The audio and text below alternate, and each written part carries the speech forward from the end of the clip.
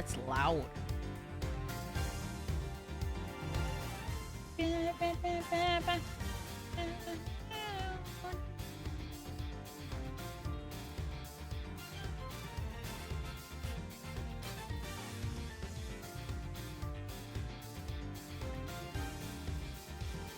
Oh boy, here we go, silly Lord again. Is it just me or is the game loud? I feel like it's really loud. Hold on. I'm gonna put it down just a tiny bit for now. Also, I'm glad you're here, Prandello. Because I need to find my, I don't know where I put, okay, remember how you helped me like make that extra drive I had into the right format? Because I was planning on using that to boot up Windows. I can't find it. I can't find it. I don't know where it is. I gotta look for it. I can't find it. I might have lost it. Okay. Yeah. Yeah, it's... Hey, don't Neil. So this is the one I have. And originally I was just gonna buy the same one because I think it's really cool. I don't like that it zooms in when I'm like, just trying to show people. But yeah, so that's the one I have. And I love it. I absolutely love this case. And I saw, where is it? This one. I thought this looks so good. And it doesn't come in black and white though. It only comes in black or white, right? The actual drive itself, Pirandello. How you doing, Panda? So I was gonna get this one, honestly. I was just gonna be like, oh, maybe I'll get it in white because it looks sexy as all hell. But I remember that the PC I have, which is this one, but in black and white, yeah, this one, doesn't fit in that little slot on my desk. So I ended up going with this one. It was not that much when I paid for it. What the fuck? Whatever. So I'm really excited. I got it in white, and it comes with these 3 fans, and I was just really excited for it. How you doing, Fino? You little cutie. You can always make another recovery install drive with a thumb drive easily. I might have to do that on Wednesday. I just run to the Staples close to my house. It's like, okay, it's not that close, but it's a few blocks.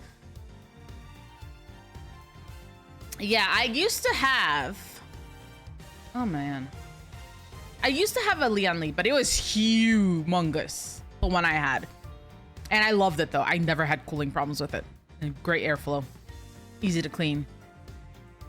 I'm doing well, Fino. I'm explaining to chat that I was originally gonna just get a second of my, this is the PC tower I have, but it's too big. So I got this one because this one's a little bit smaller.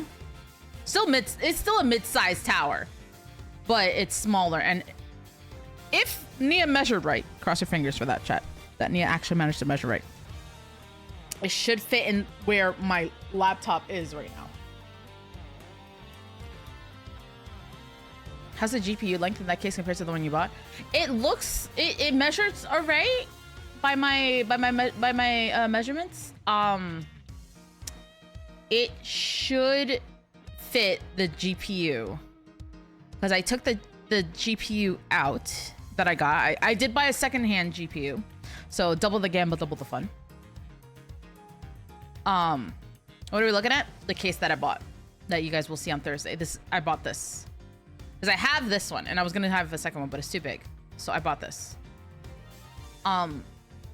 If I measured it right, it should be fine. It's gonna be a little snug, but it should fit. We will find out. Normally you don't have problems with game cases anymore. Normally, but Bob, this is Nia we're talking about. Nia would find a way. And it's funny I got it in white though, because I actually didn't realize until after I bought it. Like, this is not my Amazon. It's not signed in. I actually have this one saved from when I was planning to do it like a pink and white build. So I was like, I ended up buying it anyway, just in white. I did consider pink, I'm not gonna lie, but I was like, I could cancel it. Or this one's like kind of bluish.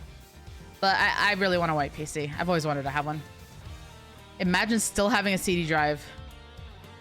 I'm not gonna lie, I did consider like buying a separate one a while back when I still used to like burn CDs. I'm old. I'm so old. How you doing, Raven, you little cutie? You drop the pink and okay, but having like a pink and white like gaming, I say that, but I'd rather have like, I like my black and white theme. I have like, even my room is like I have like a white couch. You don't have a CD drive that isn't plugged into the motherboard? No. I considered it. The funny thing, it's funny you say that though, because I did buy pink nail polish because I was like, I did my eyebrows, I'm gonna do my hair, I'm gonna do my nails, I'm gonna paint them pink just for chat. And when people are like, where'd the pink go? I just wiggle my fingers at you. You don't know. So I'm excited. I feel like this pink is a little too pink, but you know what? It's fine. It'll work. I just gotta remember to wear shoes because people on the internet are weird about feet. I have to set up my webcam too. That's a job for tomorrow, Nia. I have the day off tomorrow, so part of it is gonna be spent trying to like figure out how to set up my webcam. It's kind of like a hot pink.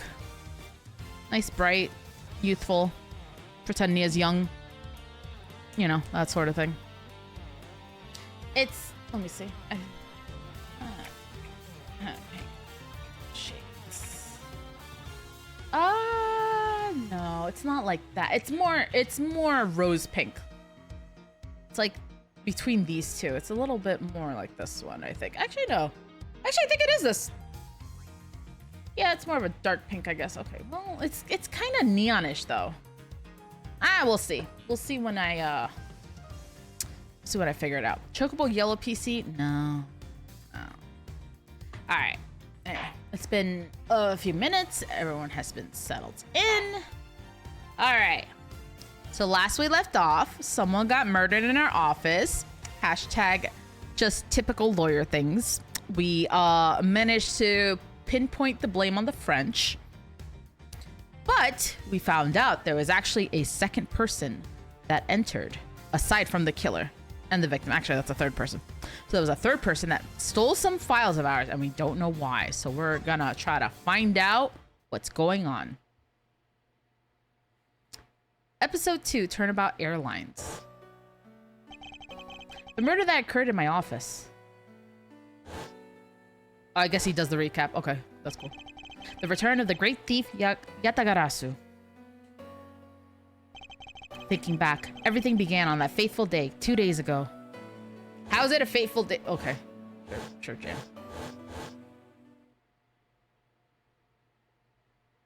Ah! No, I died. Oh, it's just wine.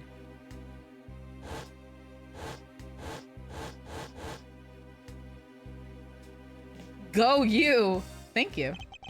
Yes, everything began high up in the air, 9,000 feet in the air to be precise. They got wasted. Lawyer wasted. Thank you for flying Go You Airlines. We are currently experiencing some slight turbulence. We are asking all passengers to please return to their seats and fasten their seatbelts.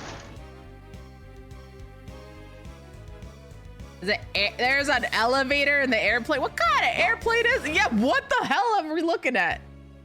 Oh no, the wine that spilled. The carpets, they'll be stained. Damn, what a wild night. Look at me. No. Look at me on the floor there. Okay. Edward joined the Mile High Club with a random lady on the airline, ghosted her, avoided child support, now she wants revenge and killed someone in his office. Mystery solved. Damn. I don't even want to know how much this goes. Why is there? Here lies Hugo Hughes. This is a fancy ass plate. What the fuck? The wine. There's 2 glasses of wine. I went wild. I need to control my drinking. Doctor, thank you so much for 25 months, by the way. Appreciate you. The 787 door came out. Oh no.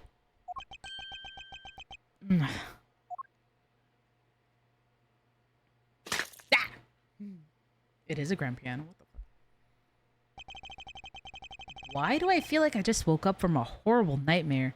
Sweetie, that's called being hungover. No shame in that. Well, if you leave this much of a mess, actually, there is kind of a shame. 6:13, huh? Guess I was out cold for about 10 minutes. Slight turbulence indeed. Ladies and gentlemen, we are currently experiencing some slight turbulence. For your safety, we ask that you return to your seats and fasten your seatbelts. I suppose turbulence is to be expected on a flight. Though admittedly, I'm less than comfortable with anything resembling earthquakes.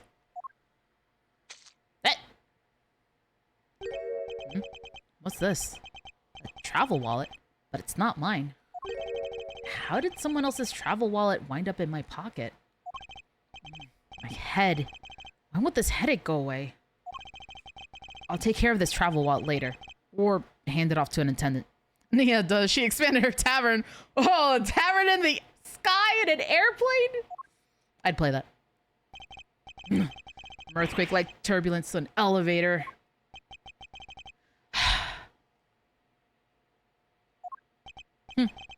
What am I doing hesitating like this? Actually, I know full well why I hesitate. It was when I was still but a young child. I was caught up in a murder that happened in an elevator. How long am I going to let my past haunt me? That's called trauma, Edgeworth. That's kind of normal. It's just an elevator. I'm a grown man now. I need to behave like one. How dare you, Sandwich? Oh, no! Oh my god. Is that a dead body? I mean, what the? What in the world happened? Is there something wrong, sir? I must ask that you please return to your seat. Eek! He's dead! Please calm down. We mustn't jump to conclusions without all the facts. What's wrong? Did something happen? You murderer! No! You have it all wrong. It wasn't me. Well, that's lovely.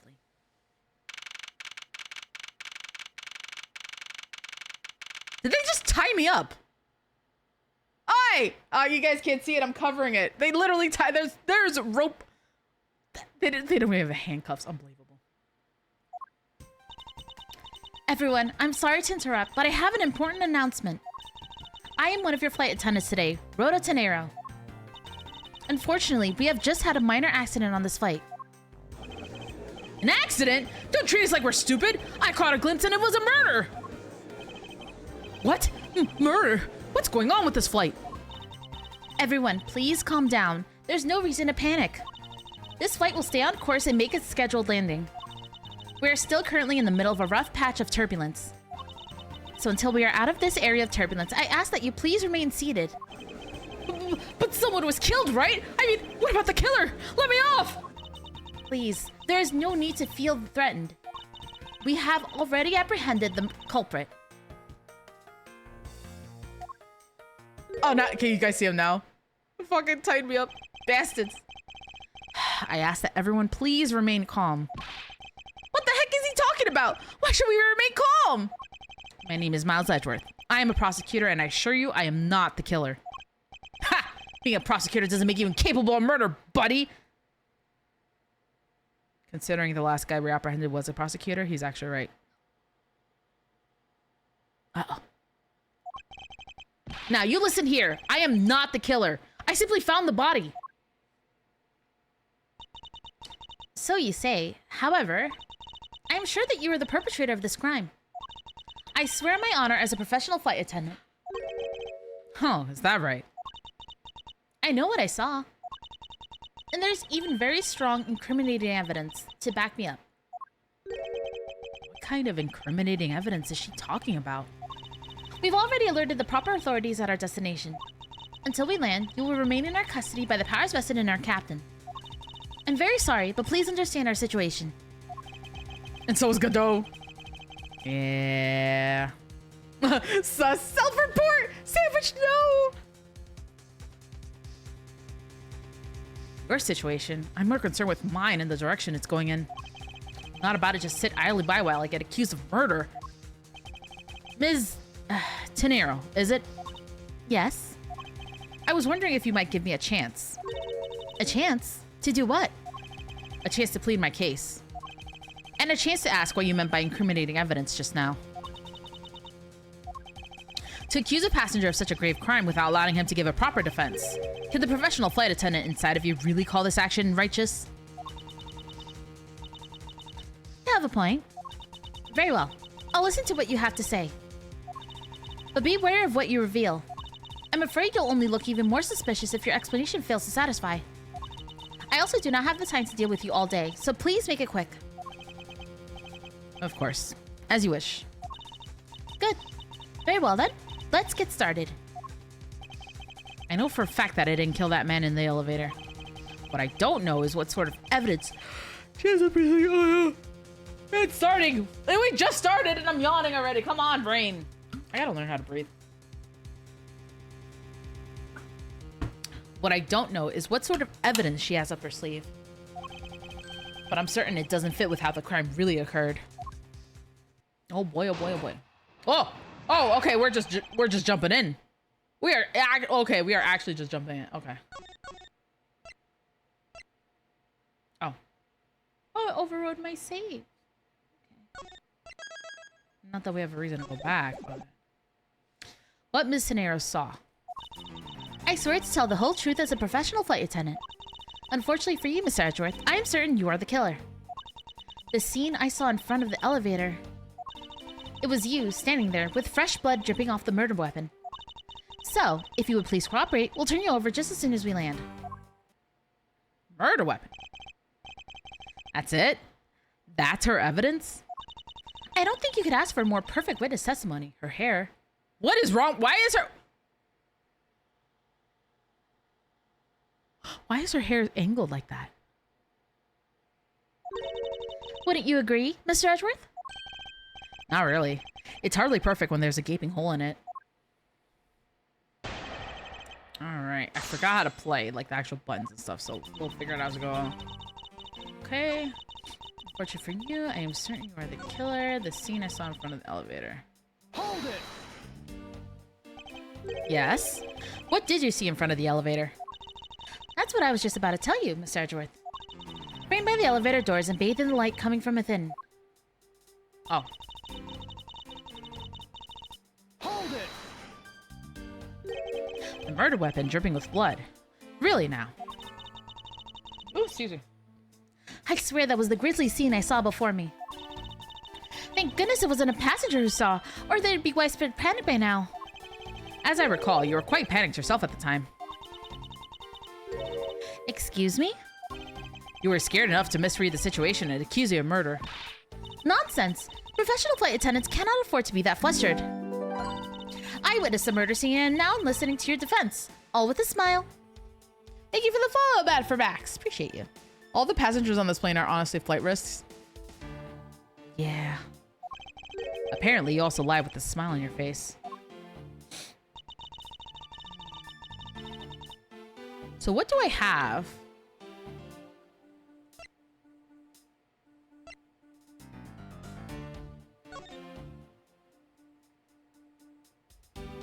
Oh, is that little thingy the murder weapon? Interesting.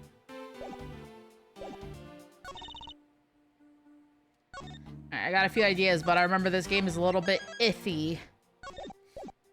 Okay. Yeah, the little raccoon statue. So, let me see if it... Objection! Nope. Or it will prove my innocence. Well, say something. She gave it a good look, but no matter what angle I look at it from, I don't see how it will prove you didn't do it. Yep, this game. This one's way more finicky than... When did Edward take the picture? I have no idea.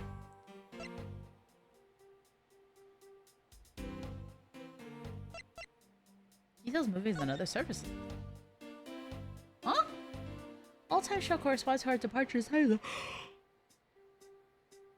Beals drink at a movie. Okay, I guess this will come in handy after.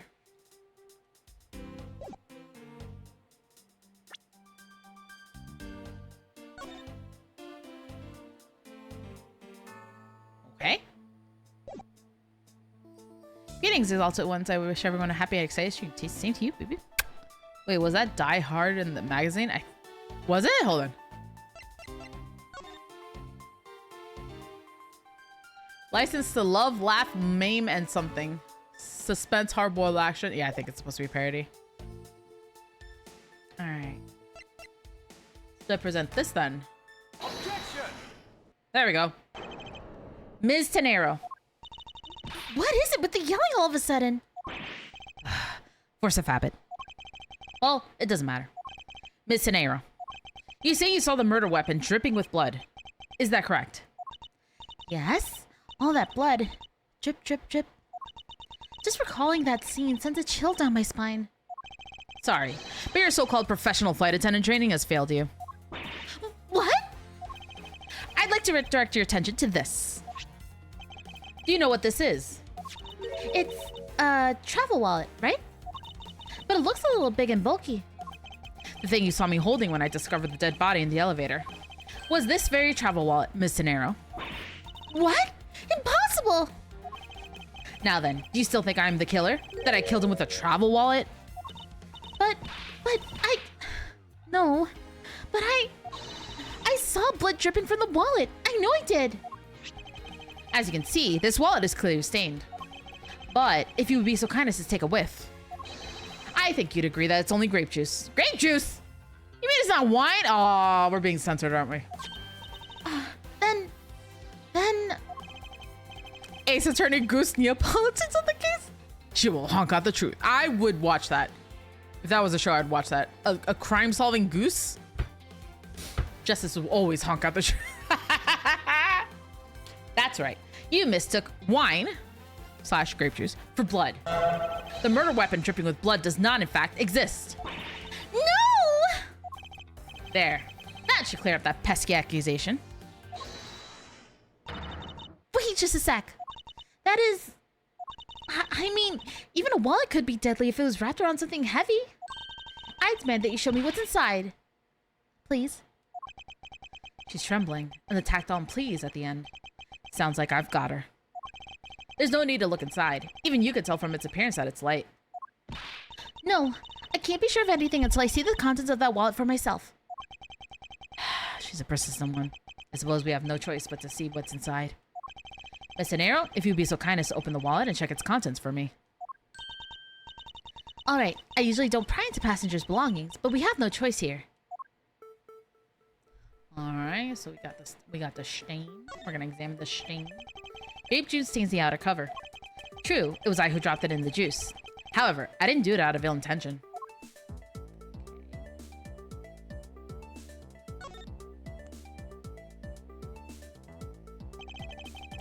Republic of Virginia passport. It seems that this passport is all that's in there. As you saw, there's nothing but a passport inside.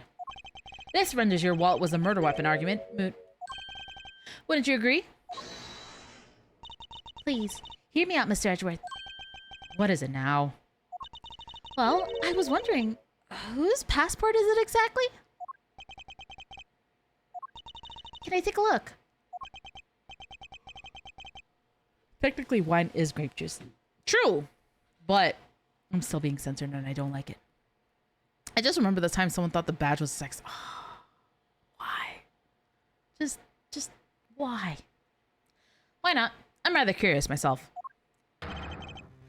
This is the victim. Damn it! Who jinxed me? Sandwich, this is all your fault. His name is Type P, surname Hicks, given name Ackby. Ackby Hicks.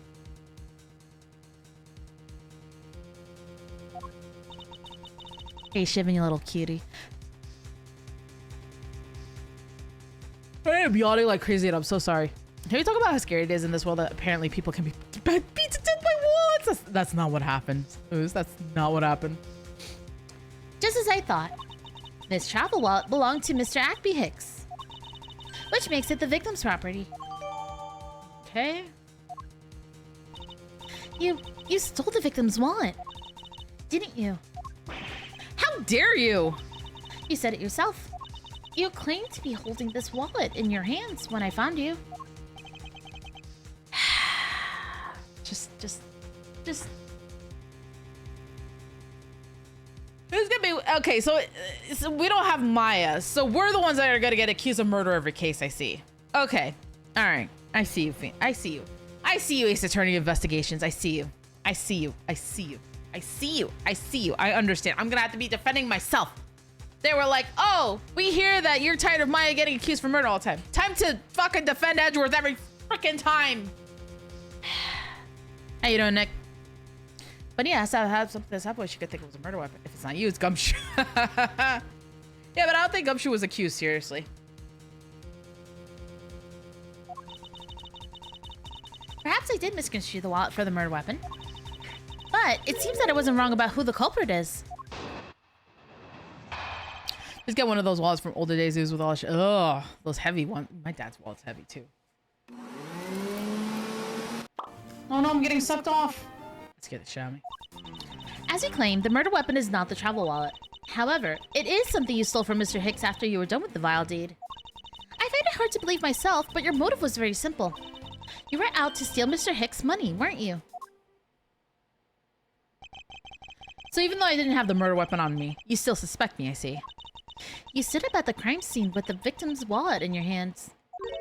How can I turn a blind eye and not suspect you of foul play?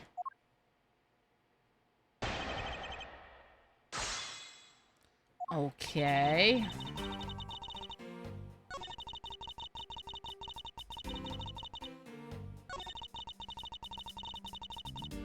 Hold it! Oh wait, no, I should have pressed the last one. I was I already solved this case with one simple trick that always works. What? That she's probably the murderer because she's the one accusing me? You can't teehee your way out of this. Fucking watch me. Teehee. I should teehee my way out of this. You're absolutely right. I don't think I have any sort of motives to speak of.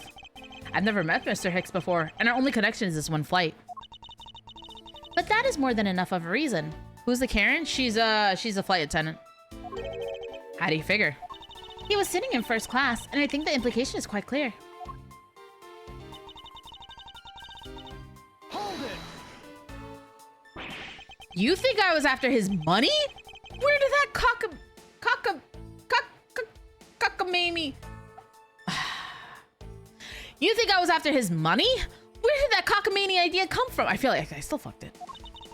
True, you are also a passenger first class, but I thought something was off about you and those deeply etched lines on your forehead. Damn, I'm being judged because I got wrinkles on my forehead? Unbelievable. They're not lines. They're perfectly normal and a part of my natural face. I don't think I've ever met someone with such a terrible countenance on a flight before. And that's when it hit me.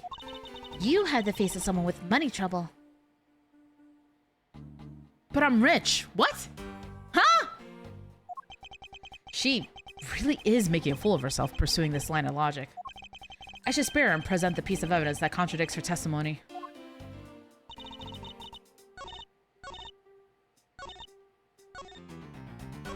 Okay, I think I know this, but just in case I get it wrong, yes, I am safe scumming after every single time, but... Objection! I wonder if I might get a word in Miss Scenario. Well, what is it now? I wish I could present my own wall. Be like, bitch, look at all the stacks I got.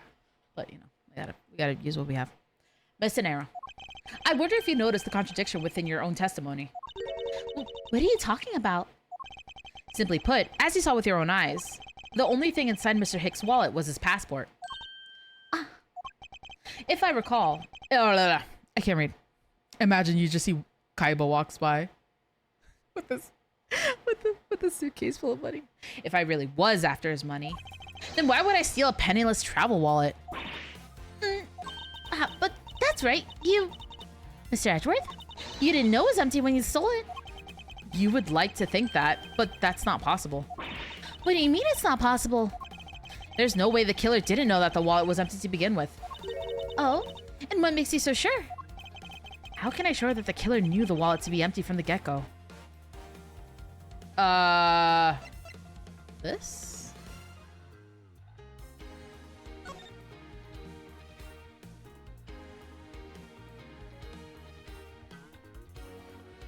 Oh no. I don't know if it's this. We'll take a chance. Oh. Take that!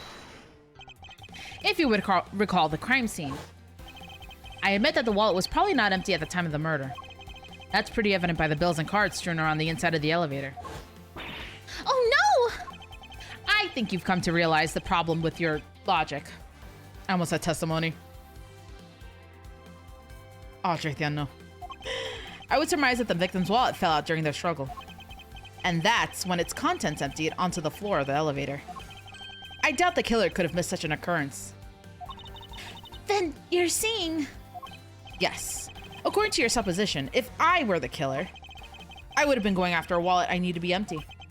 And since I clearly was not attempting to gather the scattered money, it renders your argument of theft completely invalid. Forgive me! Please! Curious what the rest of the plane looks like at this first class. Hey, what the heck? Are you saying the attendant's wrong? So that guy isn't the killer. Ha!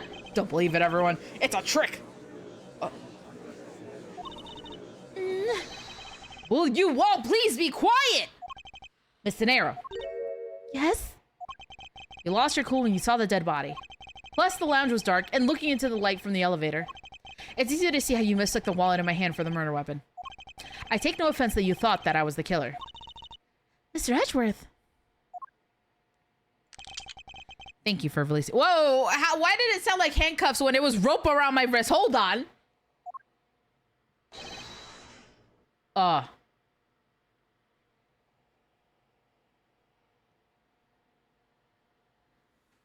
I can't move the model so you guys can see the guy.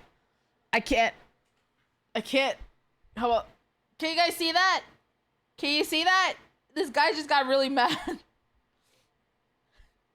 Hold on, let me do this so you guys can see it better.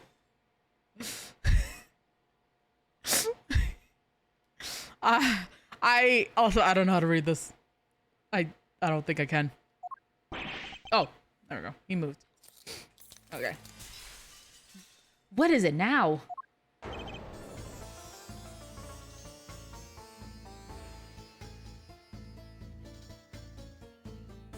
What are the sizes of Hadouken? I have no idea how. I don't even know how to even try to read this. Miss De Niro, if you could please translate, I'd be much obliged. It sounds like Virginian, but I don't understand any of it. There's another attendant on this flight who... I said that he is giving the runabout. I don't require an interpreter. I speak English just well, see? You, the attendant. Yes, sir? I want this person to be under the arrest until we arrive at the airport. Oh, so I guess that's the criminal. Why is he patting that statue like that? I'm sorry, sir, but what exactly are you hoping for? What is it you want? I'm finished talking to the likes of you. Please, I would like to hear why you would like me to be held under arrest until we land. You, how dare you try to waste my time? You were the one who stuck your nose into my affairs. I wanted to spend even at least one more second with my precious art. I have no time for other things. I know what you are. I see through you. Insolvent. Yes, I'm pretty sure that's how you say it in English. Well, I should hope I'm not monetarily bankrupt, but I don't think that's what you meant. Sorry, but I don't think I caught your name. I am Zinc Another French? Is it La Blanc French?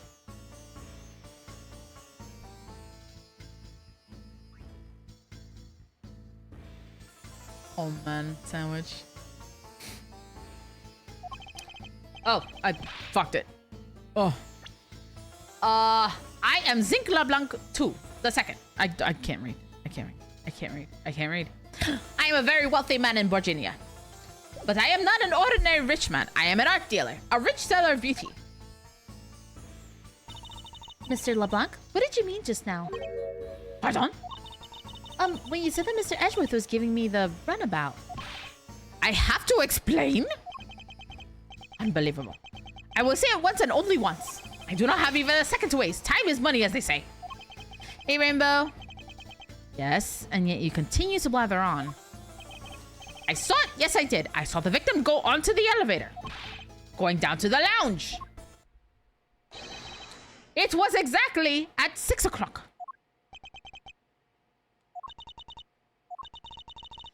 And what's the significance of that time? At 6, he says. Wait, you saw him at 6? What's the matter, Mr. Edgeworth? He understands, I see. Miss Attendant, what time did you discover the body? Well, it was a little after that patch of turbulence, so I would say around 6:15. Oh. Hicks was his name, was it? And I say that man Hicks was killed in the 15-minute time span. You got it, Ooze. And the only person in the lounge at the time was his prosecutor, yes? Yeah, I was in my seat the whole time. Me too. I was watching the movie and enjoying a fine glass of grape juice. Oh, okay. It's grape juice, it's not wine. I was still eating. Still haven't finished, see?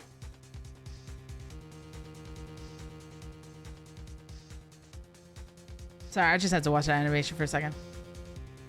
What happened? Hold up what?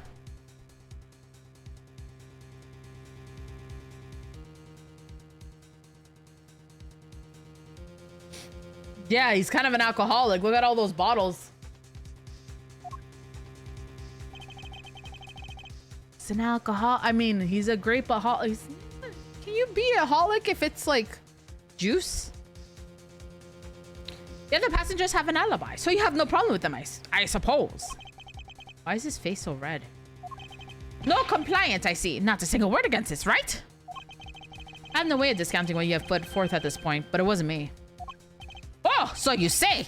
But you have what you say, the evidence? Mr. Edgeworth, are you really the culprit after all? Mr. LeBlanc, I suppose you're quite certain in what you saw, enough to give testimony. Of course! I was looking at that man the whole time! He was playing with that annoying little, small machine the whole time. Machine? Yes, that's what you people call it in English, yes? It was making crazy with the click, click, click. That description, it sounds like some sort of small computer. I believe what Mr. LeBlanc is talking about is a cell phone. But we're in the air. You can't use cell phones in the air. I have to say that I did see him playing with it quite a bit myself. A simple cell phone? A laptop or organizer can see, but that's kind of low budget. I hate that little noisy little machine in his hand. Not a fragment of beauty. All it produces is ugly sounds. Anyway, I know what I saw. Miss Nero? Yes? I was wondering if I might...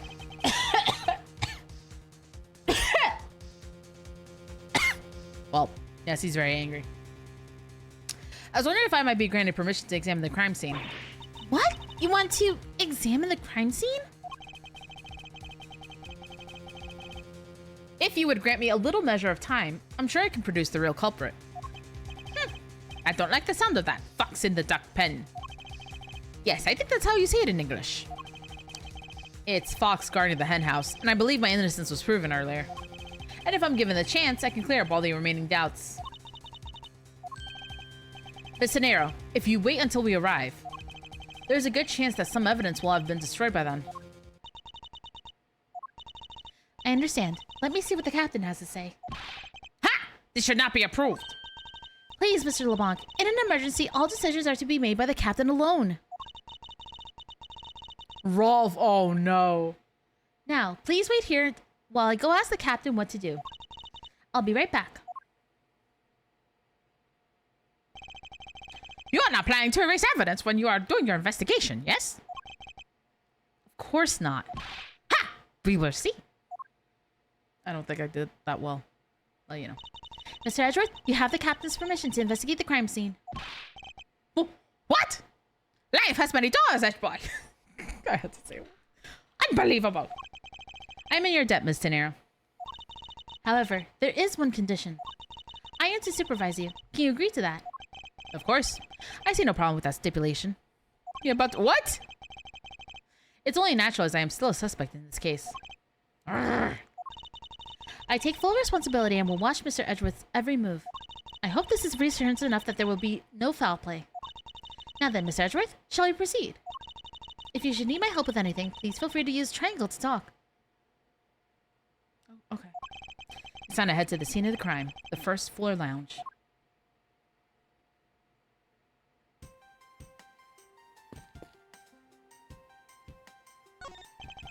It's my seat. Unfortunately, I didn't bring anything particularly useful for an investigation. It's not as if I'm constantly prepared for such a thing to occur. Why did they animate him like that? Whoa. Hey. Hello. Excuse me, but may I have a word with you? You there. If you need something, please ask Miss Rhoda over there, okay? What the? Hey, wake up you. I'm terribly sorry that she's being so rude, Mr. Edgeworth. No need for you to apologize. I just find it hard to believe she's asleep on the job. If I were her boss, I'd see to it that her salary was cut so low that it was in the red. Why is her skirt so much... Why is her boobs out? Why is her skirt so much, like, lower? Why isn't she wearing pantyhose? You guys can't see it. Look. Look at her. Look, why? Why is her outfit so much skimpier?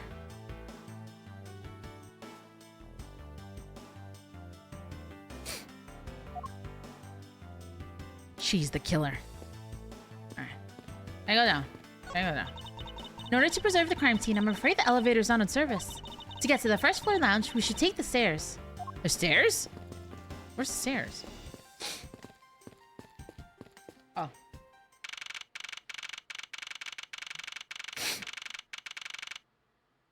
Oh. Okay, we're in the first floor.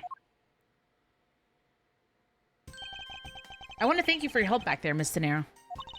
It was nothing. You should thank the captain for granting you permission. And just so everything is perfectly clear, I still don't trust you. Your standing with me hasn't changed one iota. I see. I will bear that in mind. I received an order from the captain earlier. He wanted you to know that we reserve the right to stop your investigation if we feel you're not making progress. And when we do, he asks that you please return to your seat at that time. So my time runs out at his and his crew's discretion, does it? I have to find a way to discredit Mr. LeBlanc's testimony before time's up. I understand. By the way, is there any place you can think of where the killer might hide on board? I don't think so. After every first-class passenger was accounted for at his or her seat, we made a thorough search of the plane. As for business and economy class, no one can move between those two classes in first class without a staff keycard. And we found no record of a keycard being used at all. Which means that I have a first-class killer. Why am I yawning so much? Which means that I have a first-class killer on my hands. At least I know that much for sure. She's there for night duties? JTL, no. Alright. And one other thing. No one else has been allowed in this crime scene since the murder was discovered either. Alright, here we go. 2 stories and 3 classes. Yeah. I mean, even my plane. Oh, the coming here had 3 classes too. When I went to Europe, it's divided into like 4 or 5. Now then, let's get started. But where should we start from? Let's start with Mr. LeBlanc's statements. The crime occurred between 6 a.m. and 6:15 a.m. Whoa, it's 6 in the morning and that dude has drank that much wine? We gotta hold an intervention, dude. Oh, great and wise Neapolitan. Did you know if an average person passes wind, it's called a fart? But when a little person passes wind, it's called a puff. Like the wind, one little puff and they're blown away. Very interesting, Noodle. How you doing? I haven't seen you in a little bit. How you been? Hey, Marnell. I've never played or watched this game. How is it? It's interesting. It's basically Phoenix, right? But I get accused of murder all the time and I gotta prove my freaking innocence. Around. Australia's a big fan. Got me there. During that interval, the only person in the lounge was myself, which would make me the prime suspect. However, since I did not kill Mr. Hicks, it means that the killer was around somewhere. If we are to believe what you say is true, then yes. The first order of business will be to gather information to win your trust. Alright. There's some spilled grape juice in front of the elevator. I assume it was spilled during the turbulence. Oh, we must clean that up or someone might get hurt. Aha! What is it, Mr. Edgeworth? I found some very important evidence. Oh, footprints! I didn't even see that. What is the important piece of evidence in the scene?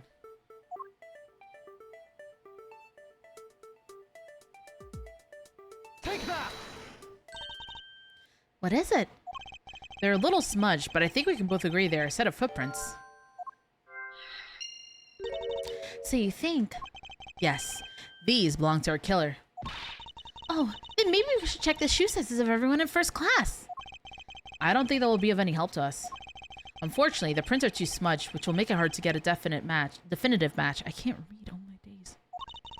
Oh, I see.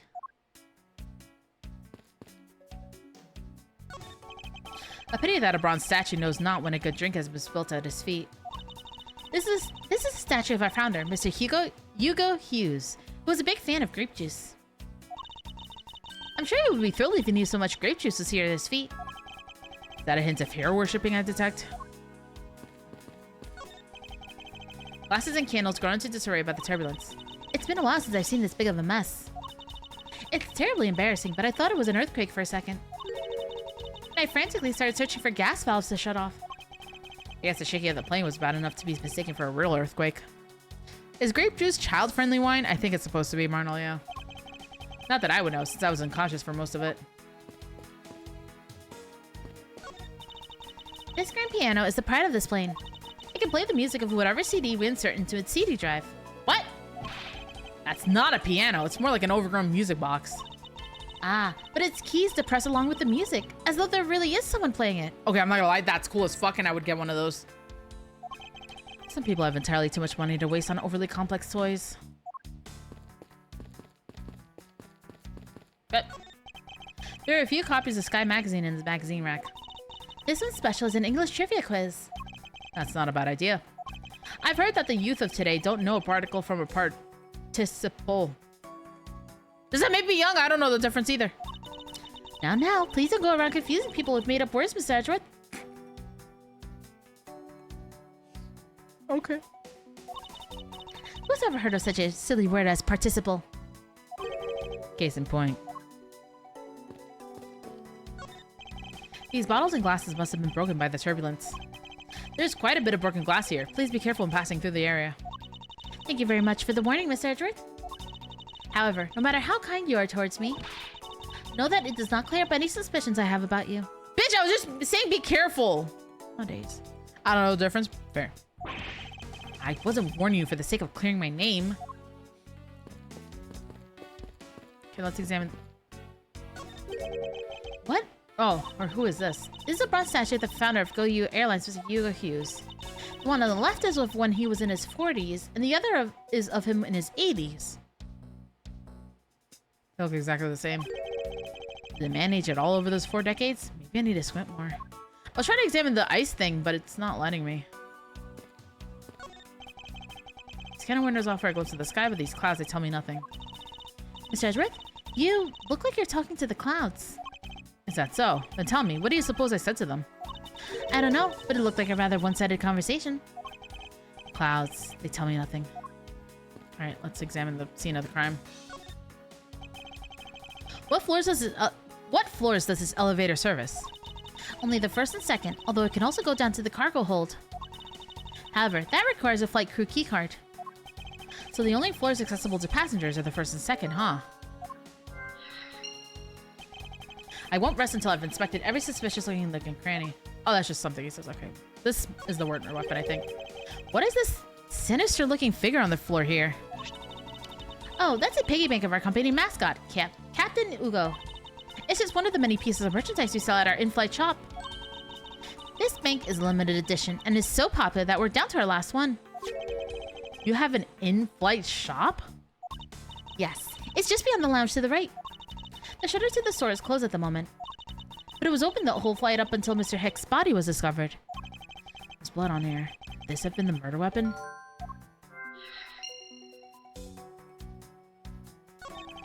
I wonder what was hanging off of this lanyard. Something's missing from this picture. Now, if I could just put my finger on it. I doubt anyone was expecting to find a dead body in an elevator on this flight. So Mr. Hicks, he's really dead? Yes. She's trembling, although I can't fault her for that when there's a corpse right there. Mr. Hicks, if you're really dead, then please answer yes. I see she's over the trembling now, although new symptoms seem to have appeared. Nah, just napping. Anyway, I should focus on the victim's body. Let's see. There's blood on the back of Mr. Hicks' head. Could this be the cause of death? He appears to have been struck very hard.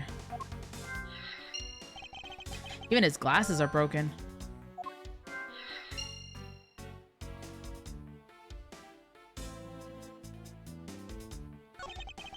Money is strewn all over the floor of the elevator. I would guess it was all in Mr. Hicks' wallet at some point.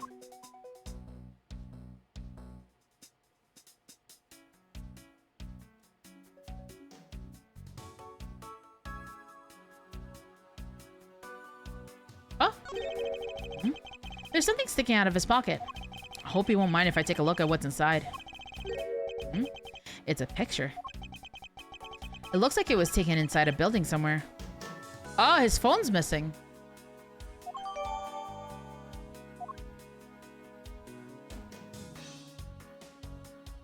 I can deduce already. Alright. What can I deduce? Oh, not that spot. No. This one.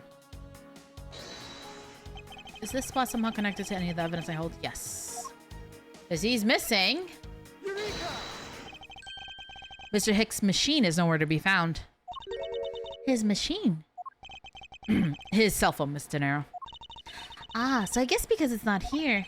Yes, I think it was safely deduced that the killer took it. Alright. Are you in need of assistance? Did you notice anything? I was wondering whose footprints those are next to the elevator. I'd say the killers, wouldn't you say? Even if they aren't, I'm sure they're a vital clue to solving this case. Well, maybe there are other clues waiting to be found in other places. Come on now, Mr. Edgeworth. Let's go find them together. A word of advice. Nobody likes a credit thief, so stop stealing my lines. I was wondering if you noticed anything, Miss Sonero. Yes? I can't help but notice a sad atmosphere in here. Yes? Hey, Lucas. It's a rather tragic crime. I'll say. Robbing the poor man after bludgeoning him to death? Talk about rubbing in the salt. I can't forgive someone who would do this to a passenger of mine.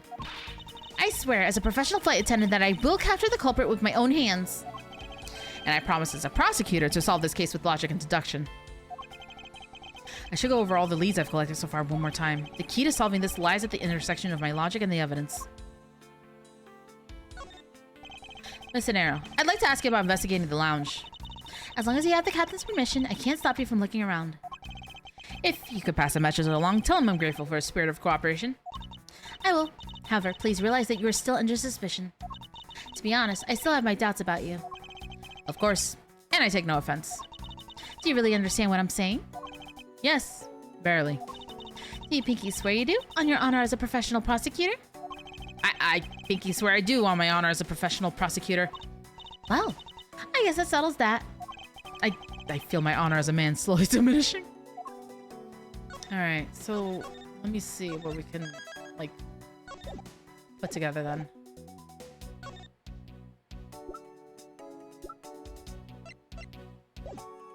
Oh, okay. Where is this one?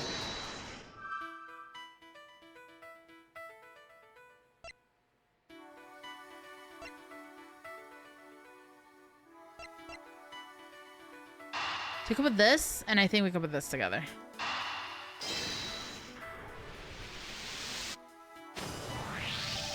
A sachet with blood on it lying next to the body of a man who's beaten to death.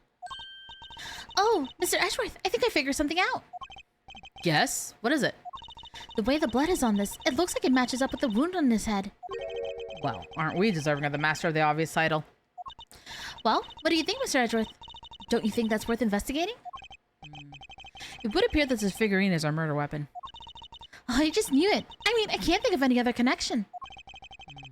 Perhaps Master of the Oblivious would be more befitting. Silly Laring is fun. I do like it. I do like this game a lot. Alright. So we got that.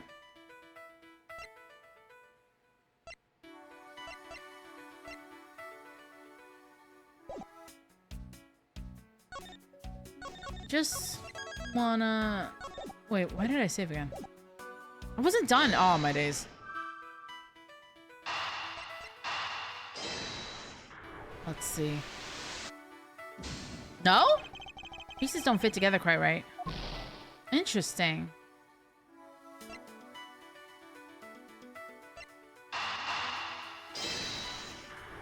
They didn't connect. This one does, though. True, there wasn't anyone else in the lounge other than myself right before the turbulence. But if the killer was in the elevator along with the victim, then that's a different story. Alright, fair enough.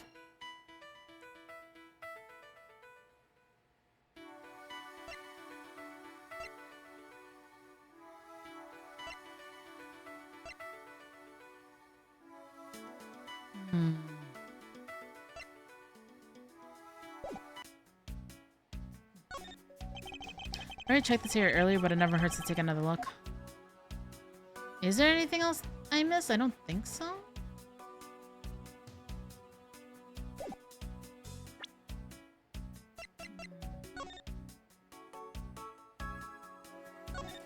That's the blood. There's some blood on one of the corners. Could this piggy bank be the murder weapon?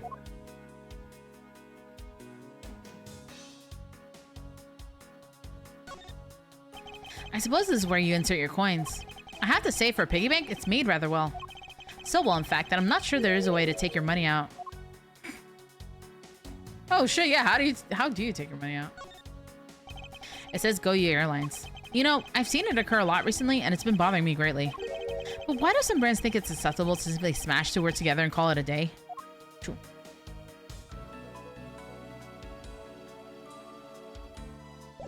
That's all I'm gonna get out of that.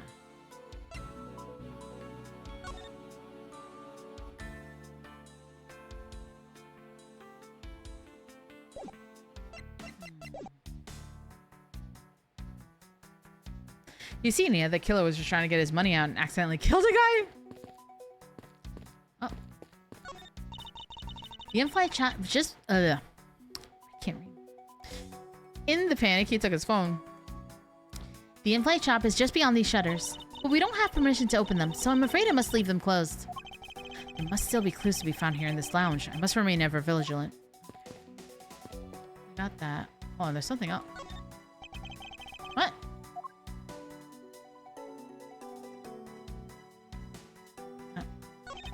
There's no grape juice rested on the soles of his shoes, making it highly unlikely that Mr. Hicks entered this elevator after the turbulence. Oh. I guess that's what I missed, because I don't see anything else. Oh, okay, that was the last thing. Fair enough. The toppled over chair, yet another victim of the turbulence. Ah! No! Look at all that grape juice staining the back! It may not look it, but this chair was extremely valuable. Was? Yes, it was used when the Rocket Pals came to tour this plane. The Rocket Pals leader sat in this very chair. I'm sorry, but what are these rocker pals? I can't believe you never heard of them. They're all the rage. The Rocket Pals are an extremely popular international band. They added the pals as they became more popular, especially among teens. That explains it. I'm not really one for the music of today. Maybe I should ask Detective Gumshoe about them later. On second thought, I can already see how confusing the conversation will get.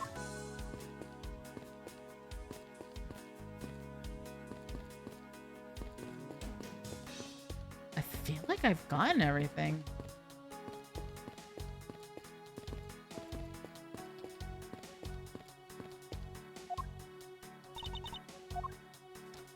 Let's see. You show that to me, I still cannot allow you free reign. I'm sorry, but I must admit that I still have my doubts about you. Guilt and supervillainous, and I see.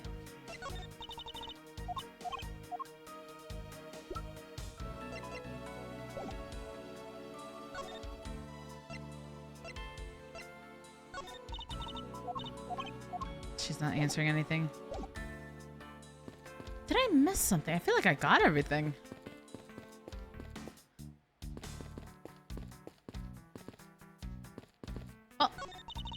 This door leads to the flight attendant's room. But please understand that it's off limits to unauthorized personnel. The room was giving off the scent of women's perfume. One would think that perfume would smell great. However, to me it simply smells. Not that I have any interest in what lies beyond this door. Perhaps we should return to investigation, Mr. Edgeworth. Mr. Edgeworth? Sorry, I spaced out for a second there.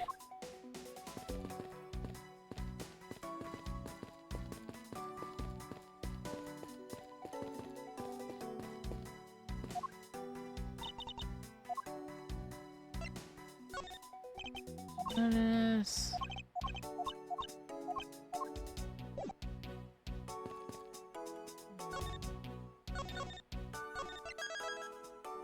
Hey, May, how you doing? See, maybe there's something I have to put together.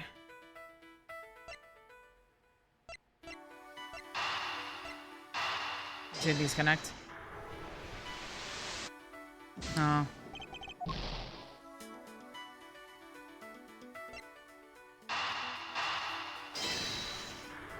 I don't think they go together, but I'm gonna... They do? But I want a nut. Hold on, I want my credit back. Chat. I'm so sad. I have sustained an oopsie. Oh. Perhaps a boo-boo.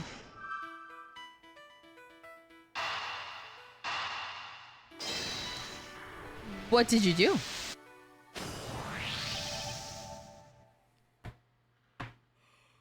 I am yelling so much, I'm so sorry. You don't deserve a credit back. I don't deserve it, but I'm gonna do it anyway. Are you gonna stop me? Nail him. Don't stop me, please. I have shin splints in my left leg. You can't tee your way out of this. Fucking watch me. Tee. That was really bad timing. That was so bad timing. Holy shit, sandwich.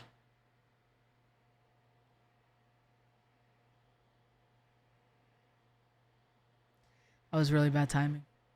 Because I mean, you can't really tee your way out of that. I'm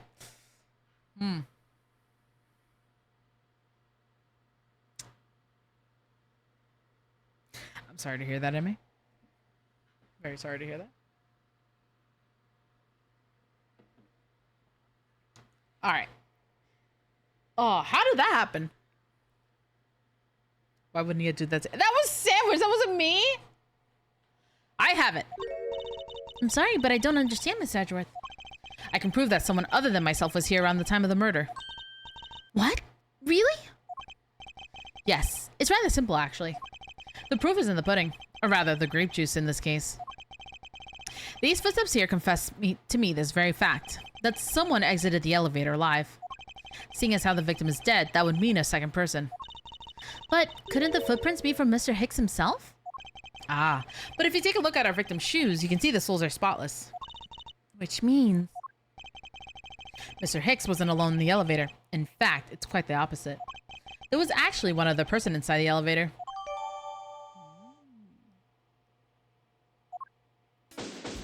Oh, there we go. And I got my stuff back. Yay! I got it from walking to uni. Oh my days. See, and then people try to say, oh, walking is so healthy and it's so good for you. And look what happened. Look what happened to poor MA. Trying to be good, trying to be healthy, and look what happened. Poor thing. You poor thing.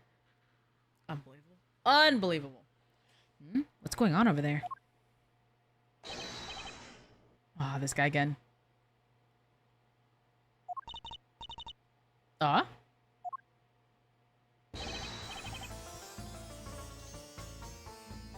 Son of a shepherd. It is near. It is though. That sucks. Oh, son of a shepherd. Unforgivable. This is unforgivable. Do you understand what I am saying? The movie is late. It is the same level of bad as if the plane arrived late. But the movie? What? I will not talk to you anymore. You are just wasting my time. What is the matter, Mr. LeBlanc? If there is no emergency, please return to your seat, sir. Do not tell me what to do. I need not to sit down. Well, Mr. Prosecutor, did you prove you are innocent yet? If you would like, I will prove my innocence to you right now. What? Nonsense! Not walking and then walking a ton more causes shin splints? Moral of the story is don't walk or near will break your shins or attempt to. Don't tell me that. I just bought a treadmill. Don't tell me that. Just. Speaking of which. This is not related to stream. I just have to have this over here.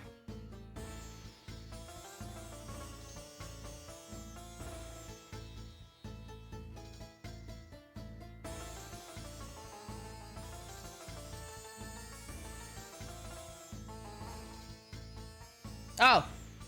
Yep, that's that alert. Okay. All right. Just start slow and you'll be fine speaking, which it is here. So I know I don't have ads, but I will do a quick BRB. And just hang in there. I will be back, okay? I just have to bring everything inside. Enjoy the music. I'd walk every day, not weekends, and walk around the lab every day. Wow. That still sucks though, MA. Like, damn.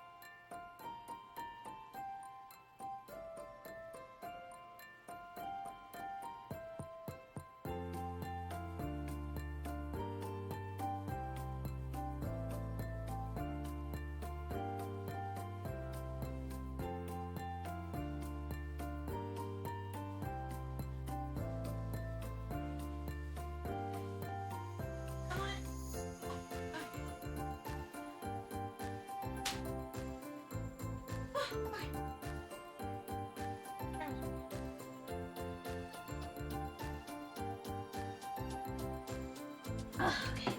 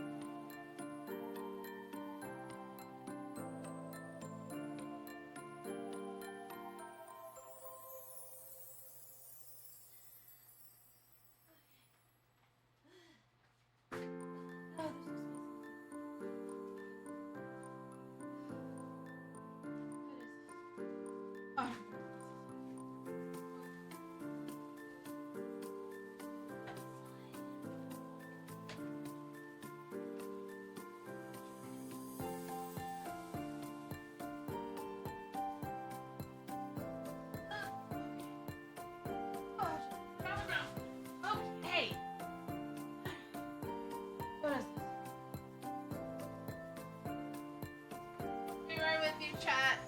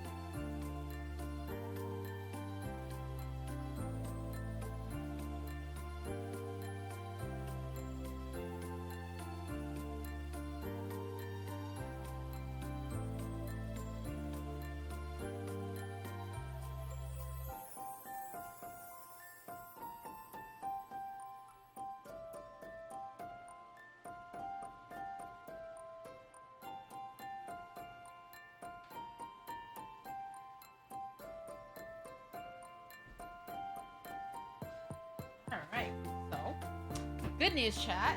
I think that's everything. Stress fractures can cause shin splints and hurts consistently in a spot in my leg. Oh, Lord have mercy. I hope not. Oh.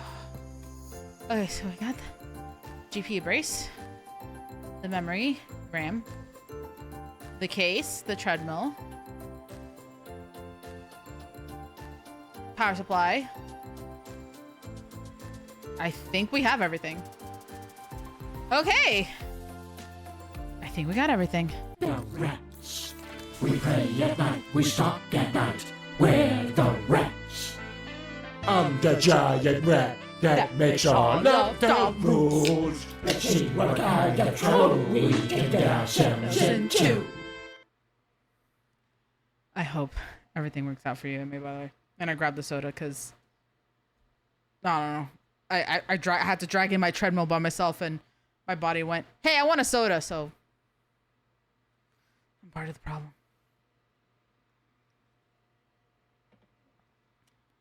So that means once I finish my homework tomorrow, I have to spend tomorrow basically setting up this computer, the one I'm playing on right now,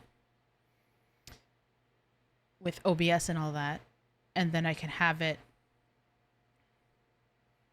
Yeah, that's what I'll do, I think, tomorrow.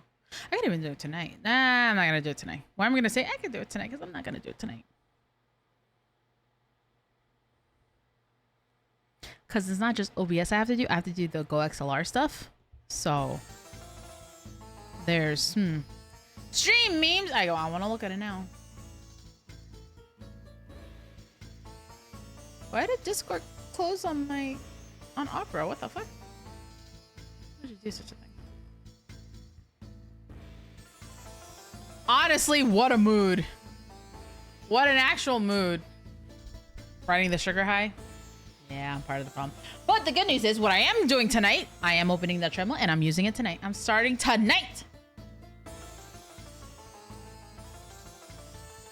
And also because I have to see like how loud or quiet it is. Because if it's loud, I can't use it at night. And I was kind of planning on kind of running in, so to speak, and using it twice a day. But we'll see. Anyway.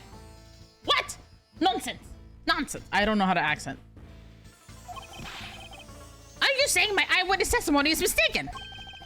Not mistaken. Merely that there is room for doubt. You should set it up so you can use it while you stream. If I had a standing desk sandwich, I would love to do that. Well, okay, so I got... I'll show you guys. Hold on. I'll show you guys. I can just Google it. I think that's the name. No.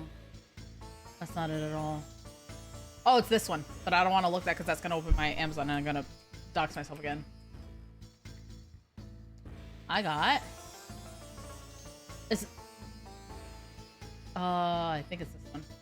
This is the one I got. So technically, I could stand up and use it while I stream. Yeah, literally turning into Rob. That's like the meanest thing you've ever said to me, Nihilim. Why would you say that? Why would you say that to me? What have I done to, like, incur your wrath? I'm just kidding. It is this, though. So I could technically, like... I could do a redemption for that. I don't know. But unlike Rob, like, I make sure to do my exercises. Like, what I'm gonna do, like, what I used to do in high school, I used to do, like, an hour of the treadmill every single night and watch TV. So I'm gonna do that. But obviously I'm gonna start slow, you know? She can only be Rob if she doesn't stay consistent with it. Surely I've said meaner things. Yeah, but that one hurt my feelings.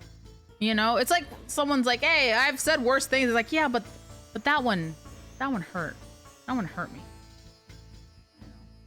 Man, I'm pretty sure this is the one I got. Or something like this.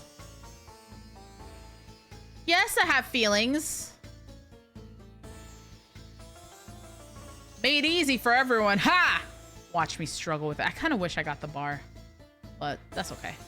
It's just so I could do this. I could put my tablet and just... But I'm pretty sure mine didn't come with it. Just don't do so much you hate it. That's the thing. I want to take it slow, Parandella, because I have admitted on chat, like ever since I moved here, I haven't done my daily walks. And I would take my sweet fucking time on my walks. I was not fast. I would just make sure I was out there for minimum half an hour. Obviously, it would turn longer because I would have Jax with me, and now I miss my dog, and I'm sad. But, you know, we take it slow. Just start slow. Put on an hour's worth of, I don't know, some show what was I gonna watch? Well, I can't do it with the manga because I started reading Boruto. But I can't really read and walk, though. I always want to stand still on reading. Also, walking outside right now is kind of rough. Yeah, also, I'm not gonna lie, not to get political, but there's things, and I am a tan woman, so, you know, I don't wanna do that. I don't want to be by myself outside, honestly. Also, walking right now is cold. Yeah, it's also freezing out there. Oh, I meant the season? Whoops. My bad. Yeah, it honestly is the cold, because I did, like, kind of try to warm up the first day, and I was like, okay, we're gonna do this, and I took one step outside. I was like, nope, I'm not going out there. So, you know, I'm excited. Not mistaken, merely that there's room for doubt. I'd be most honored if you could please tell me what you saw in detail once more. Life has many doors, that boy. Fine, suit yourself. There's a lot of protests going on where I live. I've seen them on the news, yeah. Thank you, Pandal. If you find a way to make working out fun, you'll stick with it a lot easier. That's what I mean. All I would do, I would watch just a TV show. I used to watch the George Lopez show on Nickelodeon, which was actually years ago, because, you know, I'm talking. Wow. 15 years? Jesus, I am old. But yeah, just something as simple as that. Just, even if it's the slowest fucking, like, what's it called? Even if it's the slowest, like, speed, as long as I'm doing something, and then, you know, eventually I'll start picking up speed and stuff like that. All right. Well, that is, I'm not gonna get into it, sandwich, but yeah, I get what you mean. Life has many doors, that boy. I am certain I saw Mr. Hicks enter the elevator. It was when the needles on my pocket watch pointed to the 6 and the 12.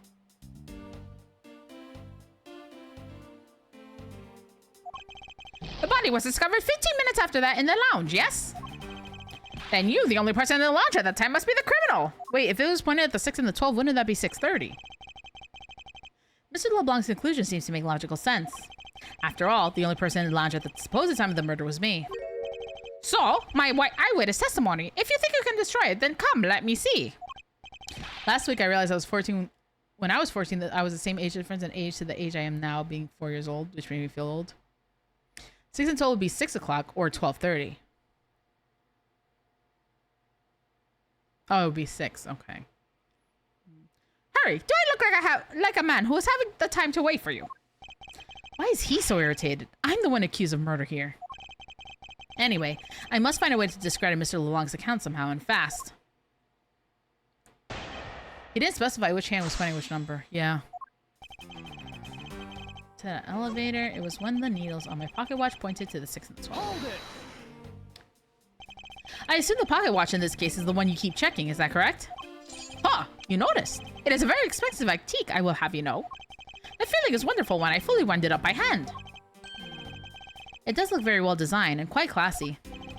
I will have to charge you if you want to touch it. That's quite alright. Let's continue with your testimony. Damn it. What a cheap man you are. Now return the time you wasted back to me. If we must, I saw Mr. Hicks head to the elevator at 6 o'clock.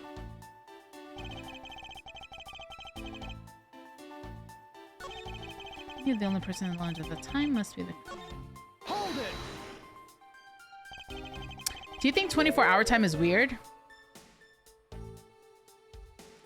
It's just different. But we refer to it as like military time. And like I got used to it with like traveler's rest and stuff like that. It's true that I found the victim's body at 6:15. And that's when I found the two of them as well.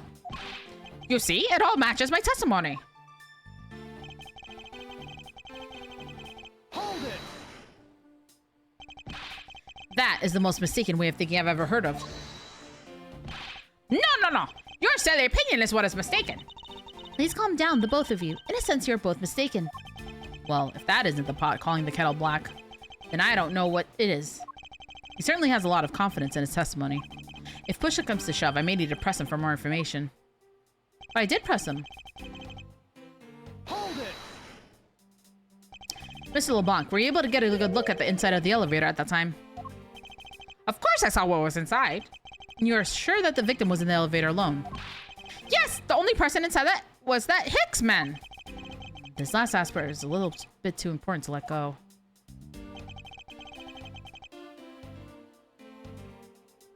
Hold it! Was he really alone? Of course, I will bet even 1 cent. Damn. A cheap ante for a cheap testimony. But if that's how you want to play it, I'll happily take your 1 cent. Okay. So it's here. Wait, do we have the data? Do we have the evidence that it wasn't at 1?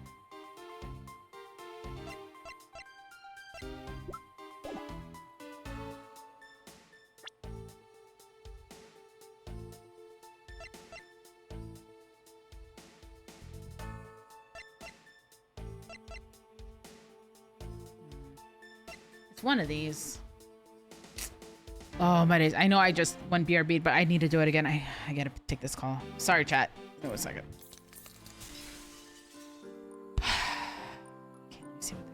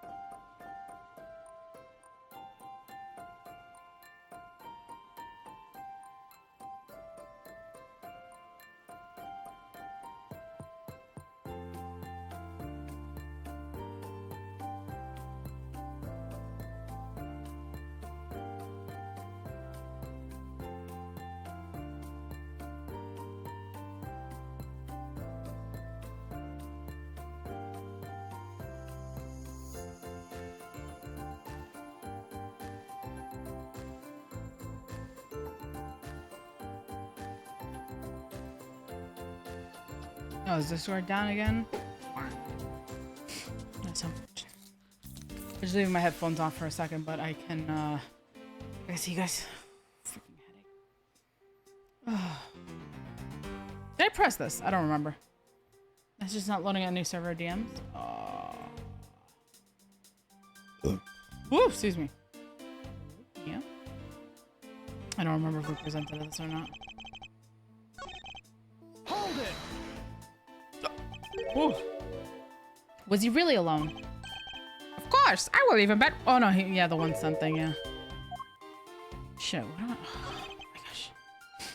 This is why I don't usually answer the phone during streams, but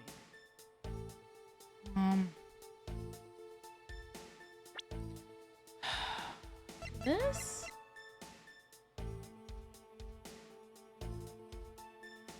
I think I saved before this, right? Okay, it is that, yeah. Oh, yeah. Mr. LeBlanc. What is it?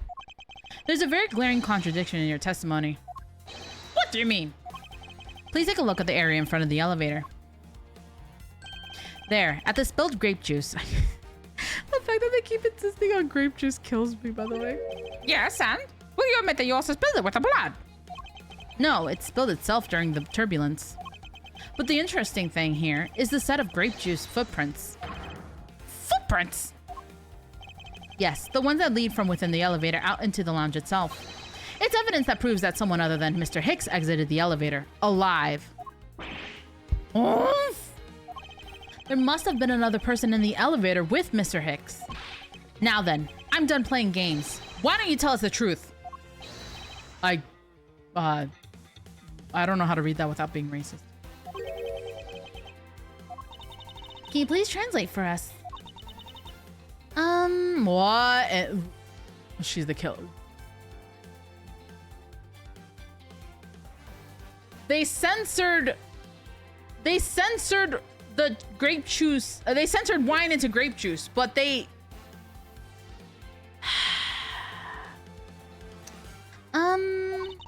No way. That's totally impossible, I guess is what he said. No way! That is totally impossible! I know there was no other person in there. I saw him with my own eyes. Also, the fact that her eyes are dead as fuck means that she's probably the killer. Calling it now. If you want to know what I think, Mr. Edgeworth, I don't think Mr. LeBlanc is lying to us. I suppose she's right. He doesn't seem to be lying. But then what does it mean? What about this contradiction? Mr. LeBlanc, please, just once more, will you recall the details of what you witnessed for me?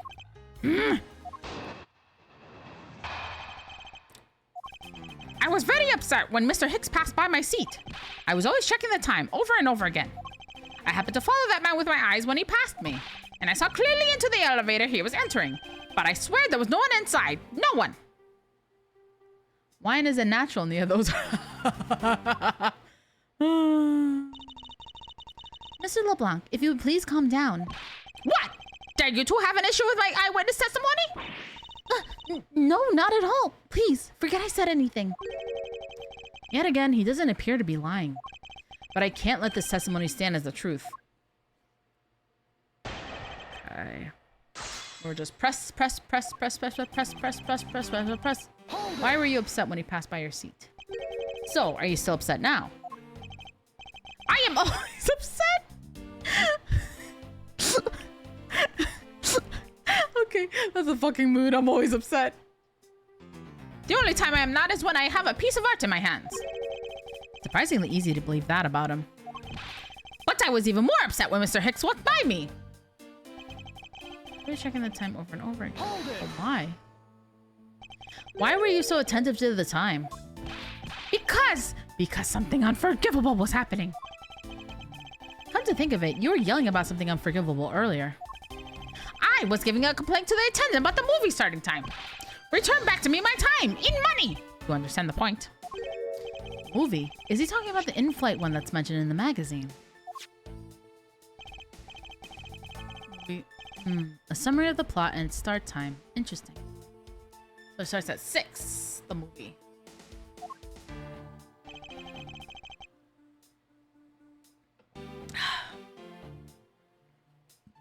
There we're supposed to show. License to love, laugh, maim, and murder. Oh, that's the last word. Okay.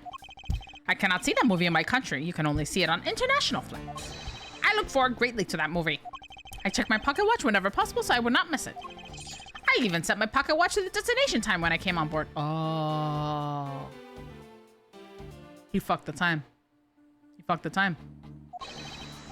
So my watch is not wrong. It matched the schedule. But the movie was still late. Very, very late. Hold it. Your pocket watch. I'd like to ask you a little more about it, if that's all right.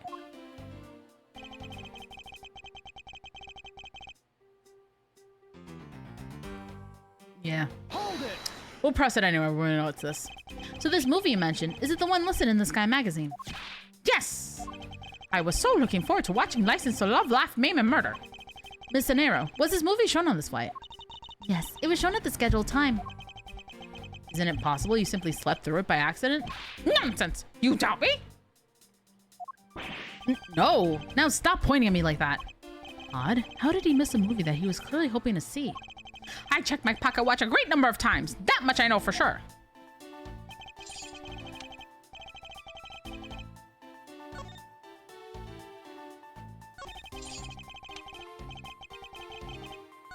Hold on, I don't know if it's this one or the one before for the magazine, because the magazine says, yeah, departure time zone. So let me see. Objection. Yep, there it is. Mr. LeBlanc, you said this just now in your testimony. I even set my pocket watch to the destination time when I came on board. Now, if your watch has been set to our destination's time zone, it would mean that your watch is displaying the time of our destination. Yes, and the correct time is worth its 6 cents. I would like you to take a look at this. If you believe the Sky magazine, clocks on this flight run in accordance with the time of our departure time zone. Of course, the movie schedule was also created with that in mind. Miss Zanero, for confirmation's sake, what time zone is this flight aligned to right now? Well, we made a short stop at a transfer point. That's right. It was in that small Asian country, the Republic of Zhengfa. But we didn't readjust our onboard clocks at that time. So right now, we are still running on Borginian time. what? The time difference between Borginia and our destination is 9 hours. In that case, it's only natural that your watch would be out of sync with the schedule. What? Further, with your analog watch set to our destination's time, it would appear to be running 3 hours fast when compared to the flight's onboard clocks. It also changes everything about your testimony. And you can bet 1,000,000 cents on that. Why don't you just say like a dollar? Well, how much is 1,000,000 cents?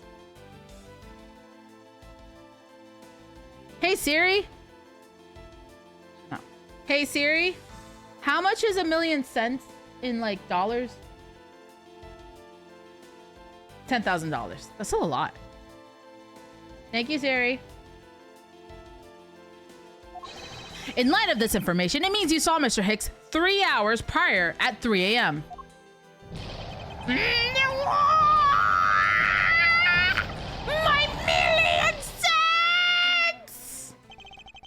This should clear up all the remaining accusations. So this basically widens the time frame for the time of death, right? Yes, because Mr. LeBlanc saw the victim enter the elevator at 3 a.m. It means that the time of death could be anywhere from 3 to 6:15 a.m. I did Chromos because I don't know how to math. The question now is, where was Mr. Hicks during that span of time and what was he doing? I've got something to say. And you are? Yeah, oh.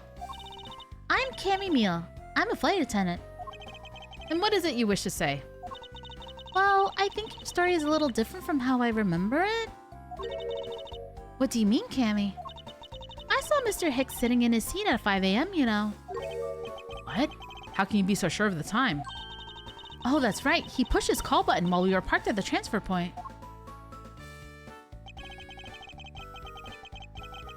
The stop we made for refueling and cargo transfer in Zhengfa, correct? Yes. It was from 4 to 5 a.m. according to our clocks. And during that time, did any of the passengers leave or any new ones board the flight? Chamomile? Ah. Smart, Marnell. Very smart. No, not a single person got off or on in Zhengfa. What about the flight crew? The few who were handling the cargo transfer might have temporarily gotten on or off. But eventually everyone, including Cammy and myself, came back on the plane. So basically, I can assume that no one left or got on since our initial takeoff. Interesting. I should keep that in mind. Hi. Yeah, and I answered his call. I can tell you Mr. Ackby Hicks was there in his seat when we took off again at 5 a.m. Alright, then that puts the time of the murder between 5 and 6:15 a.m. Okay, now what time did you come down to the lounge, Mr. Edgeworth? I remember coming down here almost as soon as we left the Republic of Zhengfa. Ah! You were here the whole time from 5, yes? And you are the only one who could be the killer! I don't know, Draytheon, but I said the same thing. They censored wine, but they didn't censor that. Like, okay. Mr. Edgeworth? Were you really here in this lounge the entire time from 5 a.m. onwards? Unfortunately, yes. But then, how do we explain the footprints? Is that not obvious? This man waited for Mr. Hicks here in this lounge, waited to kill him. And then he put out the corpse into the elevator. That is when the turbulence happened. My eyewitness testimony may have been mistaken, but what time I saw Mr. Hicks enter the elevator on the second floor does not matter. Because the entire incident concluded here in this lounge. I don't know if that's actually true. Japan knows their target demographic and it's not kids drinking wine. Aww. No, Nihilum, no, please. That means I'm guilty and I'm not guilty. I'm a good doodle.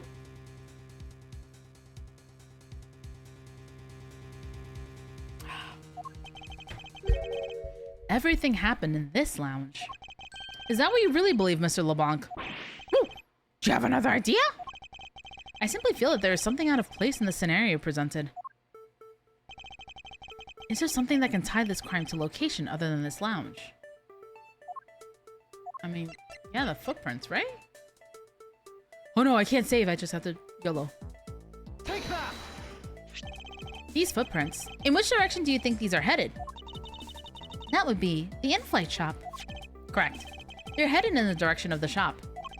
But they look disconnected. They end all of a sudden. You're right to point out that they do not form one continuous trail to the shop. However, there is one piece of evidence. There's another piece of evidence that connects the shop to our crime scene. Besides the footprints, what else points to the in-flight shop? The piggy bank, right? Take that! The murder weapon. This little piggy bank is sold at the in-flight shop. It is sold there and only there, and is not displayed here in this lounge. How then did it find its way here? Don't you find that a tiny bit suspicious? Out of all the things in life I will defend with my life, Nia, is not a good noodle. I am a good noodle. At least I don't break the law. Such a trivial point. It totally means that you prepared it, taking it from the shop first before coming here. It doesn't prove you are innocent at all. Is there no way to win with this man? If I may. What is it? You see. Well, it's just as Mr. Edgeworth says. Oh, and why do you know this so well? Well, it's just that piggy bank was there in the shop. I saw it with my own eyes. And when was this? It was maybe around 5:40 a.m. That was so loud that like my headphones are off and I could hear it sandwich. Lord have mercy. Isn't that just before we hit that patch of turbulence? That's right. You were in the shop just before the turbulence. Yes, I was. Come to think of it. Miss Tenero, when I found the body, I believe you came out of that door. Yes, I did. And what is beyond that door? That's the flight attendant's room. Then you were on the first floor? It wasn't? Then my headphones are very loud. I'll put them back on. Maybe I just have to put the volume down on my end. Can you play it again?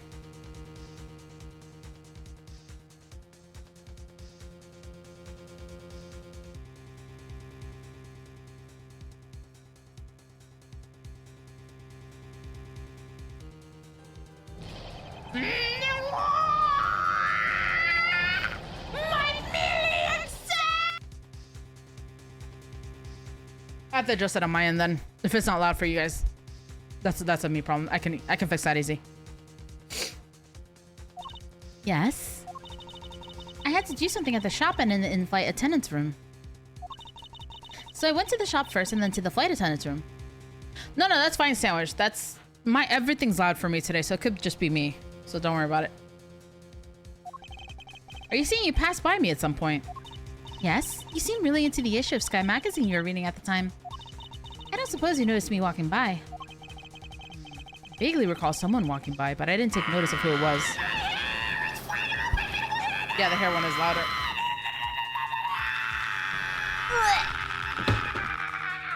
Something fell. I don't know what fell. I just heard it.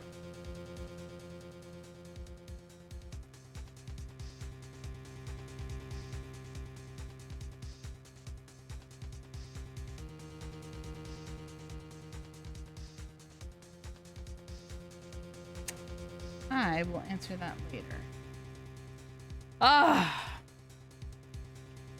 Oh, my phone. One second.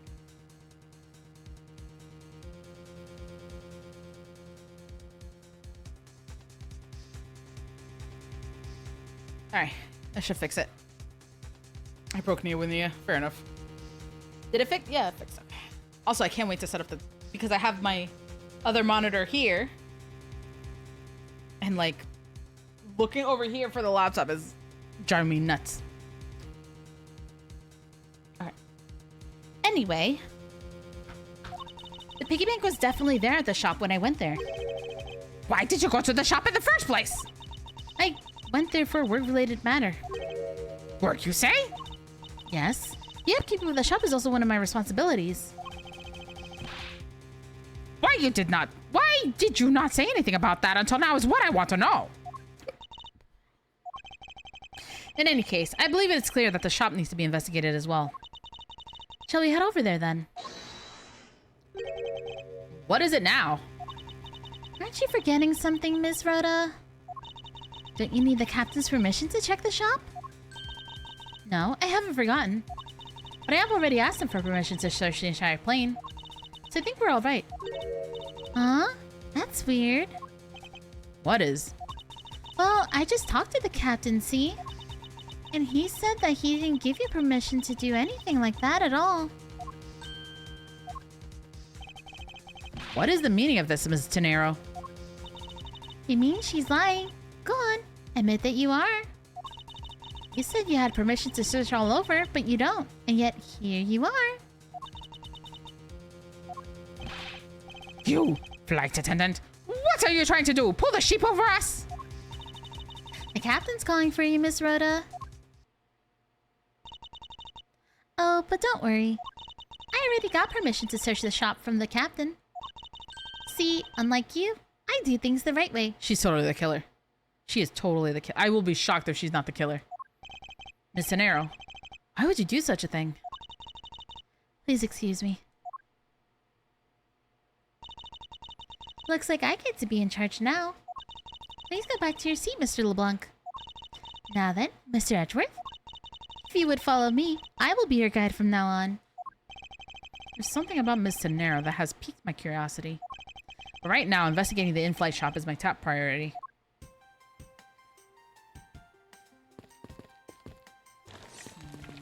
This is for you, guys. Fried chocobo legs. So this is the in-flight shop. It's quite a mess in here. You think? Guess I'll have to clean things up then. Teehee. Hold on. You can't clean up a potential crime scene. Oh, thank goodness. I hate cleaning so much. I mustn't rush things here. I must remain cool, calm, and collected. Because this piggy bank was left at the crime scene. There's a very good chance that the killer had paid this place a visit.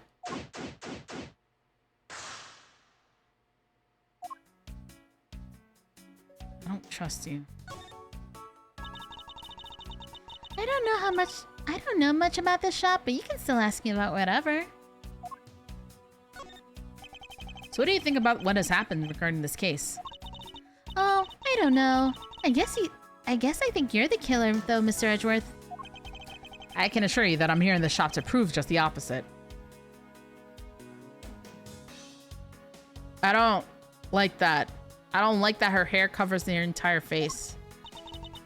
Yeah, I know it's me that got you that permission to look around. You know? So don't forget that, okay? How am I supposed to thank you properly if you insist on falling asleep? Well, you know what really show your thanks? See that item for sale over there? Sorry, but you're going to have to make do with my words of appreciation. I don't like her. I don't trust her. There's just... Let's look at the most obvious thing. The glass from this display case is storage shattered all over the floor. And it looks like there's nothing on display inside either. Wait, actually, I think there is something. What's this? A mini captain's hat.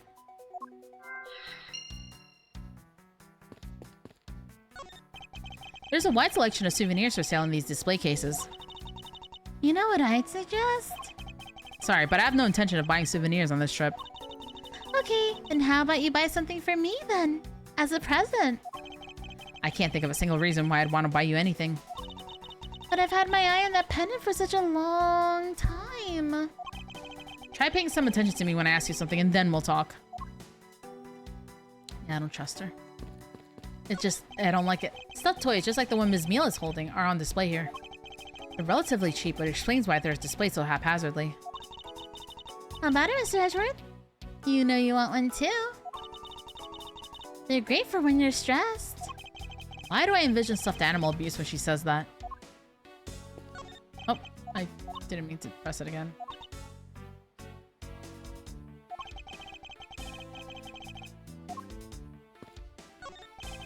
There are all kinds of luxury name brand merchandise for sale in this display case.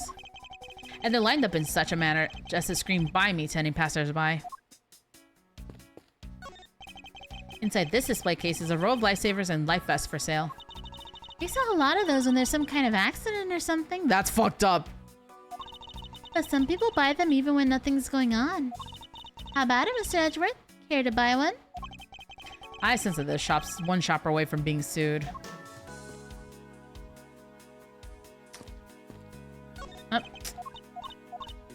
Trying to examine the magazine on the floor, but I guess not.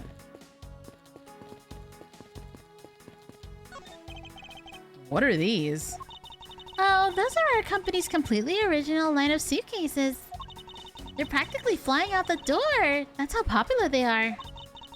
You should buy one and see how you like it. You won't regret it. Perhaps that's how things work on this flight, but in the real world, you try, then buy. No way, but either way, it doesn't really matter. True. Either way, why would anyone buy a suitcase after they've boarded the plane? Anyway, see that? Just look at all the Captain Uga heads painted on there. Cute company mascot, isn't he?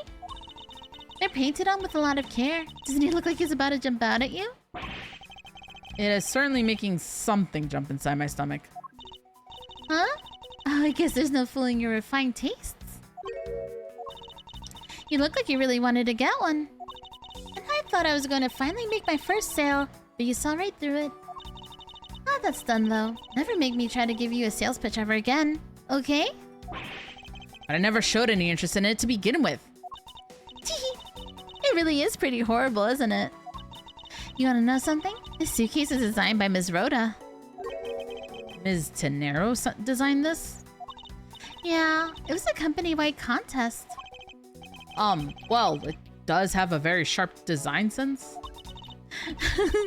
Sharp? Like stinky sharp cheddar, maybe? I really have no idea why the bigwigs decided to go with it. It's so...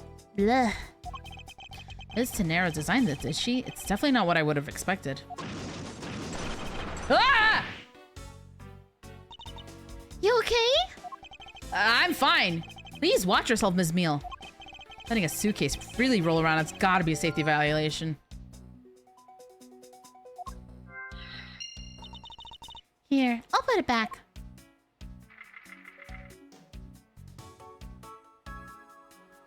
Interesting, it's just that one. The other one's fine, it's just that one. Beautiful flowers and a beautiful arrangement. I feel cleansed just by looking at them. Well, you're kind of stepping on a few of them, you know, Mr. Edgeworth. Oh, excuse me. What am I missing here? Is there something I'm missing here? The other one is actually proper stoppers, but why isn't the other one? You know what I mean? Like, why only one of them?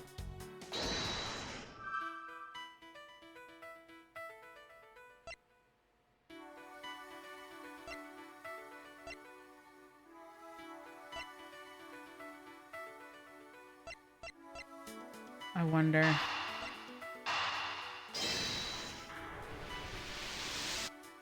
Yes! The hat probably used to be on the piggy bank's head. Let's give it a go and see. I believe this piggy bank was forcibly removed from this display case. Does this mean that the killer broke the glass to get at it? Really? Don't tell me you don't know what things go... Don't tell me you don't know what things go where in this shop. Well, I don't. Ms. Rhoda's in charge of this place. So, come on, how should I know anything? I sense that further inspection of this display case is needed.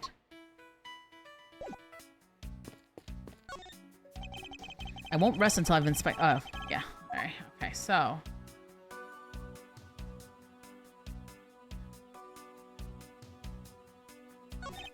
The glass on this door is broken. Perhaps it was the killer who broke it in order to take the piggy bank.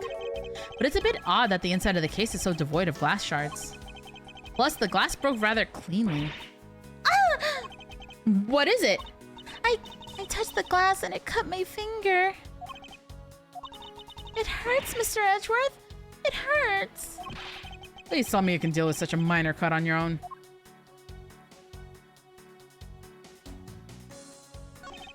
This is the same man as the one portrayed by the statues around the elevator. Yeah, that's a paperweight of the founder of GoU Airlines, Mr. Ugo Hughes. On the bottom shelf, we have the cute one. The middle shelf is the realistic one. And on the top shelf, that's the floral version. Oral? Are you sure about that? Let me guess. You just said the first thing that came to your mind, right? Looks like hit the bullseye.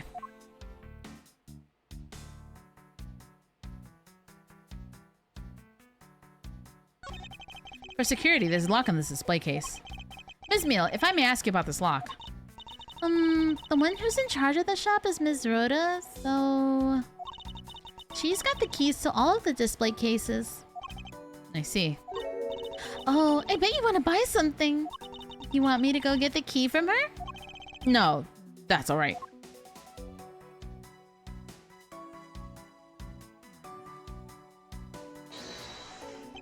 Is this spot somehow connected to any of the evidence? Yeah, I think this is where this was. There's definitely something very unusual about this.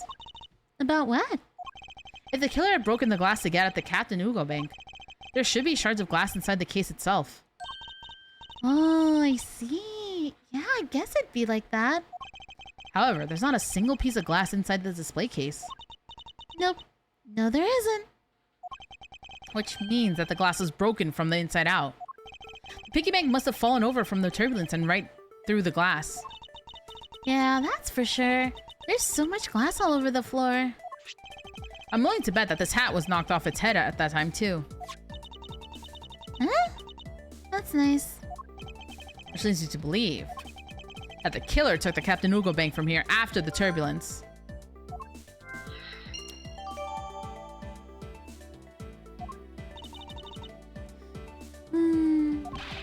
Take your power naps on your own time, Miss Meal, and listen to when I'm talking. But the murder occurred before the turbulence, which rules this piggy bank out as a murder weapon. Do you mean the bank's not the real murder weapon? It's a fake? Yes, at this point, that is a very real possibility. But then what if the killer went to take Captain Ugo? They broke the glass by accident? The display case is locked, so that's highly unlikely. Yeah, but there's one person who could have. Oh? And who would that be? Ms. Rhoda, of course. I mean, she's the one in charge of this place, so she has the keys to everything. Ms. Rhoda Tenero, huh?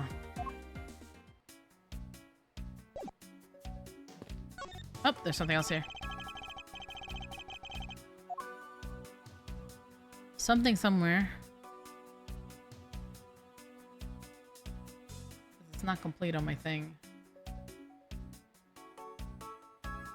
Oh. You Go-U Airlines related books line on the shelf. The history of Go-U Airlines, the future of Go-U Airlines, the 7 wonders of Go-U. Flight on Go-U Airlines. Working name, You Go Airlines. You Go You. The titles make it very clear that they won't be making the top sellers list anytime soon. I think that's the last thing. Yeah, okay. That's all checked out. That's checked out. That's checked out. That's checked out. Okay, so we gotta deduce some stuff.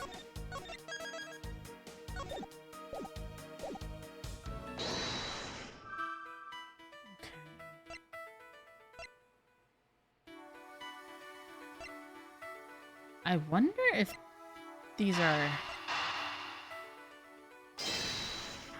connected, maybe? They are, okay. Yes, there's definitely something wrong here. What's with this sudden yelling? Tell me, Miss Meal, don't you think there's something strange about these suitcases? Oh, well, sure, they totally ooze strange, like the color and the such. That's not what I'm talking about. Now pay attention. You're scaring me, Mr. Edgeworth. Sorry. These suitcases are lined up a bit too prim and proper. Yeah, they look a bit uptight, don't they? But I guess they take after their creator.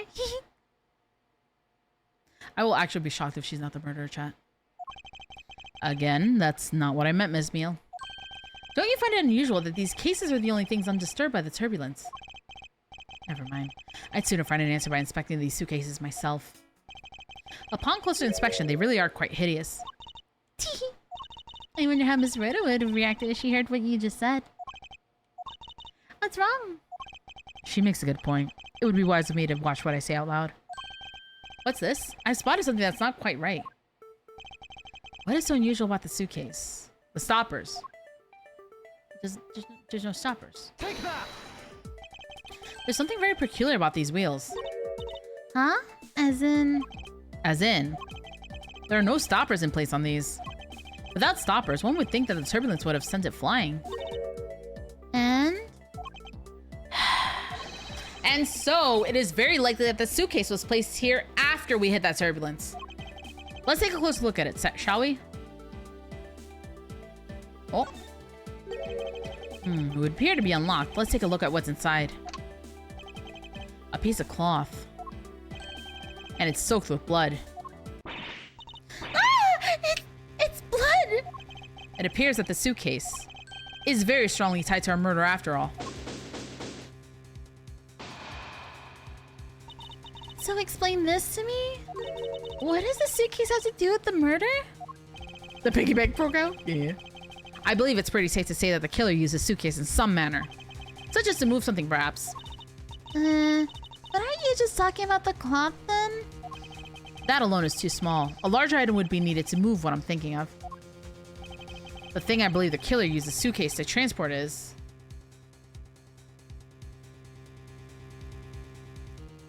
No way. The body? No. Take that! Something that would fit inside a suitcase that is also covered in blood. Sounds like a dead body, doesn't it?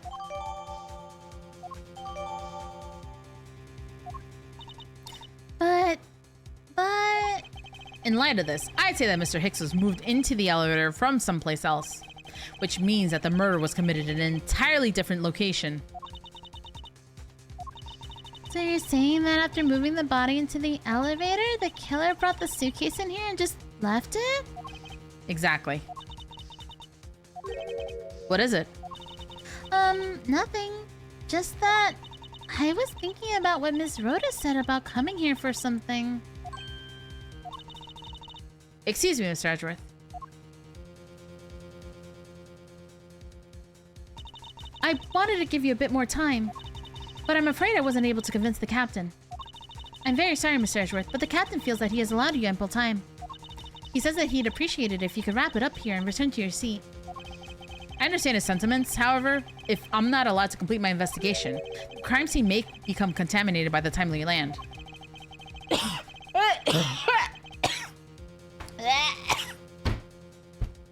Ah.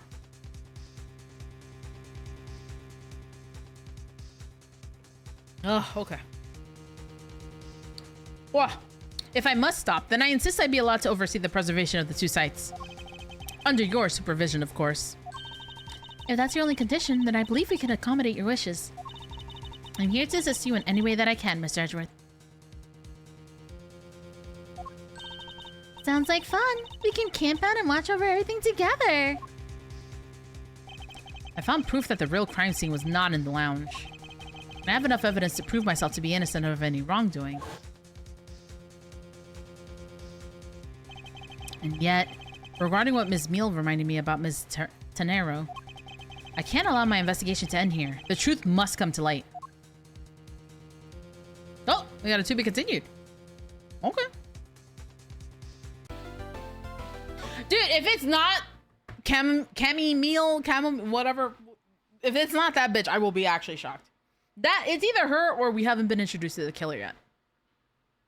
Unless the flight attendant that we were talking to has been taking us for a ride, but I don't know. I don't know.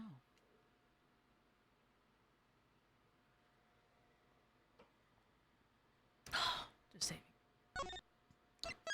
Or the piggy bank gained sentience and beat the victim over the head for some reason.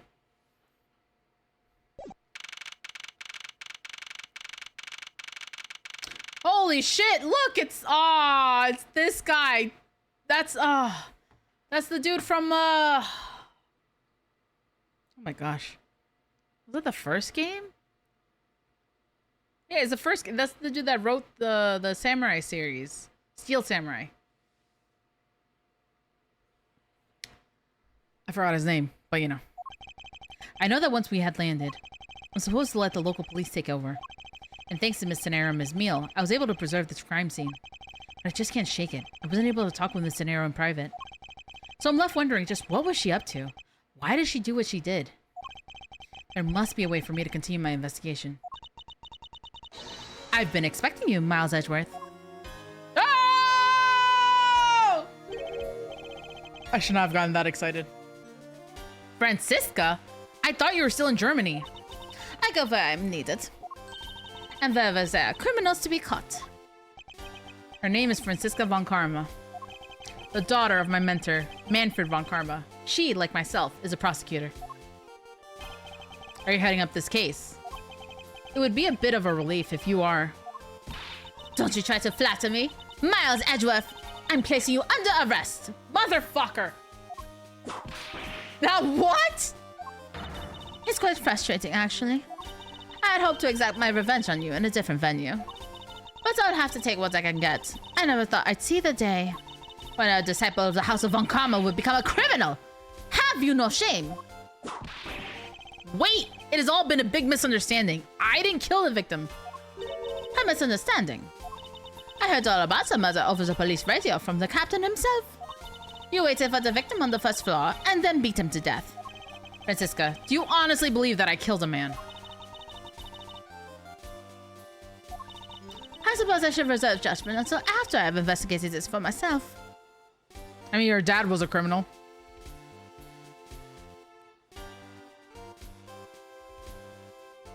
I feel like she would whip the shit out of us if we said that, though.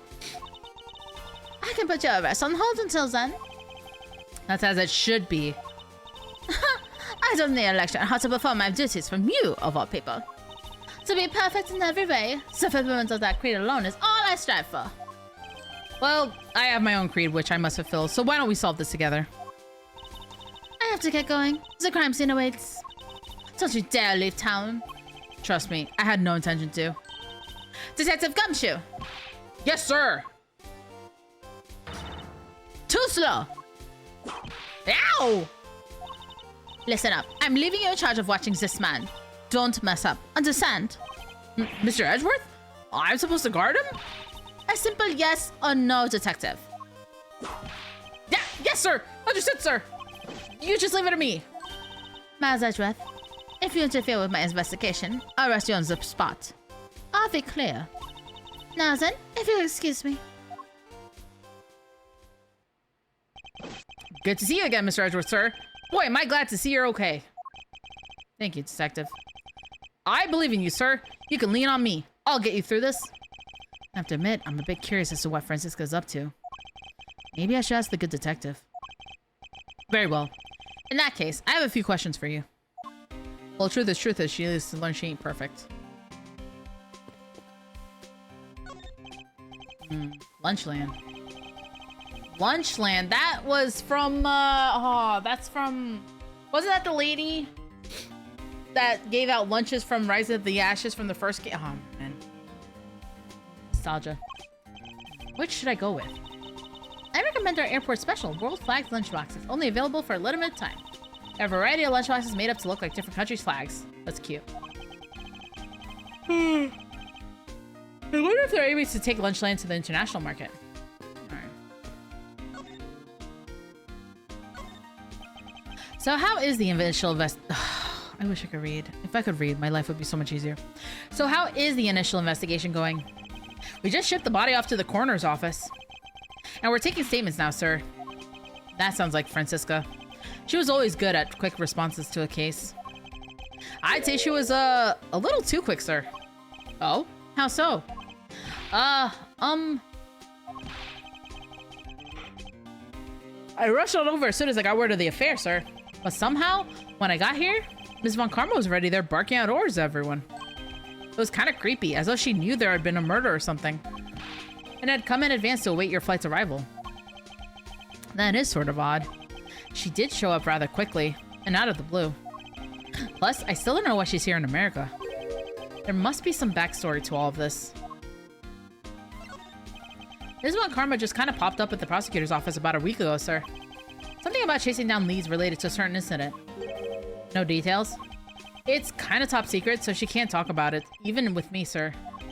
Knowing her, the only type of talking she likes to do is with her whip. Plus, I doubt the top secret part was what stopped her from talking to you, Detective. Although, I wonder if her case has anything to do with mine. Anyway, that's about all the info I have, sir. We should find out more as we investigate. Yes, it is high time to resume my investigation, starting with talking to the people involved in this case afresh. Looking from behind? I think I've seen this man somewhere before. What? What is this? I forgot how fucking cringe this dude was. I immediately regret talking to him.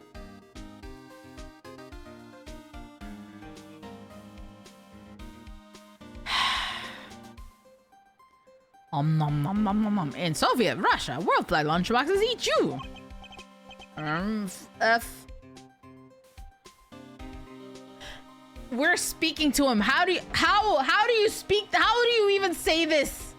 How do you say? You can't just speak an emoji. Mr. Edgeworth, we've got to get him some water. Found it. Lol. Kill me. Just kill me now. Just put me out of my fucking misery.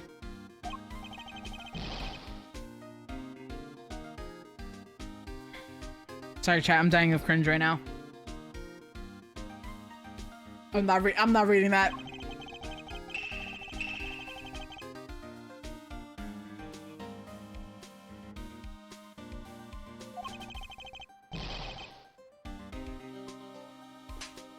I actually want to, like, no, I do remember Chromos. I pointed out when the scene started.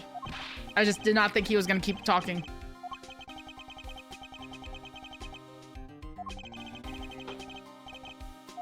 All right, let's just go back in.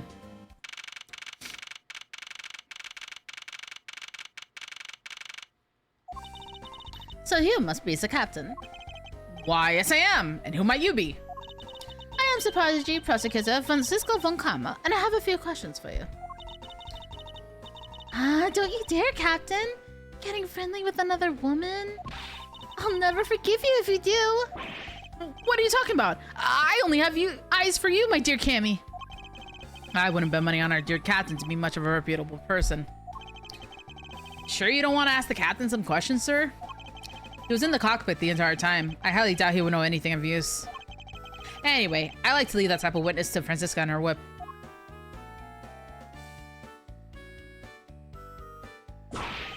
Ah!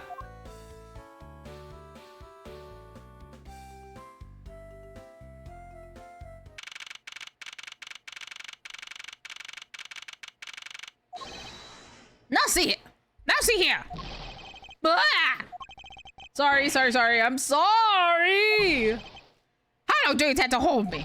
It is impossible for me to be the criminal. I told you. Mr. LeBlanc. Oh, it is you. Tell this man to stop stopping me from going. Time is money. I don't have even 1 second of wasteful time to spend.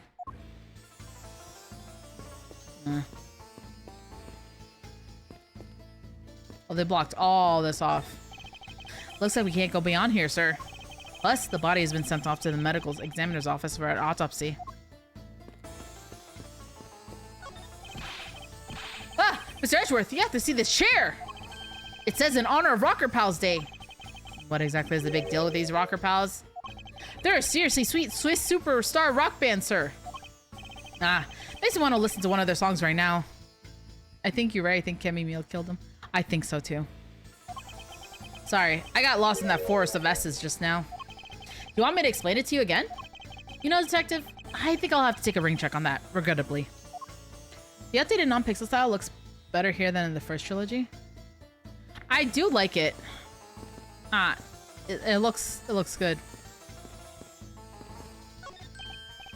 Hey, the statue. What about it, Detective? Did you notice something? I saw this guy in a dream last night. The resemblance is uncanny, sir. You saw him in your dreams? Well, excuse me. Well, yeah, I saw him and then I arrested him. I wanted to show you just how vital I am in our partnership. Being useful in your sleep is of no help to me in the real world, Detective. Yeah, I think they did a really good job with the update with the style, so to see. Oh man, there's a really pretty lady in that plane over there. Ah, she's looking over here. Quick, sir, wave at her with me, please. I refuse to be your wingman on this.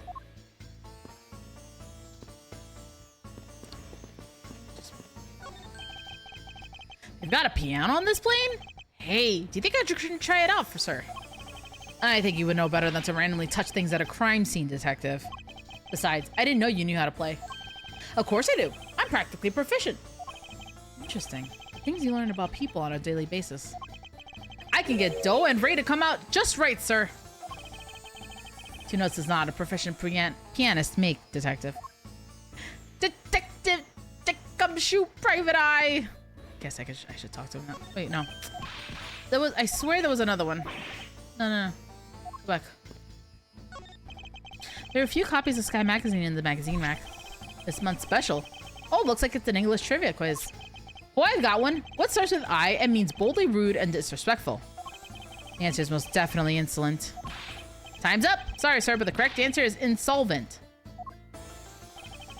Detective Gumshoe, don't tell me your English ability is at the same level as him.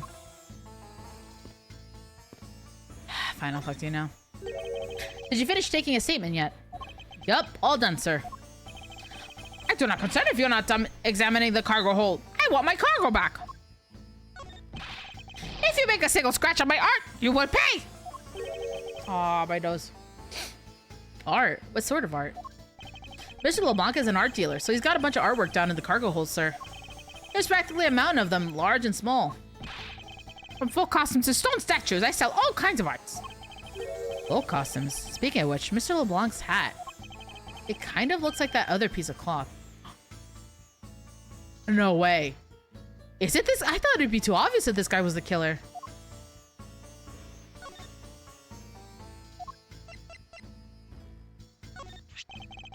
Mr. LeBlanc, can you please take a look at this for me? Oh, it's a Virginian cloth. As I suspected. Your hat is made of the same material, I suppose. Yes, of course. This fabric is so famous, orders come from over the seas for more. I see. Then this is the cargo you were talking about earlier. No. My cargo this time is much, many gigantic. You, Detective, when can I have my cargo moved? You can get your cargo back when we're done investigating, pal. The stubbornness of you police, it is no good.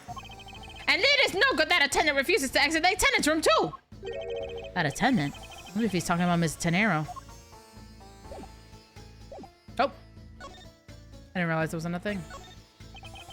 What did you mean by that attendant, Mr. LeBlanc? She was taken into the attendance room for her interview. And then they still have not come out. They make no sign of coming out either. I was finished with my own interview much earlier, quicker than her. Why is Miss Tenero's interview the only one that's taking up so much time? Miles Edgeworth, you were giving free rein to examine the plane, weren't you? Yes, I was able to obtain the cooperation of the flight attendants.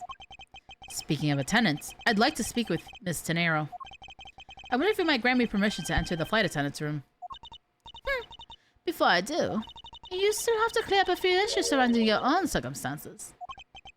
I understand.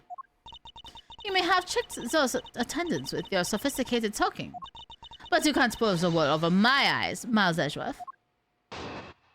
Motherfucker. Let's not complicate things and go with the most obvious conclusion. The scene of the crime was here in the very lounge as the body was discovered. From the time the victim was seen calling for an attendant until his body was found, the only person in this lounge the entire time was you, Miles Edgeworth. This, unmistakably, makes you the likeliest suspect. A likely suspect, Francisca. Do you have a problem with that? No, but it's not like you to use such vague wording. Usually a bit more absolute.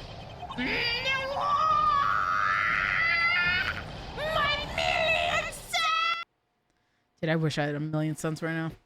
I'm simply trying to watch out for you. Or is my kindness too hard for you to comprehend? Thank you, but your leniency is unnecessary, for I will prove my innocence soon enough. If I want to continue my investigation, I'll have to break her line of logic. Fast.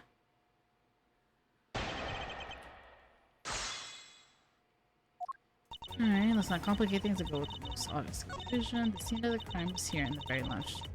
Hold it! So tell me, Francisca, do you know all there is to know about the crime scene?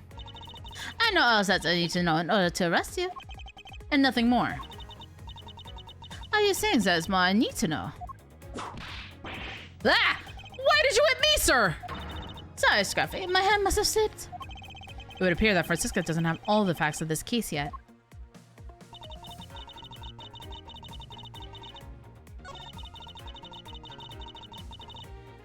Hold it! While it's true that I was in the lounge the whole time, the fact alone does not make me the criminal. Objection! We'll see about that at the conclusion of this investigation. Yeah, I like the other music better. However, there's one thing that even you must admit at this time.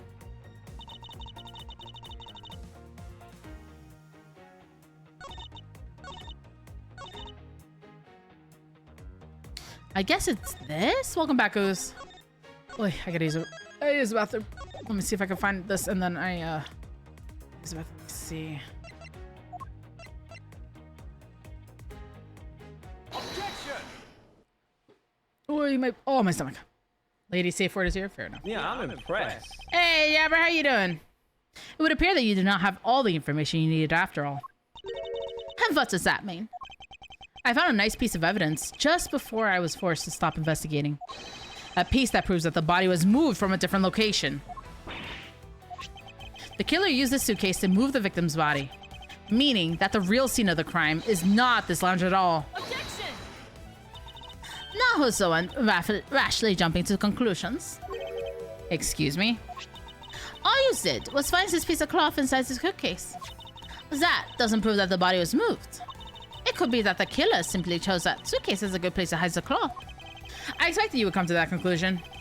It would seem I can't escape that easily. You should know better than that. Avant Karma is perfect in every way. Ah, but did you know that the killer definitely wheeled the suitcase around at some point? Objection! As if there is proof of that.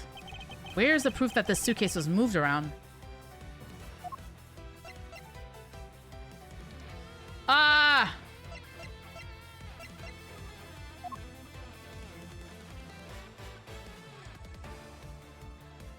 The suitcase itself, right? Take that! Nope, fuck. I'll take one look at this and you'll have your answer. Indeed, I have my answer now. That you're an ignorant whippersnapper. Ow. Just a forgiving whipsnapper. Hold on. Just in case I keep fucking this up. The suitcase ended up in the in-flight shop, but where did it come from? The answer should become clear if I just think about the path the killer took. Where's the proof that the suitcase was... Oh! I'm stupid. I actually... So spilled grape juice in front of the elevator. Yes, and I'd like to draw your attention to this area here. Where's the evidence that proves the killer dragged the suitcase through here? Yeah, I see. I see. Right there. Take that! This mark here. Wouldn't you say that it looks suspiciously like tracks from two wheels? I suppose. Further, there's also grape juice residue on the wheels of the suitcase. Well, why didn't we just go with that? This means that the suitcase containing the victim's body definitely passed through here. I suppose this means that the killer did move the victim's body from somewhere else. I'm glad you come to your senses. Objection! Not so fast. This still doesn't put you into clear. Not by a long shot. You prepare yourself and acquire the piggy bank before the plane hits that turbulence. And then, you waited for the victim in the lounge where you beat him to death. Then, while you were in the elevator with the victim's body stuffed into the suitcase, the plane hit that patch of turbulence and out flew the body from within the suitcase. With no way out, you hastily put the suitcase back where you had taken it from and pretended to be the discoverer of the body. Not a bad bit of logic for something you thought of on the fly. Just what are you insinuating? That I will show you exactly how flawed your logic is. No matter how strong of a face you put on, not even you can hide your fears from me. I'll expose the flaws in our logic in one fell swoop.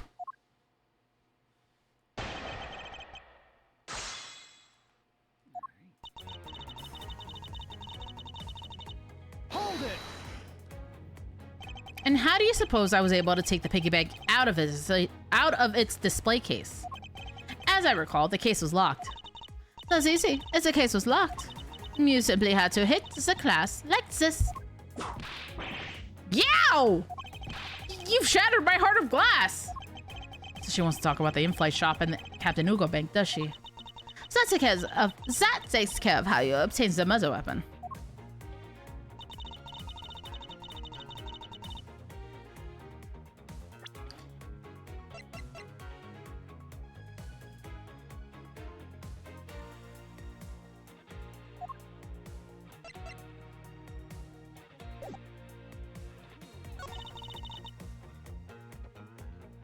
Isn't it just this? Because we saw that it was taken after the turbulence, right? Objection! Okay, yeah. The fact that you took this piece of evidence into account in your testimony is to be commended. Your legal prowess is certainly something to be feared. Evidence and logic. Essential tools that those who would stand in a courtroom must learn to answer. But what if there was a fake piece of evidence thrown into the mix? A fake? This Captain Ugo piggy bank is just such a fake. It is not the real murder weapon. What? The timing of when the bank was taken from the shop is important. And it was taken after the turbulence had occurred. But then, what's about to put on the bank? What do you make of that? I assume it was added after the murder, when the killer fabricated this weapon. Looking at it this way, the killer basically did 3 things after the turbulence. After exiting the elevator, the killer brought the suitcase to the shop and left it there. Then the killer Then the killer proceeded to pick up the bank from off the floor and took it to fabricate a fake murder weapon by hitting the victim on the head. Finally, the victim's wallet was planted on my personage, in my pocket to be precise. Everything was done so that I would be framed for the murder of Mr. Ackby Hicks. You there! Yes, ma'am. Other than this piggy bank, was anything else resembling a murder weapon found? We didn't find anything in this lounge or in the shop that could be used as one, ma'am. Most of the items that could have been used were broken during the turbulence. And the remaining items all tested negative for any trace of blood. I see. Well, Miss Ashworth, it appears your stall tactics are and... Well, it's possible that it's just hidden somewhere, sir. Eek! If the criminal had wanted to hide the weapon in a safer place, I think that the weapon would have been hidden in the same place as the bloody cloth. Exactly what I was thinking. Because the cloth was hidden inside that suitcase, it signals to me that the killer had not prepared a more secure place to hide the evidence. Which means that the real murder weapon is either still on the murderer's personage, or is still at the real crime scene. Objection! There's one more possibility. And that would be? That the piggy bank is in fact the real weapon. But didn't we just... Let me finish. The killer took the bank out from the display case before the turbulence by opening the lock on the display case door. And it was at that time that the glass pane in the door was broken. I'd say that's a perfectly reasonable line of reasoning, wouldn't you? Let's see. So that means that the killer had the key to the display case. Francesca, the person you're talking about... Not so fast. I'm not finished. The person I'm talking about also committed another sin. She tricked the captain and granted you permission to conduct your investigation. Yes, it is the sin of lying. Speaking of which, I recall that you also wish to speak with her. Yes. Very well, permission granted, but only if I can sit in on your interrogation. Do we understand each other? I have no intention of interrogating her. But you are welcome to accompany me if you so wish. Miss De Niro is in the flight attendant's room. Let's move. Alright. So, progressing. Progress.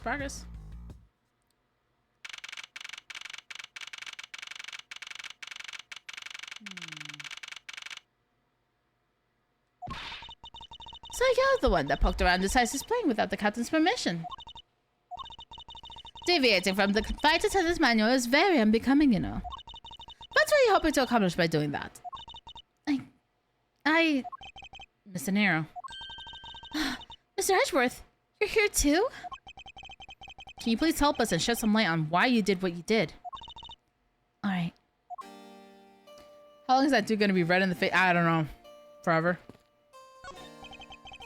What is all this junk inside these boxes? There's no rhyme or reason to any of it.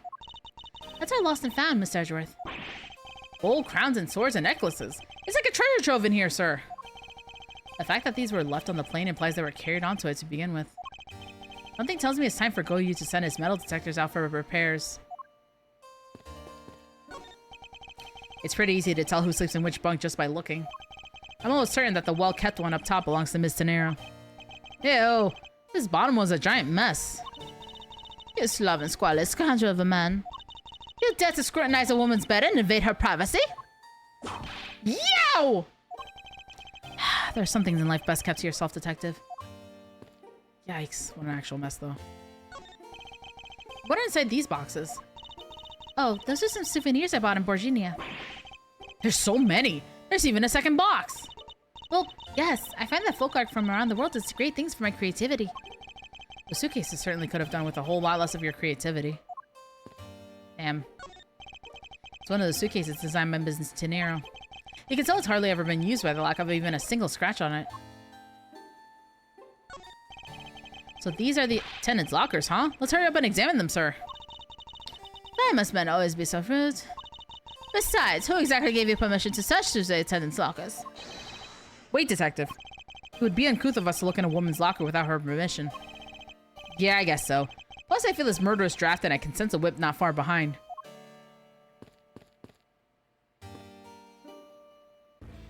Oh. What? Huh?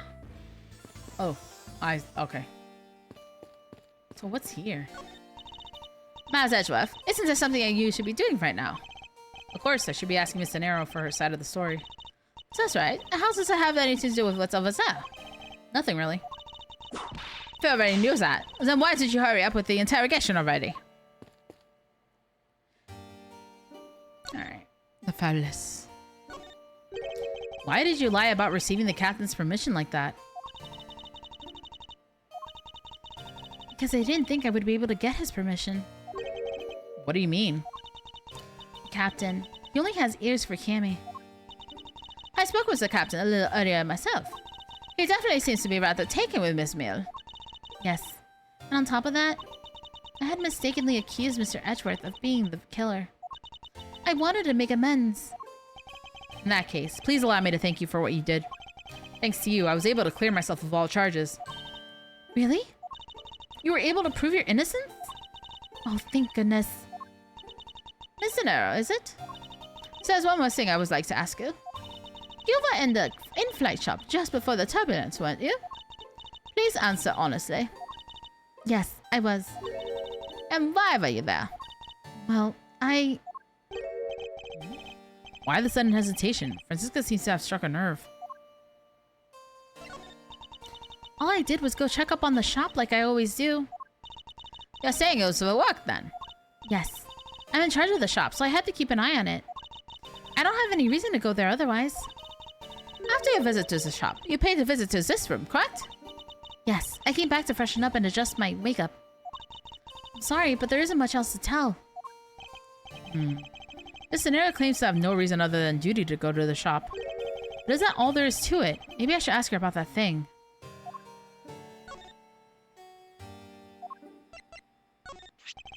If you could please take a look at this for me, Miss Sonero. Oh, that suitcase. Yes, about the suitcase. You are the one who designed it, correct? Need to steal that fabulous box. Is it... Which one? The one with gold and stuff? Or does it say fabulous on it? I will steal it for you, Ooze. We'll split it. And I think I figured something else out about it. This suitcase is the reason you went to the shop, isn't it? There's nothing you won't find out eventually, is there? Won't you please tell me more about the suitcase? Yes, well, I was interested in seeing how the suitcases I had designed were selling. I know that as a service professional, I'm not supposed to care. But I really wanted to know. And I was glad to see that it was the last one there. The last one there. So you're saying, Miss Sonero, that the suitcase in the question was the last one? Yes. They're just so popular, they're practically flying off the shelves. It's not exactly the impression I got. The one in the shop is most definitely the last one. Well, we're currently looking at that suitcase. Really? Then I guess we sold all of them. Thank you very much for taking the last one. I didn't say anything about buying it. Then say I'll buy it. I'm sorry, I can't. But why? I think it'd go great with your complexion, Mr. Edgeworth. It really suits you. What? Huh? Honk. I guarantee it personally as a service professional. Well, that is... How should I put this? It's hideous. What? Maybe that was a bit too direct. Moving on. My issue with the suitcases isn't the design, it's the number of them remaining. Remaining? There were 2 suitcases in the in-flight shop when I investigated it. 2? Well, that's impossible. I'm sure there was only one. Looks like a story has generated quite a contradiction. When I left the shop, I'm positive there was only one suitcase left. Something is amiss here. What could be the meaning of this inconsistency? By the way, Miss Sonero, what is one of those suitcases doing here? That's... I thought you said there was only one left. That one is, it's mine. I've used it for a very long time now. She's used it for a long time. I think not. Miss Sonero, I'd appreciate it if you wouldn't lie to me. Excuse me? I don't believe for even 1 second that you've used this for a very long time. It still has a tag on it! What proves that this hasn't been used for nearly as long as Miss Sonero said? Yeah, the fact who still has the tag on it? Tell me, Miss Sonero, is it also your habit to keep the price tag pristine on your suitcase? That is a very expensive suitcase.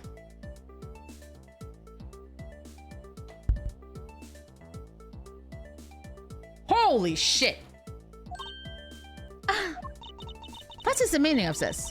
Why would you lie about a suitcase? Despite having faith in her design sense, sales numbers made her cry bitter tears. The truth is becoming increasingly clear to me. Miss Sonero, I think I understand. I know what you are trying to hide. Now then, the suitcase was originally in in-flight shop. Seeing as how the price tag is still on the suitcase, one can only assume it was not on the floor for sale in the shop. And the person who bought the suitcase was...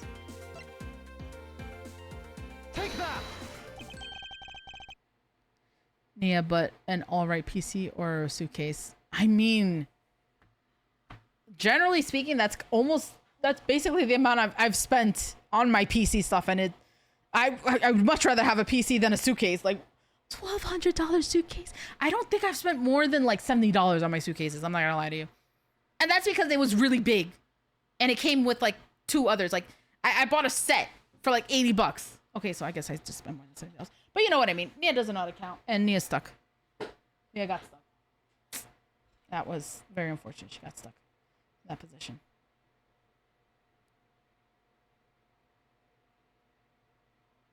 Oh, I still gotta use the bathroom. I forgot I have to use the bathroom. Let me see. Can you fix? Can we fix? Are we fixed? Okay, we're fixed. Okay, all right. Mini cliffhanger. I really gotta use the bathroom. I'll be right back, guys. Okay. Use the restroom. Grab some water. Pet your fish. We'll be right back.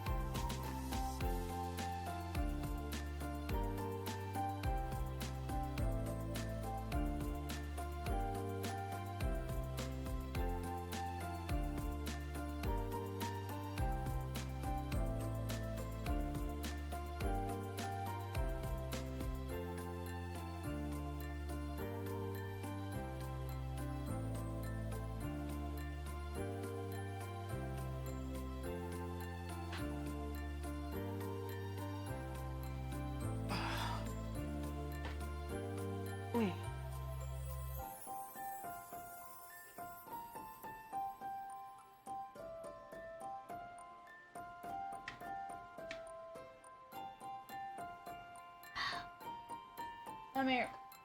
Ugh, give me just a second. Alright.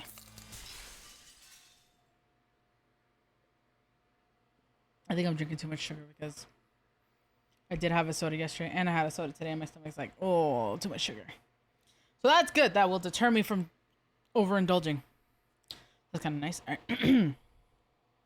Yeah, $1,200 for a suitcase is kind of ridiculous. I say kind of. It is ridiculous. Anyway. Person who bought the case was Rhoda Tenero. So, you know how Cami Meal is a... Okay, so Oh. Open Discord instead of my...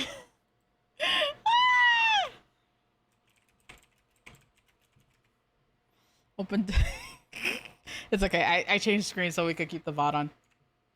I meant to open this. All right, there we go. This is what I wanted. So Cammy... Oh, no.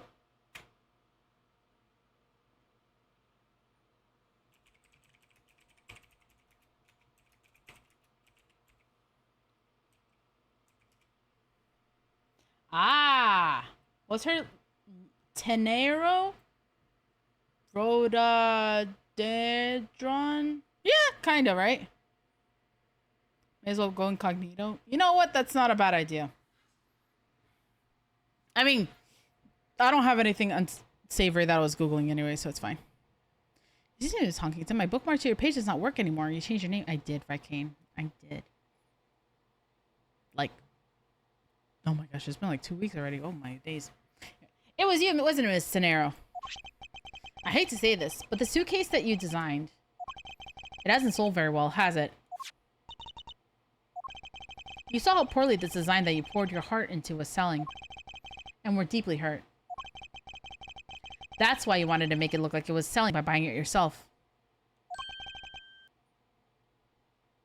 Could also use a separate browser for... You know, that's not a bad idea.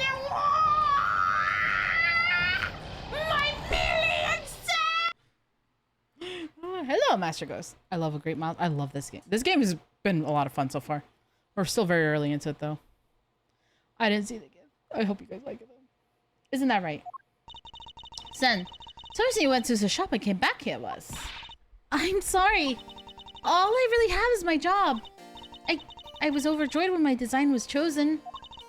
Thought that maybe I had finally accomplished something. The suitcases didn't sell. It's because of the design, isn't it? All because it's, as you put it, hideous. I can't say they chose a great place in which to sell them either. We weren't selling a single one, and they were just sitting there collecting dust. I felt so bad seeing them there day in and day out. So I decided to buy one for every flight I worked. What? You buy one every single time you work a flight? At $1,200 each? Do flight attendants get paid that much? Holy shit. I see. So in order to keep your resolution, you went and bought one today as well. Yes, and here's my receipt for that purchase. This receipt is clearly timestamped 5:40 a.m.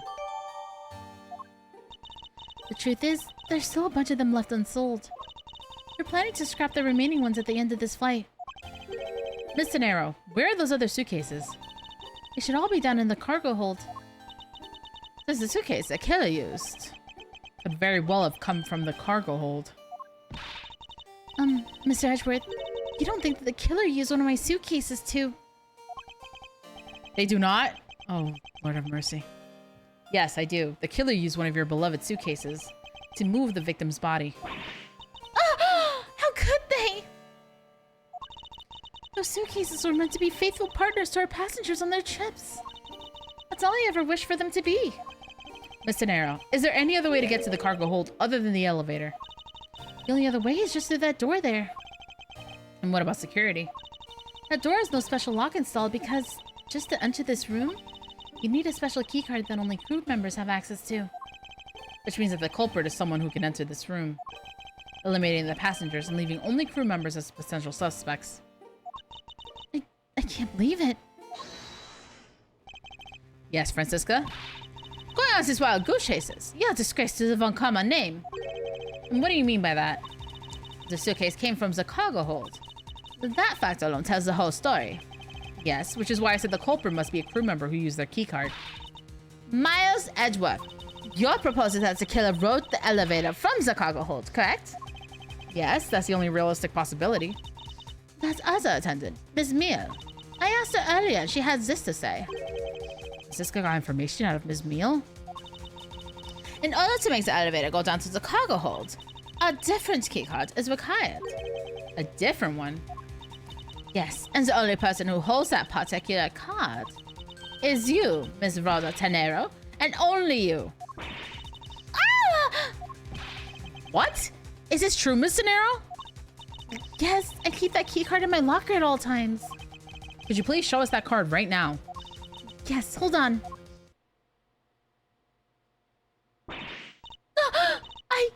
I don't believe it. What's wrong? The keycard, it's gone. Very clever. But it turns out your card was stolen when in fact you're just trying to hide it from us. You really thought this true? Wait, it's not like that. You can tell us all about what it's like out down at the station. Officer, arrest this woman. Yes, ma'am. Mr. Edgeworth.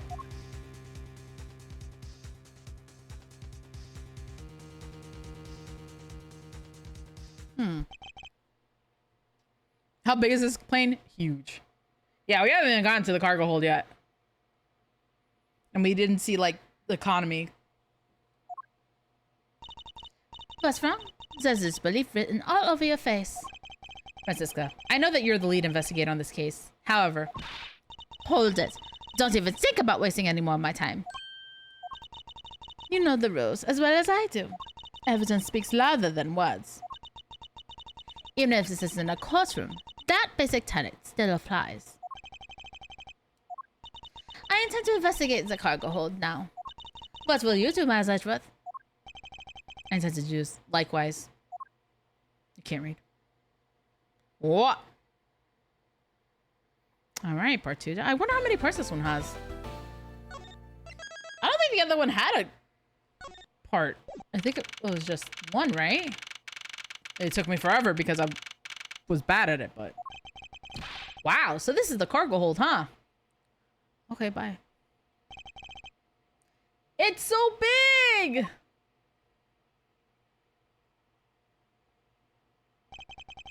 Aha. This plane is a special model. It has both a super large cargo hold and ultra luxurious first class seating. So is this the real scene of the murder? There's certainly a high probability of that, which is why we are here, correct? Okay, let's get investigating, sir. I want to move. This is what I want to look at. All sorts of boxes are piled up here. This one says flammable, and this one, it says pharmaceuticals. This one says for exorcism use only. What? So what kind of operation is this airline running? Hey, what's with the suitcase, pal? It's what the victim checked in, sir. So the suitcase belongs to Mr. Hicks. I don't think he'd mind if we took a closer look. There's nothing out of the ordinary in here, sir. Wait, a file? And there's a photo of Ms. Von Karma in it, sir. Looks like a profile on Francisca. What? Why would Mr. Hicks have had a file on her? Very interesting. Bed sheets. Keeping track of this many pieces of cargo must be very taxing on the cargo crew. It sure brings back memories of when I worked as a part-time mover, sir. I look in his eyes, he's waiting for me to ask about the rest of the story. But no matter how he pours on the puppy eyes, I have no intention of doing so. Yeah, this place is freaking ginormous. Oh, what's this? I didn't know that this plane was capable of carrying such large pieces of cargo. This thing's as tall as 2 of you on top of each other, sir. It would probably take 20 of you to cover the entire surface of this monstrosity. What, really? Yeah, I guess that sounds about right. Really no need to take that throwaway estimate seriously, detective. Alright. Holy suitcases, Mr. Edgeworth! It's like an all-you-can-use suitcase fair! These must be all the leftover ones they couldn't sell. Ones the company is planning to dispose of after the flight is over. This paint job is really cool, don't you think? It practically screams artsy. Oh, why not purchase one then? I'm sure it will bring you much happiness. You think so? Then maybe I will. Let's see here. $1,200! I think I'll pass. And Miss Sonera wonders why they don't sell. You'd need 2 jobs just to buy one. Although, it definitely looks like one is missing. What is this brittle substance I'm stepping on? It's a bunch of glass fragments. Alright. Else? Oh, I just love pushing the buttons on elevators and crosswalk signals. Here, you should give it a try, sir. Go on, push it. The elevator is currently stopped on the 1st floor, Detective. It can't move. Oh yeah, I guess nothing would happen if you pushed it now. Well, nothing would happen normally anyway without the special key card. Both the door to the attendant's room and the elevator's control panels require a key card, which makes it impossible for a passenger to come down here. Have you noticed anything strange happening around here? No, sir. I haven't noticed a thing. I'm not sure that he meant to sound so oblivious. You arrived at the scene of the crime before Detective Gumshoe, correct? And you then immediately began to direct the investigation. It seems to me that you're already here at this airport for something besides this murder. Yes, I was. I've been following a very large and involved governmental level international crime. But it's much too large for one person to take on alone. So I first decided that I should form a joint investigation with Interpol. Interpol is like... Oh man, I'm blanking. It's a European thing, right? Interpol? Like, that's their like... Oh my gosh, I am actually blanking. I am actually blanking. Holy shit. Wow, I really need to get my brain checked. I completely blanked. International police. But for like Britain. Oh, that's what Drake does at Brits. Interpol is involved. It's a top-secret operations. Ah, I bit my tongue. It's a top-secret operation, so I really can't tell you any more than I already have.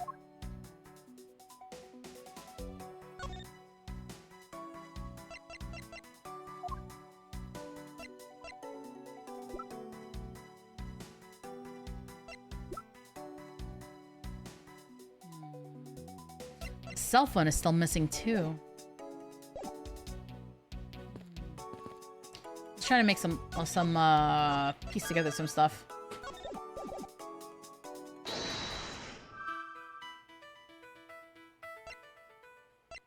You think? Actually?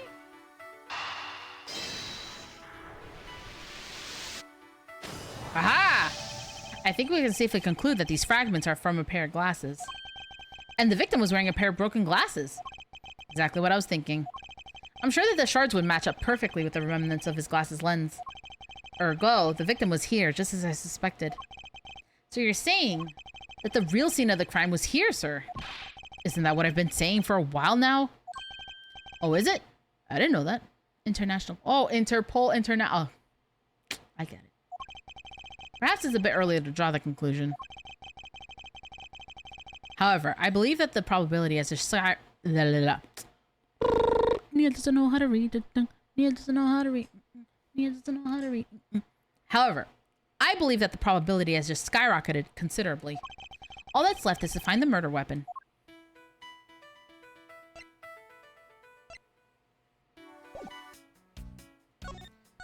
Oh, I don't think this is right. I mean, it doesn't matter if I get it wrong, but I just want to see.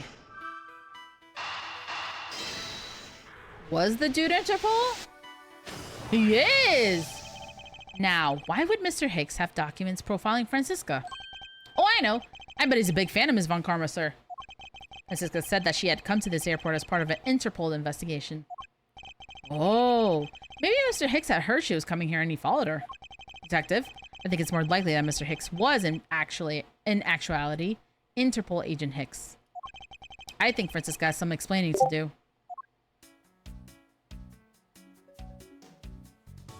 Do I not have streaming mode on?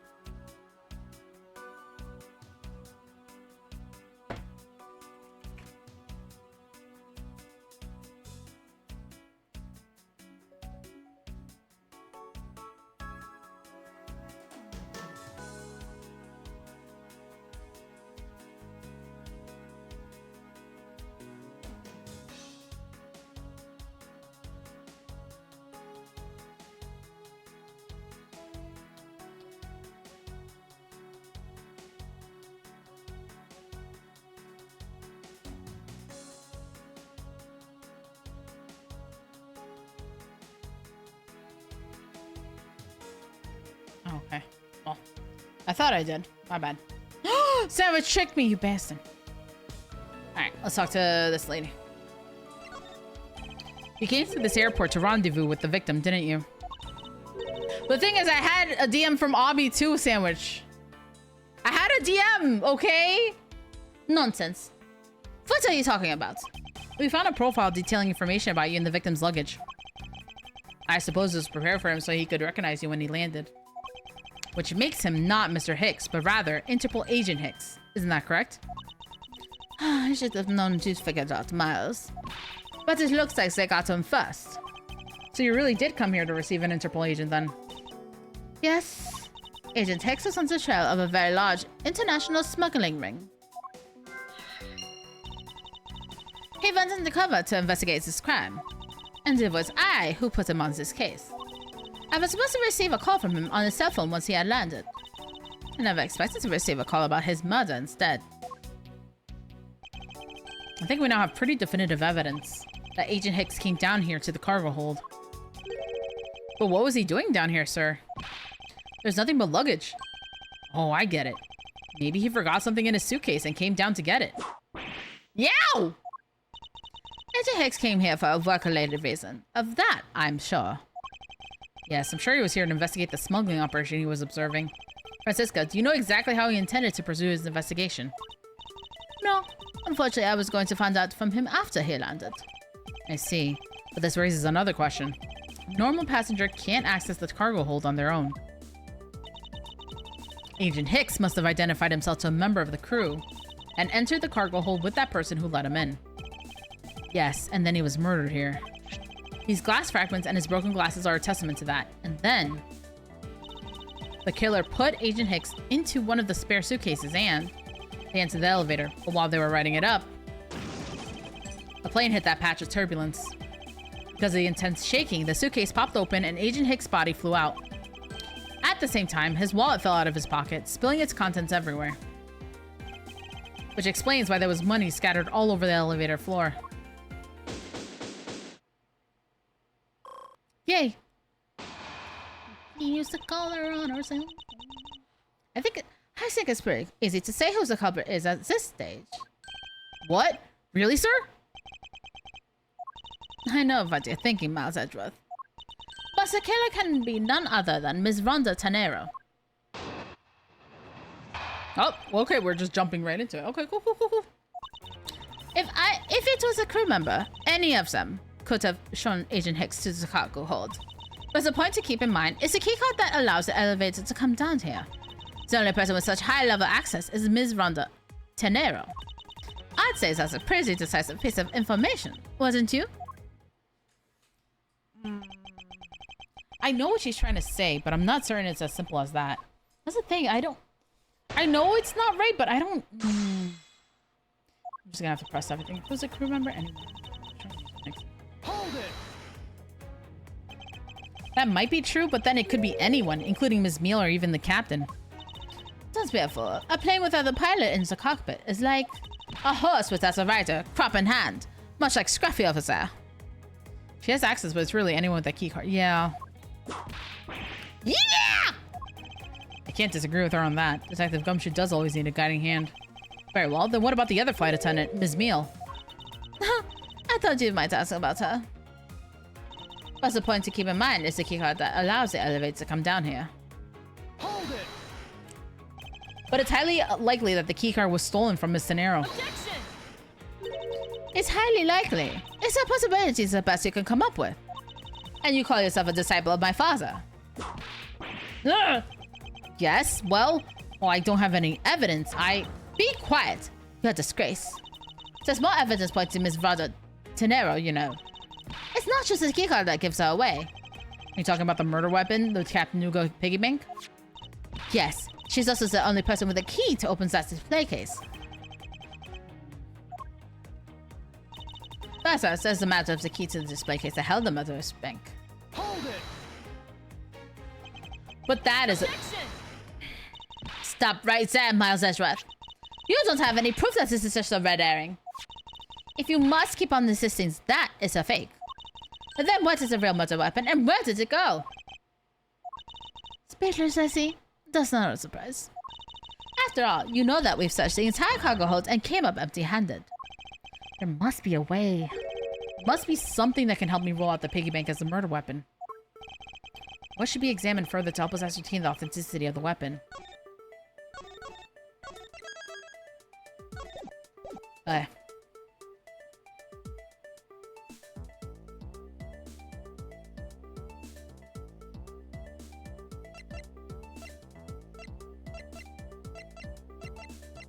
I feel like if it was a crime scene, we would have seen it, right?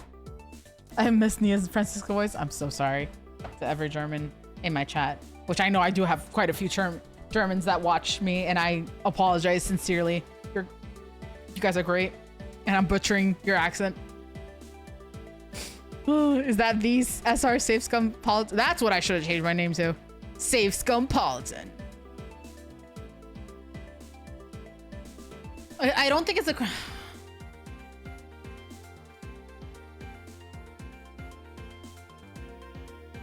I just want the Scottish accent to come back at some point so Rob gets mad. Rob's Scottish accent is so hard to replicate, though.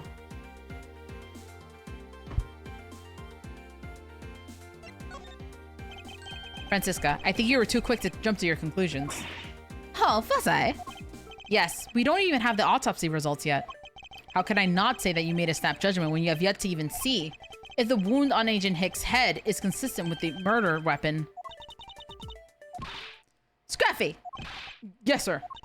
Contact the medical examiner's office at once. I wish to hear the results of Agent Hicks' autopsy. Yes. Eek! Yes, sir! Okay, guys, so we won that one, right? We've got a big problem, Mr. Edgeworth, sir.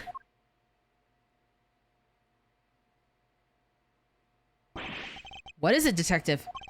They're still doing the autopsy, but they said that they already know this one thing for sure. Report, now. The doc said that it's one giant bruise from a beating from his shoulder down to his mid-back. One giant bruise from his shoulder to his mid-back. What? Huh? Just think in your mind Shrek or Josh doing the Shrek voice and do that.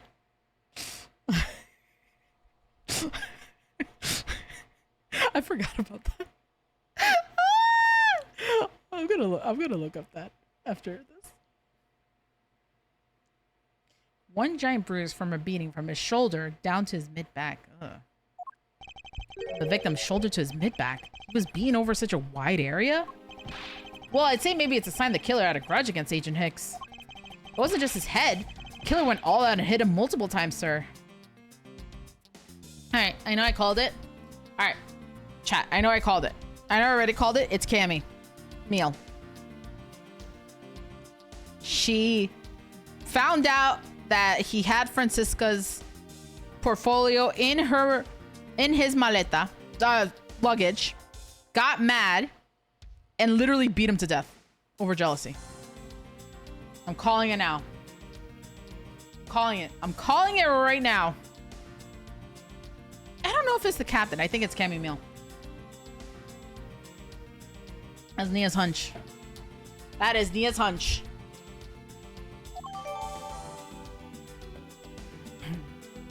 Resulting from blowback of head, bruising head to make back. Scruffy, what is his hat to grudge against Agent Hicks supposed to mean? Well, that's, Was the wound on the victim's head consistent with the murder weapon, detective? Oh, well, they said they were still looking into that, sir. You're completely useless. Yow! Sir, I told you already, you can't go down there. No. You remove yourself from my way. I don't know. What is all that racket? Oh, jeez. Life has many doors, boy. My luggage! My cargo! They're mine and I demand you return them to me! We're still investigating the cargo hold. Please understand and have a little patience. And out for me! One day I have played the series, I played Danganronpa, and it feels like a crime to have only played that and not Ace Attorney. True. True. How you doing, cutie? I suppose there's no choice. Finally, I think he gave... Hey! What are you? You have no choice but to use strong force! Yeah! You won't get past me!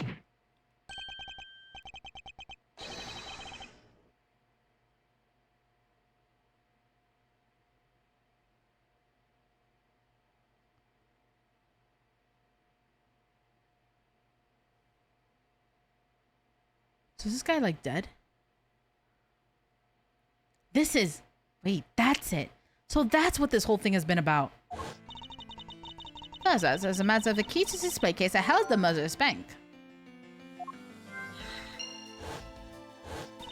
After all, you know that we've searched the entire cargo hold and came up empty-handed. Doc said it's one giant bruise from a beating from his shoulder down to his mid-back.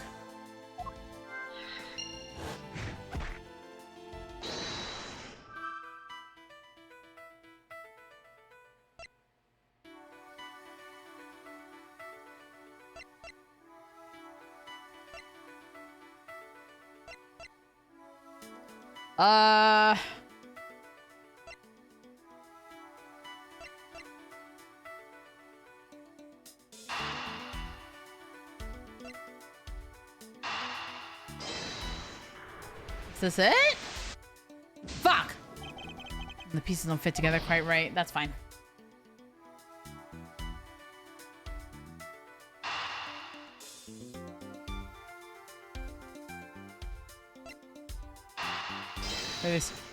Maybe these two. Alright, it took a try, but Nia got it. Me cute? Yeah, hell yeah. Haha, I've been good. We will be moving at the end of the summer, so I'm now even more. Oh! Best of luck with moving. I am one person and I don't even have that much shit, and I had to move back and I hated it, but you know, best of luck with that. Allegedly, the killer struck the victim many times over, which is why there's extensive bruising over such a wide area. But is that really the correct conclusion to draw from the evidence? The bruise from his shoulder to the middle of his back is one continuous mark, which is more suggestive of a single blow to the back. If that's the case, then the piggy bank is much too small to have caused that. Damn it, was I wrong? Maybe I was wrong. A sizable weapon. The usually large area of bruising suggests a very large weapon. Therefore, the murder weapon must be something far bigger.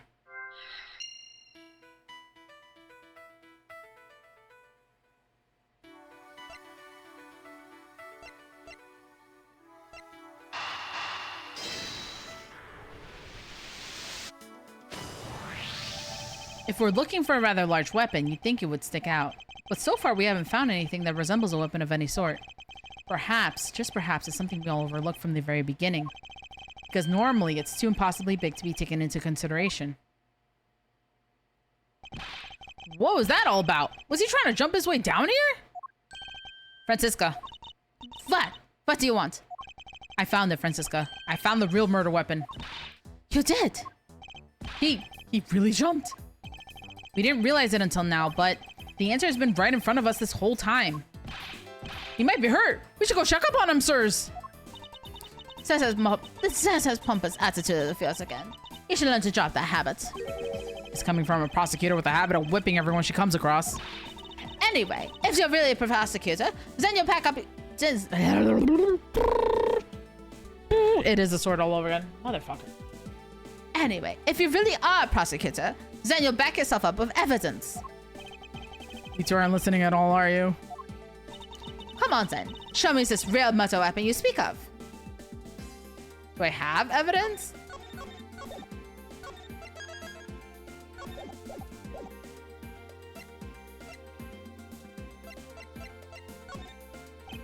This is the real murder weapon.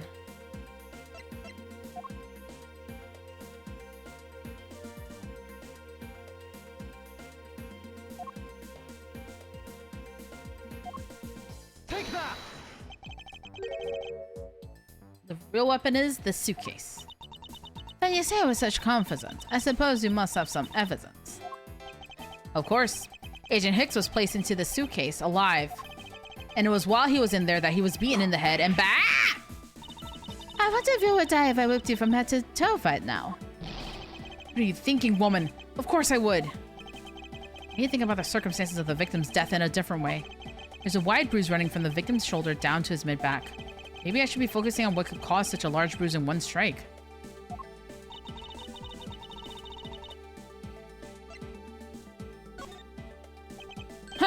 I don't have any evidence to show you. Foolish visiting for a foolish fool from a foolishly foolish fool meant to fool me.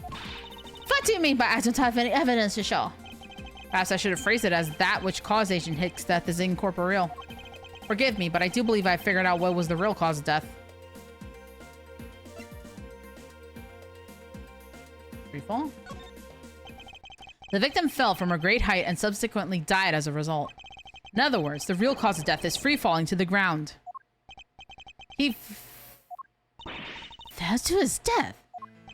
Yes, this is the only plausible possibility. I can't read. The victim has extensive bruising on the back of his head and his back, and the only rational explanation for these injuries is that he fell to his death. But the murder happened inside his plane. I know. Are you claiming that there is some place in this plane from which he could have fallen from? As I said earlier, the answer has been right in front of us the entire time. You can't mean. Yes, I do. The victim fell from the top of the stairs of this very cargo hold. What? Then, we're in trouble. We may have a second death on our hands, sirs. Hey, you! Tell me you aren't dead, pal! I love how he sits up anyway. Quiet! Why are you screaming? He's alive! And so you have it, Miles Edgeworth. It's not possible that Agent Hicks fell over the railing to his death. That man is living proof of that. I suppose it's true that it's not possible, given the current circumstances. The current circumstances? What is that supposed to mean? Suppose that large piece of cargo wasn't there at the time. What would have happened then? It would have been a Borginian pancake for sure, sir. I suppose that man over there wouldn't still be breathing. But the reality is, the cargo box is there.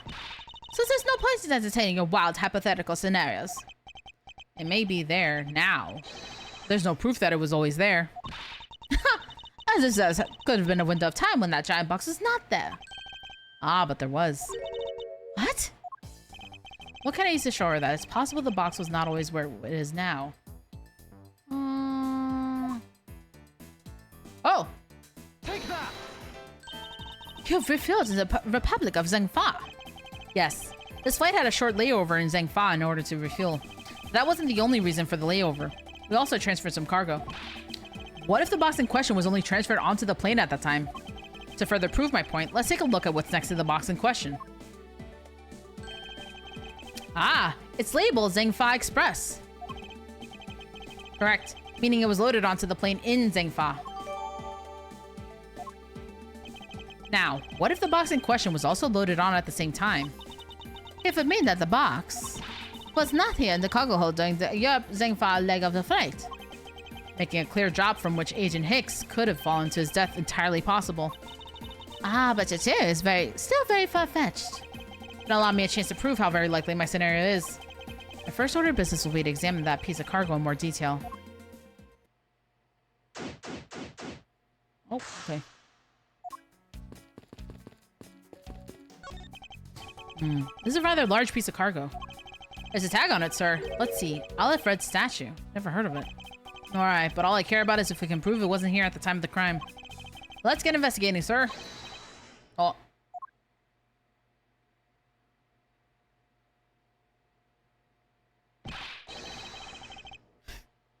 Why is he always there? It's a big pile of drugs. Fair enough. Look here. Do not go about touching my possessions without my permission. Don't rush up on me like that, pal. So this belongs to Mr. LeBlanc, does it? I should see what else I can find out from him. I take it that this large piece of cargo belongs to you, Mr. LeBlanc. Of course it is mine. I shipped this fine piece of art from Europe. This olive red statue is worth 10 million cents. No, maybe much, much more. Mr. LeBlanc's reason for choosing this plane must have been the large cargo hold. 10 million cents? I suggest you stop trying to calculate how many packets of noodles that makes, detective. Darn. How'd you do that? I feel like you keep getting better and better at seeing right through me every year. I grow with each evolution of the planet around the sun. I have the distinct impression he continues to madly spin in place. Hey, Mr. Edgeworth, so that 10 million cents, is that in euros or in dollars? Does it really make a difference to our case? Mr. LeBlanc, there is a chance that your cargo is related to our murder case. I was wondering if you would allow us to examine it a bit closer. It is a very valuable piece of art, so no, there will be no touching.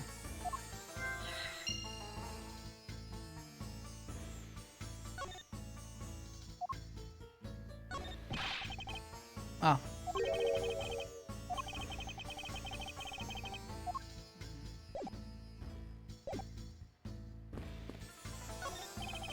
Keeping track of this many pieces of cargo must be very taxing on the cargo crew. Sure brings back memories of when I worked as a part-time mover. I guess he just says the same thing. Hey Siri, how many packets of noodles can I buy with 10 million cents? 1,000? If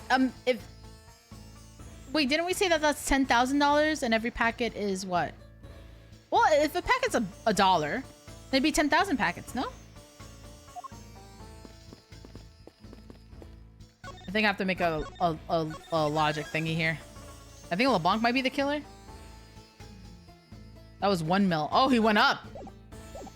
See, I can't fucking do numbers.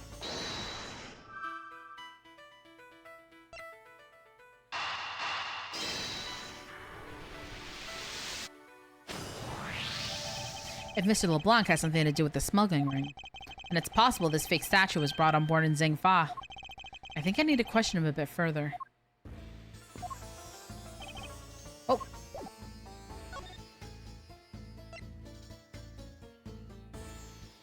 Now it's 100,000. So it's 100,000 noodle packs of noodles. Buy your statue, Mr. LeBlanc. I wonder if it might be a fake. What? How dare you say that my art is fake? I suspect that your statue might be the target of an international smuggling ring. Don't say such fantastical things. Those things would not dare. I have the certification of my cargo right here. So you mean the cargo certification documents? Mr. Zingler Blanc, why did you say so earlier? Please show it to us at once. I can't read this. What does it say? It says as plainly say the cargo was put onto the plane in Europe. And there you have it, Miles Edgeworth. Two bars for you. The statue was brought on board in Europe, just as it states in the certificate. No, that's... Which means that there never was a window of time in which the statue wasn't sitting there. I respectfully disagree. You can't discount the theory until I see the statue for myself. Then you can have your wish. Look at it yourself and see I'm right. This. I know I've seen this somewhere before. This is the Aleph Red? It gives off such a feeling of art. I can practically smell it. This statue has a high amount of historical value. After it was unveiled at the museum in Europe. Wait a minute.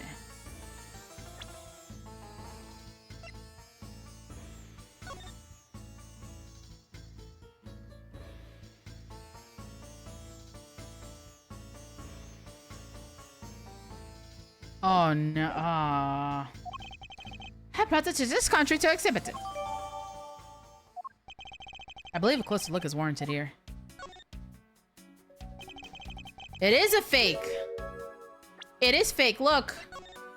This one has yellow eyes and that one has red. So this is the infamous Aleph Red statue. What is it, Mr. Edgeworth? Did you find something? There's something wrong with this picture. I should examine it in more detail. Is this spot somehow connected to any of the evidence I hold? Eureka! These eyes are awfully orange, don't you think? Yeah, I'm pretty. They remind me of sunsets when I was in grade school, sir. I don't think you see what I'm talking about. No, I do, but it's really like the color of the sun when it's setting, sir. Ah, the memories. I remember standing out in that field, spinning with my arms out until I felt ill. I don't care about sunsets. Focus detective, what color are the eyes in this photo? Huh? Oh! Sir! They're red! As I thought, this statue is a fake. Mr. LeBlanc, what do you want? Do you not know I am a busy man? I allow you 2 seconds for your answer. Aleph Red, I suppose this is your pride and joy, is it not? It is the biggest trophy on this European trip. Do you know why I wanted to possess the statue? The trigger started 17 years ago. Better grab a chair, sir. Like, this is gonna be a long story. Mr. LeBlanc. Oh, pardon me. I regret to inform you, and you have my heartfelt sympathy, but... What is that? Sympathy? For what? You'll see. I'd like you to compare the eyes. That's a large fellow there. Has very bright and pretty eyes compared to you. I wasn't talking about the two of us. I meant the eyes of the statue in front of us and the one in this photo. Why the sudden yelling? Now then. Oh. There's a photo of the statue of display. It is a photo of the statue on display at the museum in Europe. Ah! Now do you see, Mr. LeBlanc? The statue before us is a fake. Ah! A fake! I believe that even further examination will be required, now that we have confirmed that this is indeed a fake. There must be some sort of proof that this was brought on board in Zhengfa. I will present to you evidence that will resolve the remaining contradiction.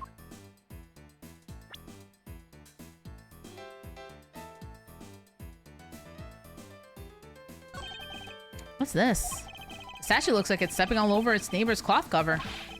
It kind of resembles its owner's attitude in a sense. Ho ho. You! What did you say now? Brother, my clothing hem is not being stepped on by anyone. It's too expensive for me to allow that to happen. Please forgive the trespasses of my subordinate. Why should I forgive the trespasses? Unless it is an expensive dress, you keep it.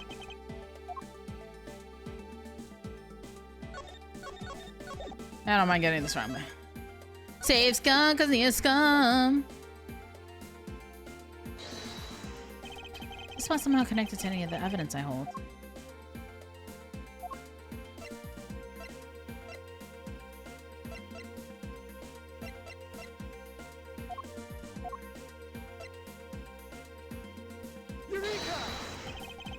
Not entirely confident. Oh. What do you think, detective? Well, I think it's really suspicious looking, sir. My well-trained gut tells me so. I see. Well, then I must be mistaken. How come when I answer confidently, you take that to mean we're off course, sir?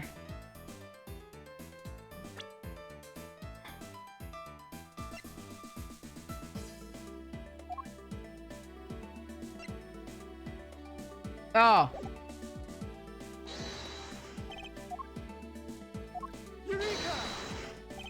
There's clearly a contradiction here. What are you going on about? It's just a simple case of a cargo cover getting stuck onto a piece of cargo. Another piece of cargo. Ah, that's not possible. But it is. It shouldn't be this way, but the statue's on top of the cloth. Supposing that the neighboring piece of cargo was brought on board in Zhengfa, there's no way that any part of it should wind up under something from Europe. Which means that this fake statue was smuggled on board in Zhengfa. But then what about the cargo certificate? Let me ask in return, what about Agent Hicks? Why did he come down here in the middle of the flight? There's only one reason why, to secure proof of the smuggling activity aboard this flight. So you say, but I don't believe he had to do with that mid-flight. Because it's just as easy to inspect all the cargo after the plane landed. That may be true. However, you have it backwards, Francisca. Sure, Agent Hicks could have waited until after the plane had landed, but he had a reason for coming down to the cargo hold. Suppose he had found the fake at the airport. It would have been after the swap had occurred. At that time, the suspicion would naturally fall onto the statue's owner, who would have no way to prove that the statue was switched without his knowledge. Which means there's someone involved who is forging or modifying cargo certificates.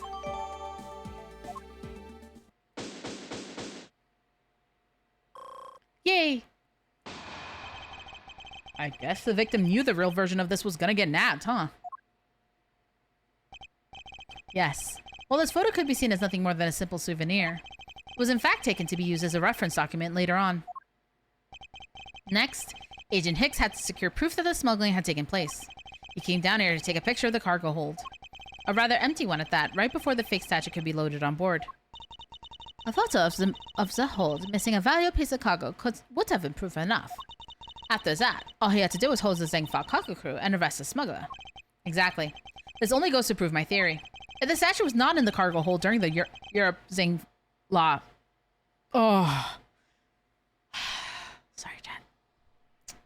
If the statue was not in the cargo hold during the Europe Zhengfa leg of the trip, there would have been enough height from which Agent Hicks could have fallen to his death. Officer, move the statue immediately. I want a thorough examination of the floor underneath. Now! Ms. Von Karma, I'm ready to report my findings.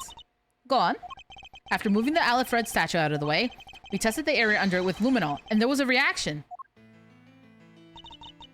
I see. So there was a reaction to luminol, an indication that there was blood in that spot. We stop looking at it now, sirs. It would seem that my deductions were correct after all. I suppose it would appear that way. A culprit cleaned the blood up well. And how do you think the killer did that? How did the killer clean up all the blood? Oh! Take that! The killer used a bloody cloth I found inside the suitcase to clean up the mess. I see. They had the need to clean up all the blood before the plane landed in Zhengfa. Yes, because otherwise the cargo crew would have discovered it during the layover. So you guys are saying that the murder happened before the plane landed in Zhengfa. There's no other conceivable timeline for the events of the murder. But if that is true, that throws a certain person's testimony into doubt. If the murder occurred before we landed in Zhengfa, then this becomes highly suspect.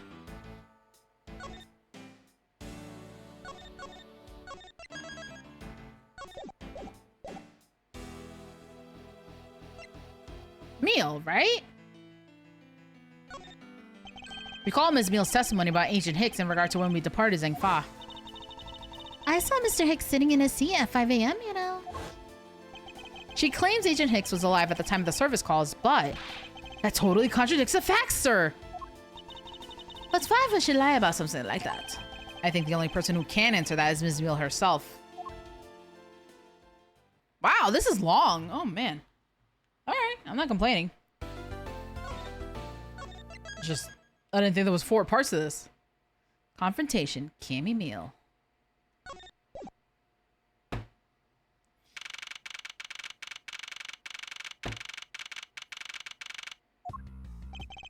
Ms. Meal. Ms. Meal. Huh? Do you recall what you said earlier about when you answered some service calls as we were departing from Zhengfa? Huh? You said that Mr. Hicks was sitting in his seat at that time. However, that is simply not possible. Because Mr. Hicks was dead long before we ever touched down in Zhengfa. Huh? Ms. Cammy Meal. Maybe I didn't see what I thought I did? No one could make a mistake so large, Ms. Meal. But I make that kind of boo-boo all the time. This is going nowhere. There must be a better way of resolving this contradiction. Very well. Ms. Meal, if you please, tell me about your alibi during the time span from just before we were to land at 3 a.m. and 6 a.m. when the body was found. Are you telling me I'm a suspect, Mr. Edgeworth? Oh, my days. Yeah. From 3 to 4, I was, in the flight attendant's room all by my lonesome self. Yeah. And from 5 to 6, I was, in the flight attendant's room all by my lonesome self. How was a man supposed to react to testimony like that? Ms. Meal, wake up! She fell asleep again. Looks like the only way I'm going to be able to wake her up is by pressing her. I'm telling you, she's gonna do that, and then she's gonna like have like a demon face. Watch. Not now, but like what the great breakdown happens. Hold it! Ms. Meal, wake up!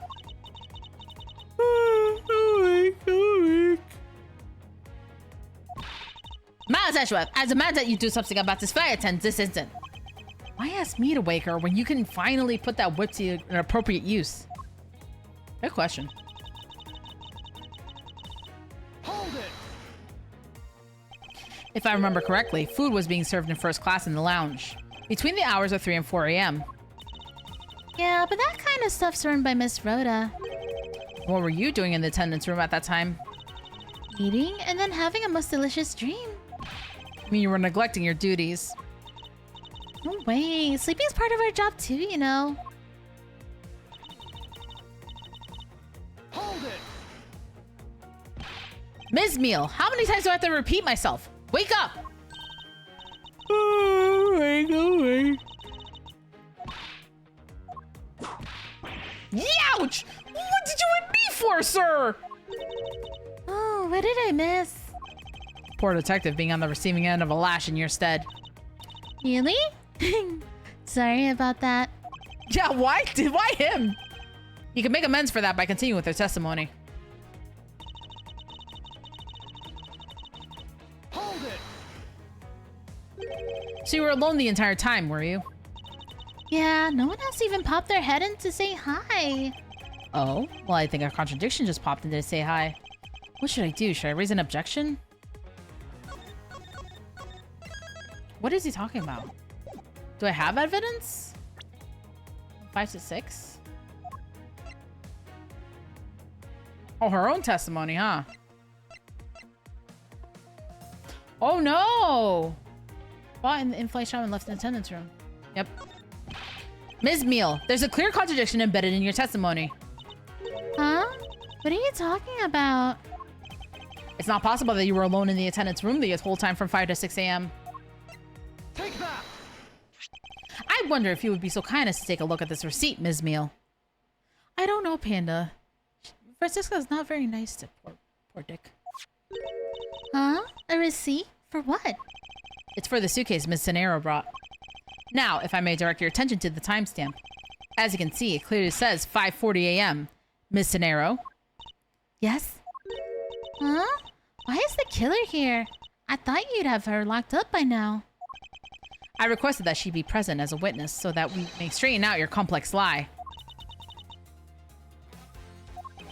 Now then, Ms. Cenero, between the hours of 5 and 6 a.m., you took a trip from first class down to the first floor in-flight shop, correct? Yes. I went to the shop to buy a suitcase. After which, I went straight to the attendance room to drop it off. And did you see Ms. Meal at that time? No. So, Ms. Meal, where were you really between the hours of 5 and 6 a.m.?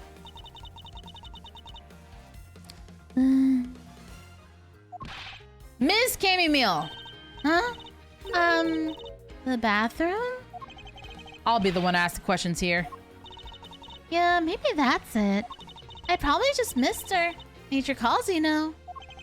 You take me for a fool? That's a little too convenient to be true. But it's the truth. Cross my heart. I don't have enough conclusive proof to counter-argue her at this stage. You don't believe me, do you? But please, won't you give me a chance and hear me out? The fact that her eyes are so dead inside that made me think she was instantly like the murderer. Look, I know you're suspecting me because I'm one of the crew, but you'd think then maybe you should also suspect Ms. Rhoda too. She's the one in charge of the elevator keycard in the shop, you know.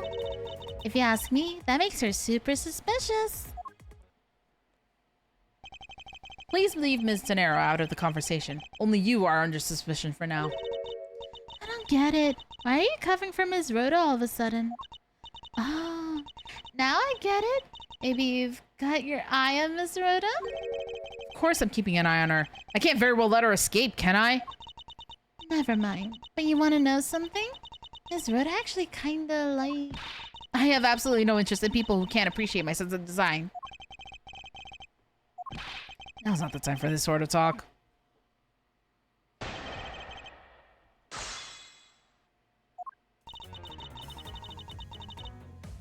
Hold it!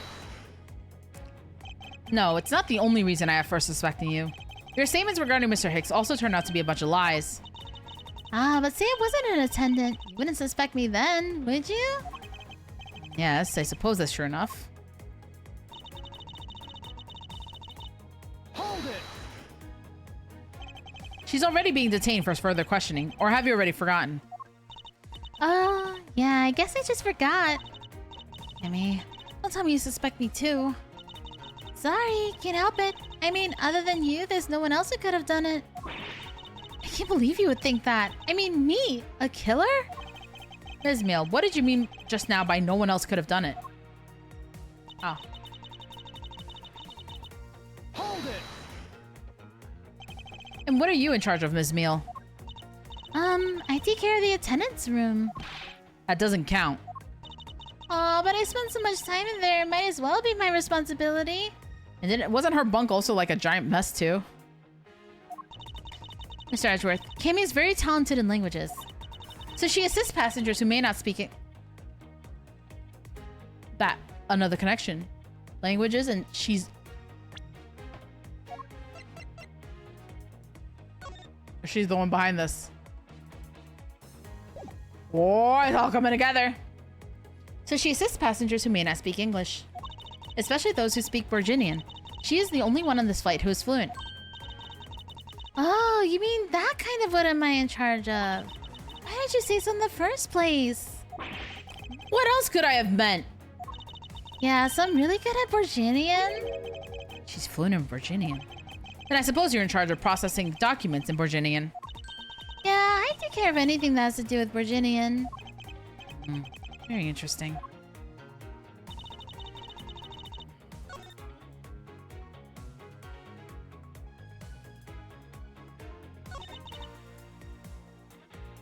Hold it! Actually, your on-the-job behavior makes you super suspicious in my eyes. Huh? But why? While Miss Tenera is busy with the passengers and all of her other duties, you have a lot of free time on your hands, thus providing you with ample time to commit the crime. Miles Edgeworth, I demand that you cease and desist this line of conjectural questioning. I won't allow you to bluff your way through this like a certain defense lawyer. Wow. I'm so offended. As Phoenix, I am very offended. I do not honestly believe Ms. Mill does any actual work aboard this flight. Oh, that's not true, Mr. Edgeworth. Although,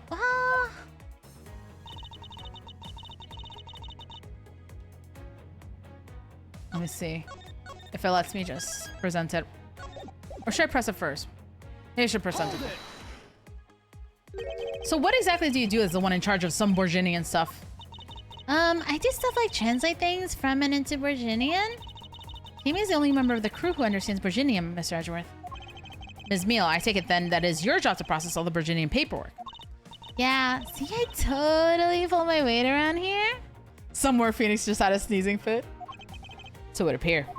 Perhaps I should ask her for a few more details about her work. And, Ms. Meal, it's very unladylike to push suspicion onto someone else. That's not what I'm doing at all. I'm just saying that Miss Rhoda's very sus. There you go, pushing everything onto her again. I don't get what you're saying. It must be a really abstract concept, huh? Only a thing abstract here is the landscape inside your head.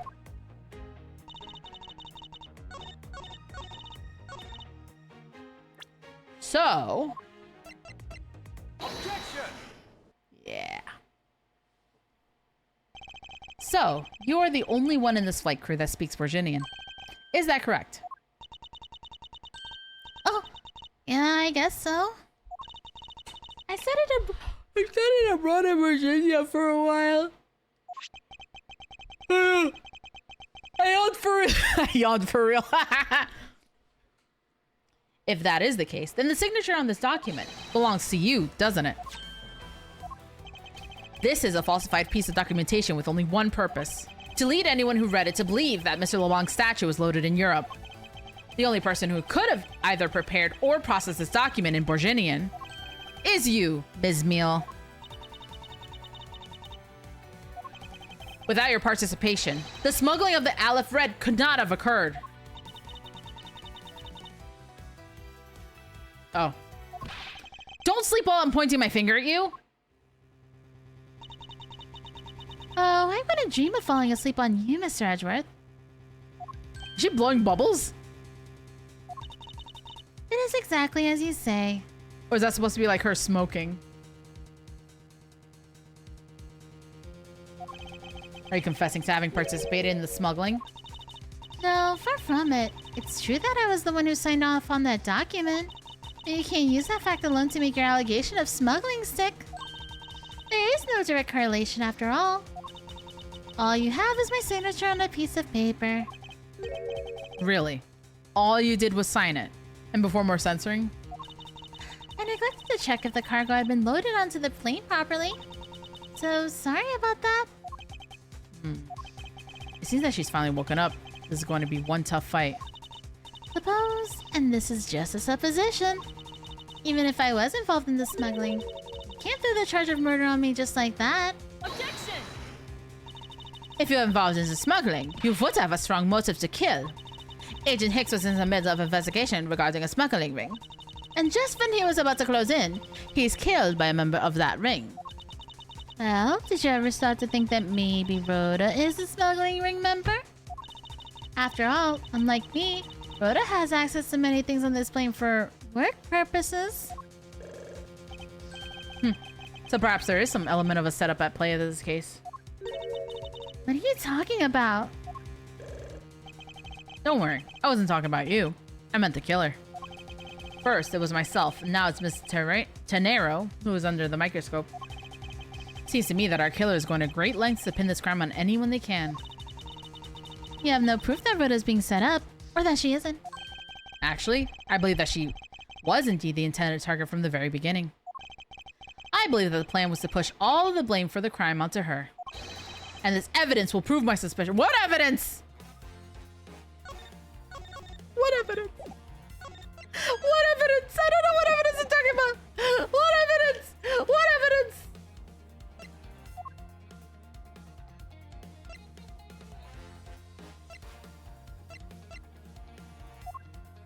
Oh. This proves that the killer was out to frame Miss Cenero from the very beginning.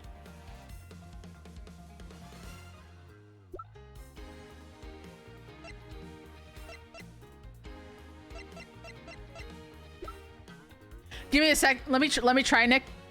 Let me try. And then this proves that the killer was out to frame Miss Cenero from the very beginning. Is it the passport?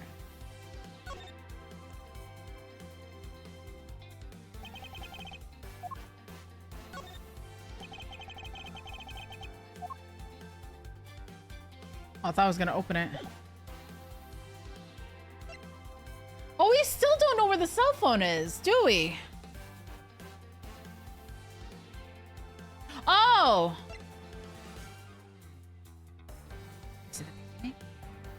Take that! Damn it. This piece of evidence was... Nope. Are you sleep presenting or something, Mr. Edward? No, as you can plainly see, I'm wide awake. Then I'm afraid you failed. You're making so little sense that I thought maybe you were asleep. Ah, talk about Dr. Sleepy / Mrs. High Desk transformation. Is this it? Wasn't there a piece of evidence that's still unaccounted for? You need to stay calm, think carefully, and then present the condemning evidence. I thought it...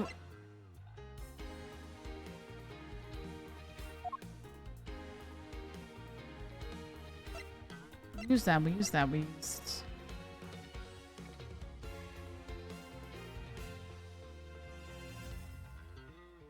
The suitcase. Take that!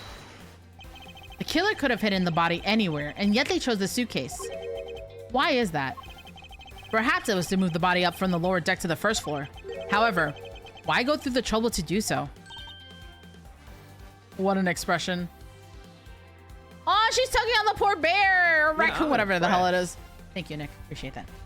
I'm not gonna lie, it wasn't the suitcase. I was thinking maybe the magazine, because it looks like she's on the magazine, but I'm not sure. I checked it, I don't think there's actually censorship there. It's the same in Japanese. That's funny. The only way all of these actions make sense is if the killer had wanted to frame Miss Cenero for the murder. Miss Cenero buys a suitcase on every flight she works without fail. But should her suitcase be switched with the one containing the victim's body, that would put her in a very tight spot. Unfortunately for the killer, the turbulence put an end to that plan. There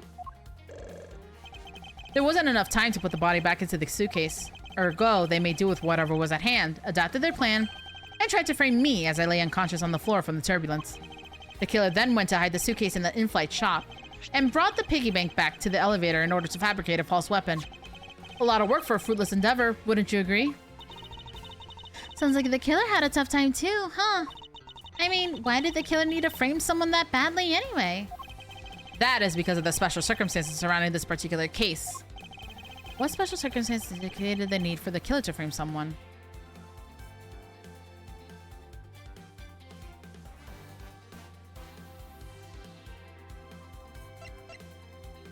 Wait, was?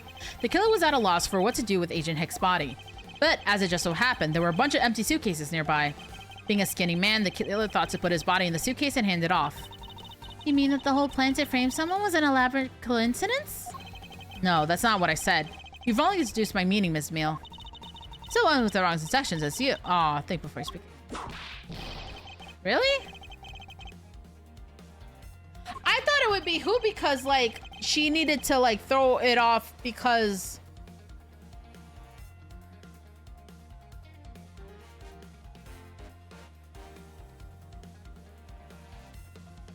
I thought it was who because, like, obviously it being an Interpol agent that was investigating smuggling needed to throw her off track, but I guess not. Well, 50-50-50-50. The special circumstance is simply that the murder took place on a plane mid-flight. Oh, Okay, yeah, that makes more sense. I feel really silly now. That actually makes complete sense. No matter which country, customs is quite strict in this day and age. So no matter what you do, the chances that the body will be found is very high.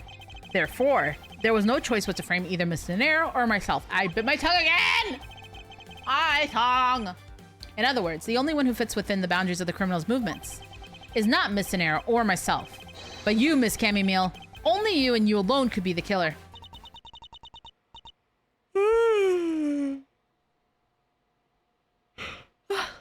And? Are you done already? I was about to fall asleep again. Anyway, let's be honest here. You don't have anything on me other than a whole lot of circumstantial evidence.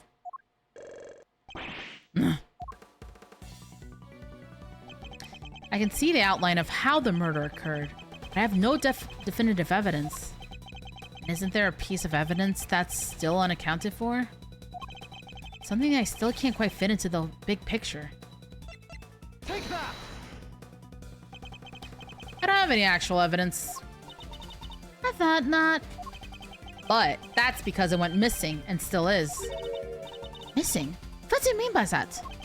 In the complex puzzle that is this case, there was one piece I kept getting stuck on.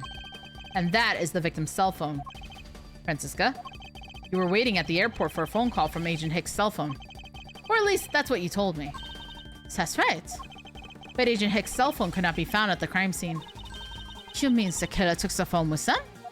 Precisely. I suspect that if we were to find that phone, it would lead us to the killer. Come on, get serious. If the victim fell to his death from that height, wouldn't his phone break as well? You won't know that until we try a little experiment, will we? Francisca, I'd like to ask for your assistance. You know the victim's phone number, do you not? Of course I do. What? Agent Hicks' phone! It's ringing from somewhere, sir! I hear, Detective. Now, where is it coming from?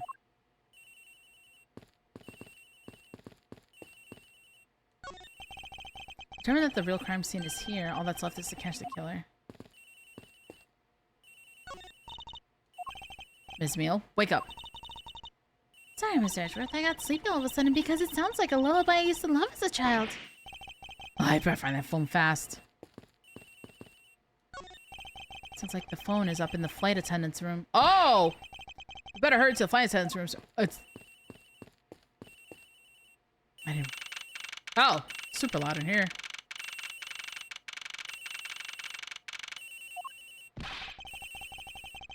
The ring is coming from somewhere in here, sir. Even though stone unturned, Detective Gumshoe, we must find it. Doesn't seem to be over here. But let's look somewhere else, sir. The ringing is coming from somewhere around here. But it's not here, sir. I have such a bad feeling about where we're going to find the phone. Oh, no. It's going to be in hers, isn't it? It's coming from in here, sir. What? No, it can't be. This has got to be the victim's cell phone. Just whose locker is this, sir? It's Miss Tenero's. What?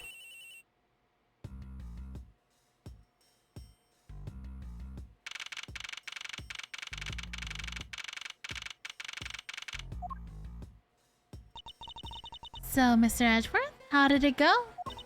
Where did you find the phone? I found it in the flight attendant's room. In Miss Tenero's locker.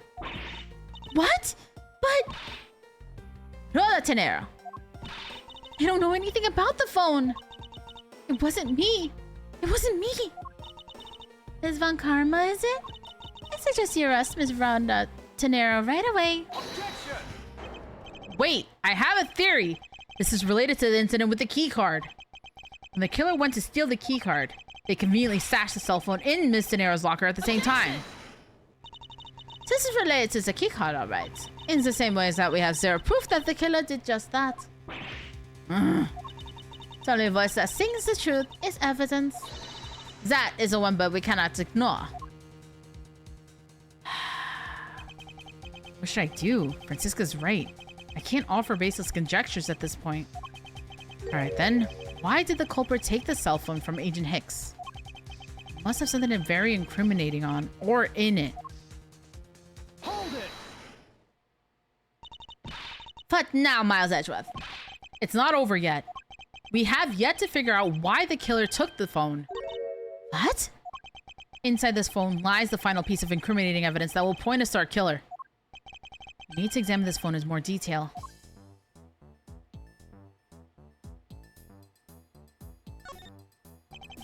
This must be the switch that opens the phone.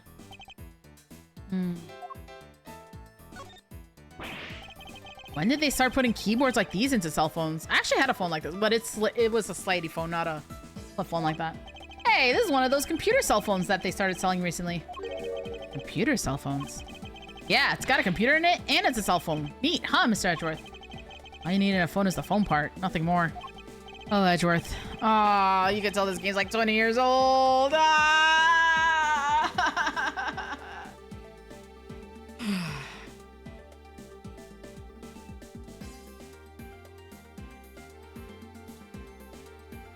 Yeah, I'm old.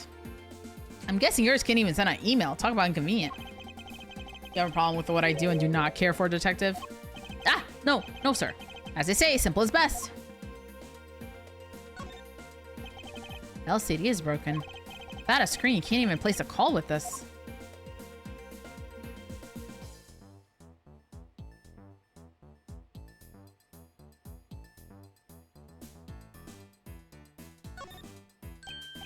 Ah, it's a camera lens. Come to think of it, I wonder, how exactly was Agent Hicks planning to preserve the crime scene of a smuggling? Francisca, I need you to confirm something. This cell phone, can it take pictures? Mr. Edgeworth, I can't believe you don't know about this kind of basic stuff, sir. It feels so old, chat. It makes me feel so old. Ah! Just, I know, but like, just, I know, just.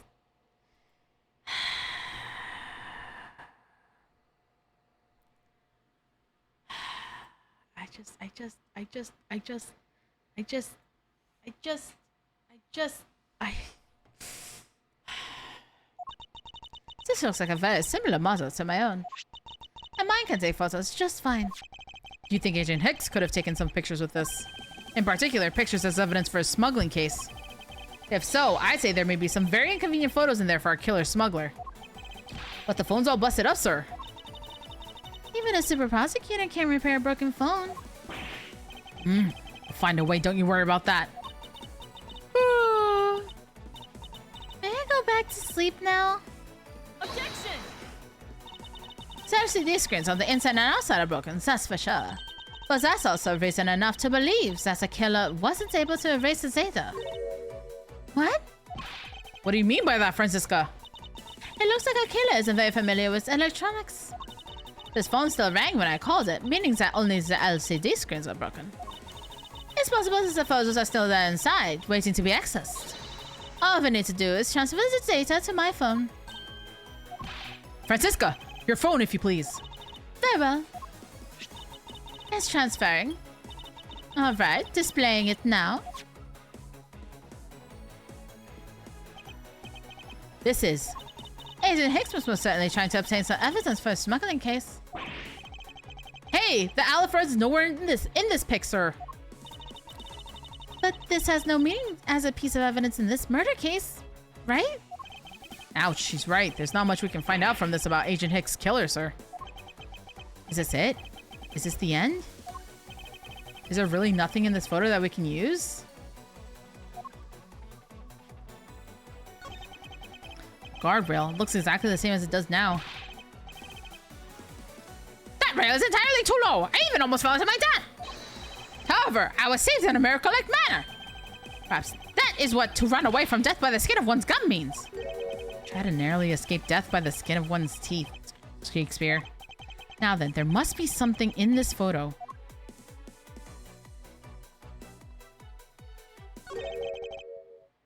What's all this? Oh, they're a cargo ship from Virginia to Zhengfa. So the reason they aren't here now is that they were dropped off in Zhengfa.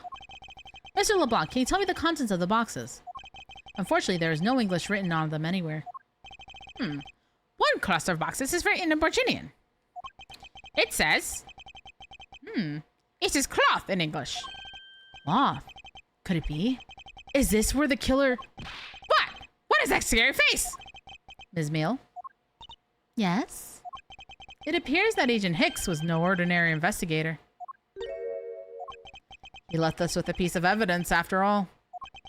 A striking piece that will point out who his killer is. Maybe you shouldn't force your mistaken reading of a simple picture, Mr. Edgeworth. Virginian cargo, and this piece of evidence will point us straight to the killer. Take that! What is that supposed to prove? The killer used this piece of cloth to wipe up the blood they had spilt. But there was one thing that bothered me this whole time. Where did it come from? And now I have finally found my answer in this very photo. The cargo that was unloaded in Zhangfa had cloth written on it. In Borginian, that is. And this is where the killer grabbed a piece from to clean the blood up with. That's right. The killer was someone who could read and understand Borginian. And the only crew member that fits that description is you, Ms. Cammy Meal. That's pretty flimsy. The killer probably searched through all the boxes looking for something to use. When you're frantic, you don't care if the box is in English or Virginian. Objection! Sorry, but I cannot agree with your assessment of the killer's indiscriminate nature. What? There was no need for the killer to tear through boxes at random at all. And if the killer supposedly could not comprehend Virginian, well then. Logically, the killer would have opened this box for— Oh! The bed sheets. Take that! Hey, it says bed sheets in English right on the box, sir. Precisely. And bed sheets would be perfect for cleaning up blood, wouldn't you say? So, what are you trying to say? That if I were the criminal, this box of bed sheets would have been what I would have spotted first. However, the killer chose to use some Virginian cloth. Do you have an explanation for that? The killer didn't want anyone to know that the real scene of the crime was this cargo hold. So they were afraid to leave signs that the box for the sheets had been opened. However, the Virginian cloth, well, that's a horse of a different color. Because the killer knew that it was going to be unloaded in the Republic of Zenfa. That's right. That is why the Virginian cloth was used. And the only Virginian reader on board who could make such a calculated decision is you, Cammy Meal. You and you alone. It'd be very easy for us to confirm if any of the boxes were resealed. All we'd have to do is contact the Zhangfa authorities in time. We may even find other evidence to incriminate our killer within those boxes. So what do you say, Ms. Meal? Why not confess your crime here and now? Or would you rather wait and see what we find out from our investigation in Zhangfa?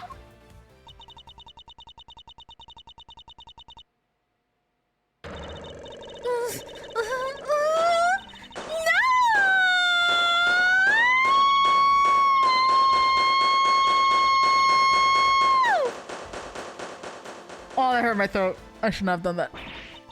Oh. He was Interpol. I couldn't stop it.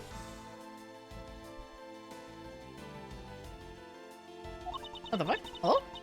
I brought him here. He started taking pictures. I couldn't be found out. Oh, my controller died. Shit. Oh well.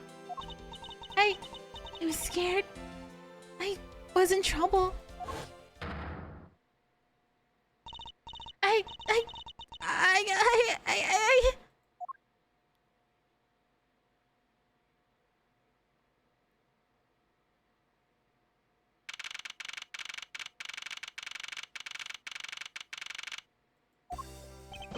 We finished making all the arrangements to take the suspect in, sir. Very good, detective. What about the smuggling route? Did she say anything about that? We're taking her down to the precinct now. Hopefully we can get more out of her there. Whenever we even approached the topic, she just started foaming at the mouth.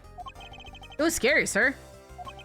She probably wasn't prepared to commit a murder all of a sudden. One thing is for sure. The ring behind this whole mess means serious business. It looks like there's a lot more to this case than meets the eye. Mr. Edgeworth. I just wanted to say how much I appreciated everything you did. Thank you very much. It was nothing. In fact, I should be the one thanking you for your cooperation.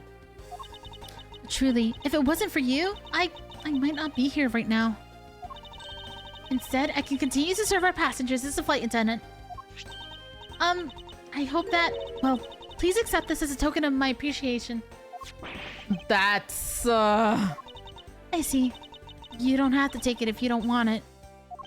No, I mean, I would never turn down a lady's generous offer. Oh, thank you. I'm sure it will serve you well. And remember, we here at Go You Airlines are always ready to serve, Mr. Edgeworth. Thank you. I'll keep that in mind. Now, I must bid you farewell. May all your skies be blue no matter where you go. We lost a nice pair today. We did. Can I get enough in chat? I can't believe we wound up investigating the whole day, sir, but boy, was it fun. Speak for yourself. My day was filled with earthquakes, elevators, and false charges. By the way, where is Francisca? Oh, she's filling out some customs paperwork for her departure. Departure? Yeah, Miss Von Karma's always really busy, sir. She's been flying from country to country to chase down some leads regarding her case. Detective? Can you cancel the car I had you reserve earlier? You got it, sir.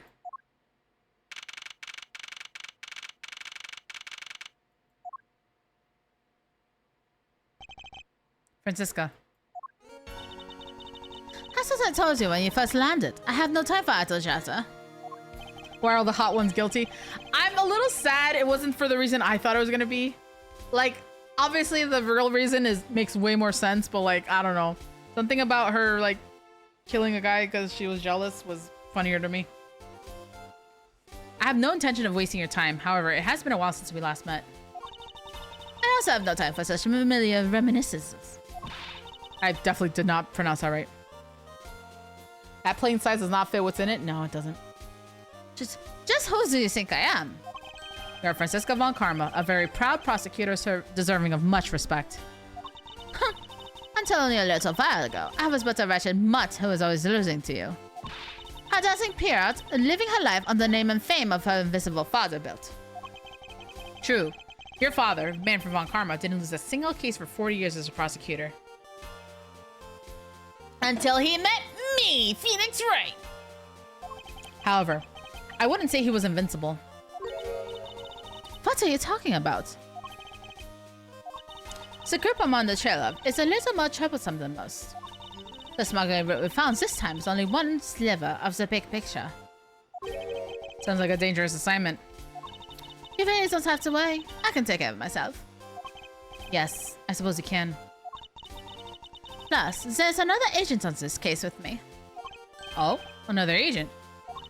He's a star among Interpol agents and has the highest successful arrest rate. Who knows, you may even run into him one day. I was simply caught up in this one case. I hardly see why we would have crossed paths.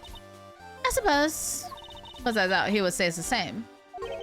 I'm not following you. You'll understand soon enough. The fight has only just begun, Miles Edgeworth. I'll be back in this country soon enough. And when I am, you can be sure I'll pay you back. In full. Funny, right? Yeah, I like that. And just like that, she's gone, huh, sir? Thank goodness. I can finally rest easy knowing I won't have to watch out for her whip. Detective Gumshoe, I want to thank you for all your help and cooperation. Oh, it was nothing, sir.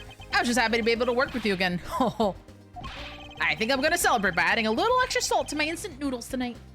Why would you add more salt to your instant noodles? They're so, like, the packaging is so salty as it is. So just how much did you cut his salary by, Francisca? Detective, I was wondering if you might give me a ride down to the prosecutor's office. Sure thing, sir. I'll even fly down the road in the patrol car if you want. Don't make me remind you, Detective. Safety first. Thus, I solved the first case upon my arrival home. Francisca Von Karma, the smuggling route she was after. The leaders of that ring had already put their trump card into play. And the players on the other side of this war. They would begin to make themselves known through the next incident.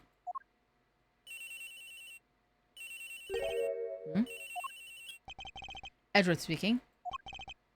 Ah, finally. I called who knows how many times earlier, but I couldn't get through. And you are? Have you forgotten my voice, Miles, my boy? Mr. Amano? Ernest Amano, correct? Ah, so you do remember me. I know it's rather sudden, but I can't ask this of anyone else. There's been an incident, Miles.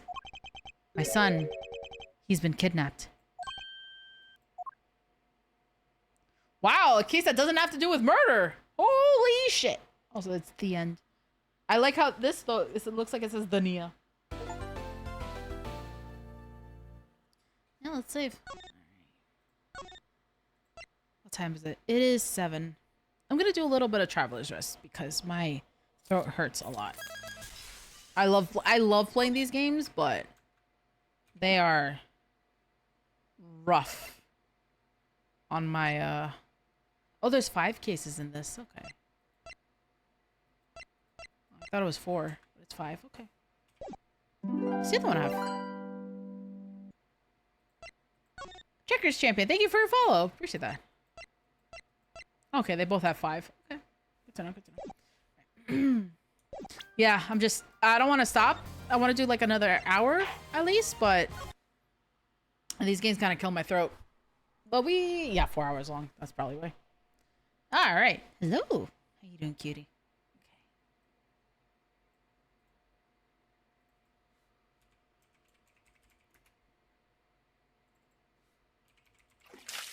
Wah. 1 sec.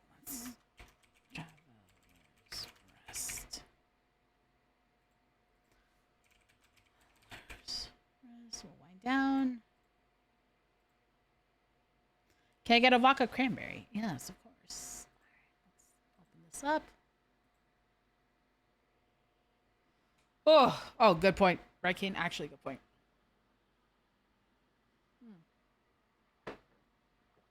I shouldn't say my throat hurts, but I can kind of feel like the strain a little bit is more what I mean. Which is weird because I talk normally, and I guess you know what it is? I think it's all the voices and stuff that I do. Ah. Now we could just relax a little bit. So I am super excited because, as you guys, I did take a lot of breaks because I had to pee and all that stuff, and I had to bring in the stuff, but I have everything except for I'm missing. I think it's gonna come tomorrow though. My SD drive, my SSD is the only thing I'm missing.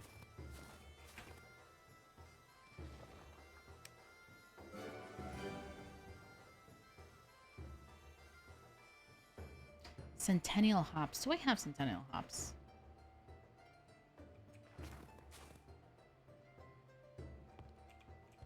We don't serve clear alcohol here. What do you mean? I love vodka. I love vodka. Okay. While they go out, let's clean the rooms.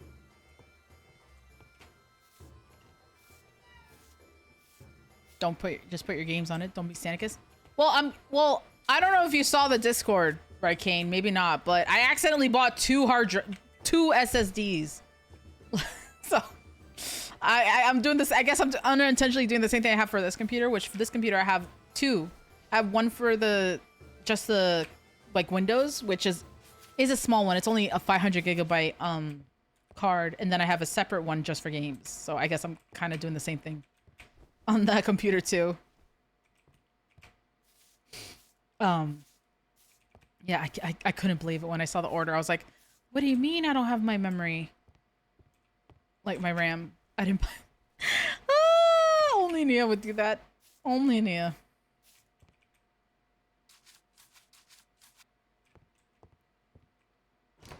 Oh. There you go. Clean your room. Housekeeping. So, the clear alcohol is for rich women on diets. I'm not rich, but I like it.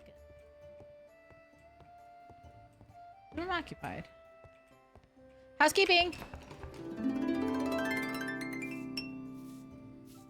Cyrus, thank you for the raid. How you doing, cutie? How was stream? And anyway, I like clear alcohol. I always thought that meant like gin and tonics though, which I also like.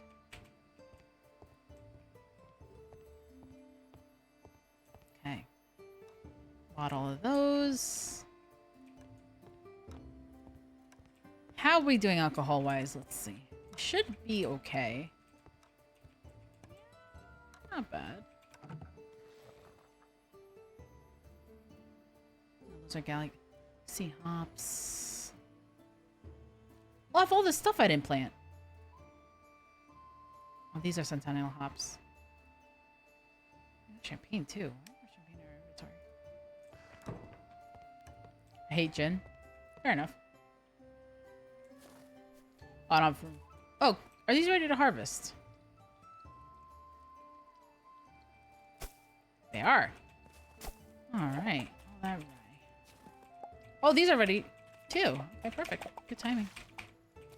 I did not mean to refill that, but that worked out nicely.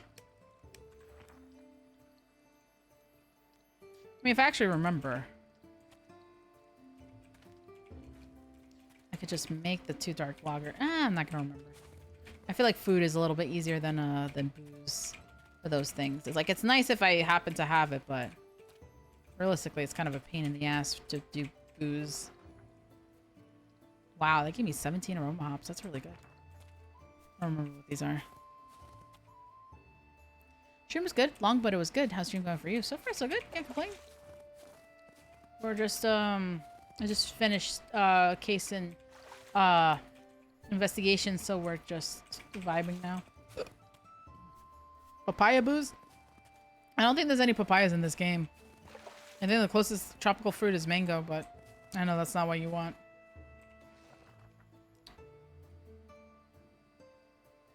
I have this in my inventory.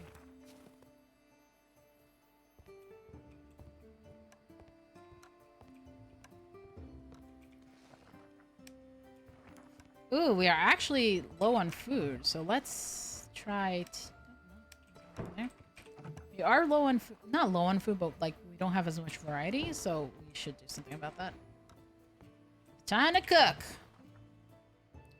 Let's see. I don't have any of this. I can make that.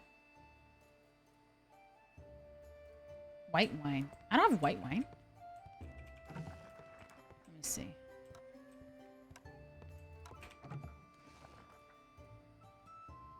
No, I make more rosé wine. Do I have? Let me see. Make some. Oh, have a good one, Checkers. Thank you for popping in. No, that's not ready. There's nothing here. Yeah, I spent a few days making booze because, like, I used to have all these ready. Alright, let's make some white wine.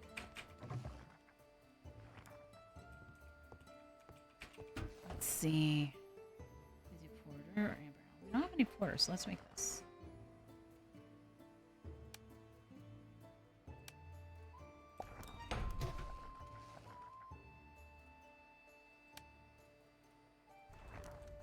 Make that. We have so much rum. Okay, we have a lot of these, so we'll pause on this for a little bit. I have a lot of that. Okay. We got a lot of rye. Okay. What else can I make?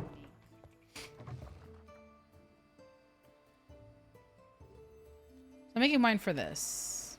We don't have any of these though, so we can make sheep milk and corn flour. Oh, I always do that, man. So let's make more flour. We could do it with rye instead of corn. The rye seems to be like the top selling thing. Not sure why, but we're not gonna question it. We can make regular eggnog, but I'd rather make alcoholic eggnog. We do have rum, so we'll do that. But Satania does not like grape juice. I love grape juice. What do you mean? Wait, no. But where has the rum gone, chat? Oh my gosh, I'm blind. Where's the rum? Oh, that's brandy. Ah. Oh, I don't need all of it.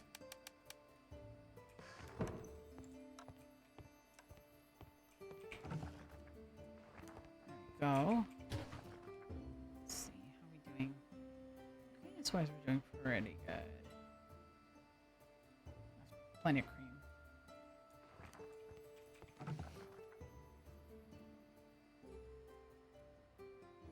Damn, that makes 27 pickles and vinegar.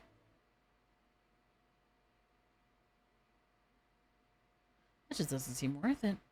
Honest to God, that does not seem worth it. I need to make more sugar because I plan on making more stuff.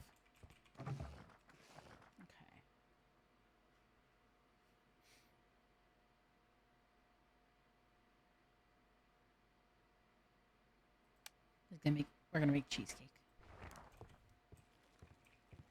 Are you blind from drinking all the rum? Yes. Yes. All right, we got stuff cooking. Now we just wait. Ooh, we got 40 gold. Let's go. Must have been very successful. Not so fun fact. Old Fashions, the whiskey drink, came into fashion in the 1870s because bartending was one of the occupations that a freedman occupied more often than white folks.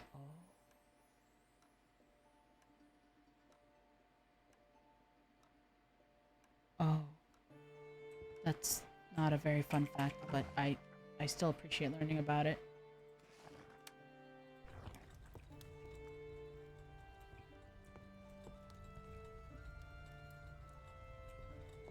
I did say not so fun. You did. You did.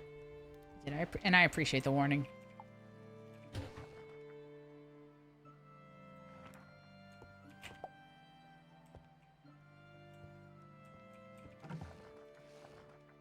That was all the melon. Shit. I did not mean to use all the melon for that. Oh well. It is what it is. Oh, we still have 3 pineapple. Damn it. Oh well. Oh, we vibe, we chill, we roll. We make do, right?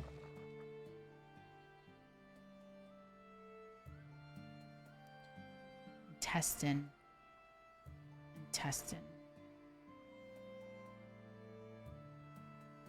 Those. I don't have rice? Oh my days. I don't have lettuce. Oh, it has to be corn flour. Okay, now I know. Which makes sense for tortillas. Oh, we have 43 pieces of cheese. Okay, I did not need to make more cheesecake. I need lettuce.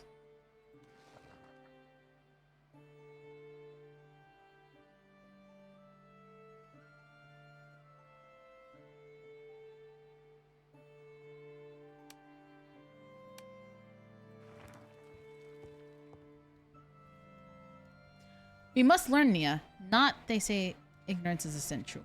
Old fashions are simple drinks, and the drinks beforehand were complex cocktails like whiskey sours. Okay. That's an eggnog. Let's make some corn flour so we can make tortillas, even though I need lettuce. Actually, let me run super quick, see if they have any lettuce. 'Cause I don't know when lettuce is grown. I wonder if those are lettuce or if that's something else. I can't tell, and I don't remember. Because, you know, Nia memory is Nia memory.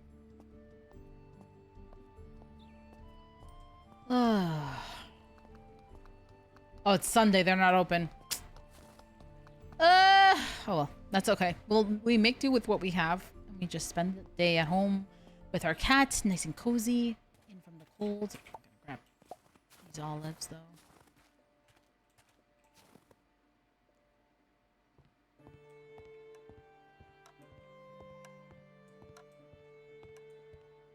You know what I haven't done?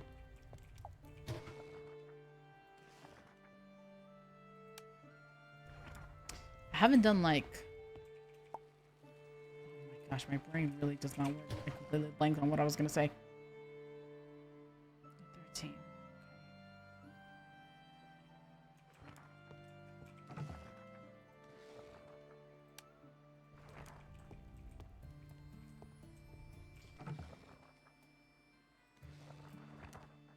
Do I buy intestines? Guess I do. Do I have a... No, I have a second one of this. I would like a second one of these. Would be kind of nice. But he's closed, so... But I think I do have... Yeah, it's the food prep. I have a second one of that. I could just buy a second one of this and just put it like right here. Or put these two here and put that one there. Or put this over here. Doesn't fit.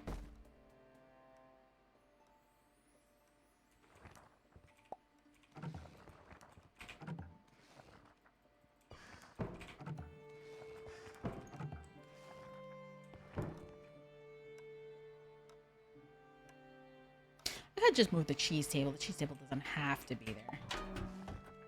Alright. Dunkel, stout, porter, lager.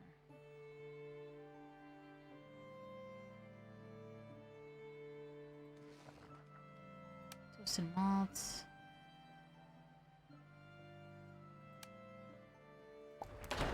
Is the quest Centennial hops? I don't remember. Let's go check.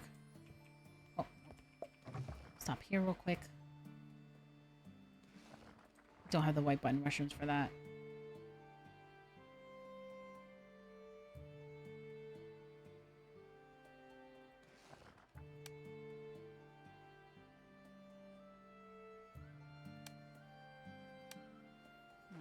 Hors d'oeuvres, chat. Old fashioned stickable drinks, the drinks before. Oh, I mean, you can get them, but it's a bit bloody. Okay, I don't need that much food, like I thought. Just all scattered. I meant to. I want to pet my animal and just slams the door in their face. Like, come on. Okay, cool. That's not. That's nice. That's nice. If I could consistently find salmon, that would have been nice to do, but against my better judgment, I'm doing this. I shouldn't. I really shouldn't, but I'm gonna do it. I guess I can start focusing on like expanding my crafting table. I have multiple things going at the same time because I kind of have one of each.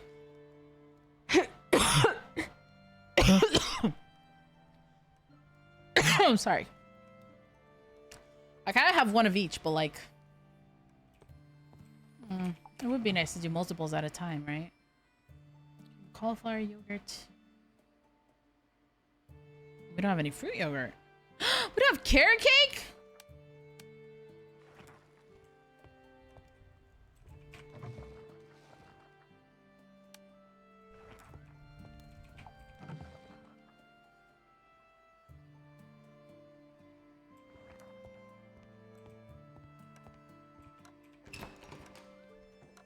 I know, I'm coughing so much. It's so weird. Oh, I have. Do I have more? I do. I could just... Wait, no. It's not. Is that the one for the quest? No, it is. It's not the one from the quest, and I just took it out. Damn it. Silly Nia. Taking out the one that's not supposed to be. I should have a steady thing of red and white wine. Regular wine. The fact that I don't is not ideal.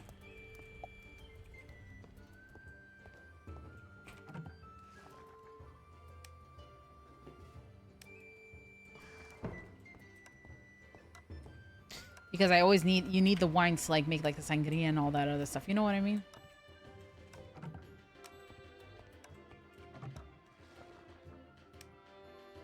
Check out to me. They know what I mean. There's a lot of pneumonia going around now. Oh, great.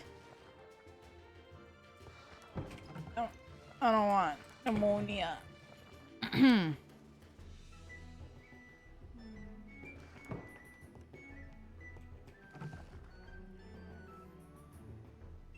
I have 82 red wine somewhere. Never mind. So it's white wine I really don't have any of. And then I immediately make the wrong one. Nia. I don't even know where I have that wine. Oh, it's right here.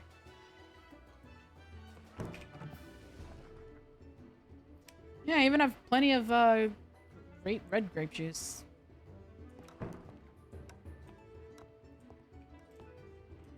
That's carrot cake done.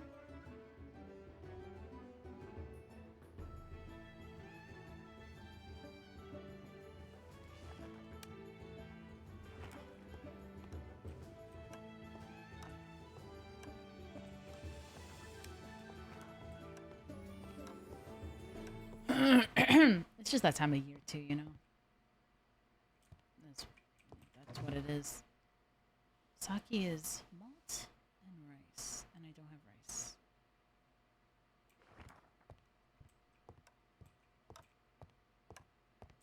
I thought I grew rice, but it ended up being rye, which is just the biggest kick in the balls. That's not what I meant to do. What am I doing? I came out here for something.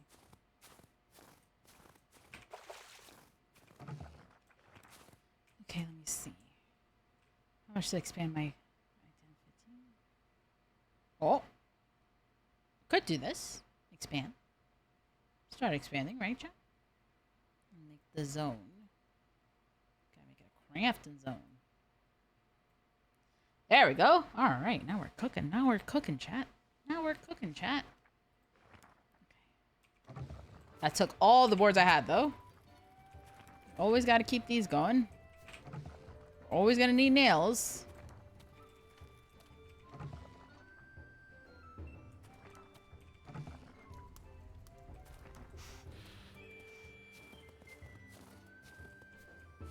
My mom had it, friends gotten. My mom's friend got it, and my list goes on. I know if people have gotten it. Oh, jeez.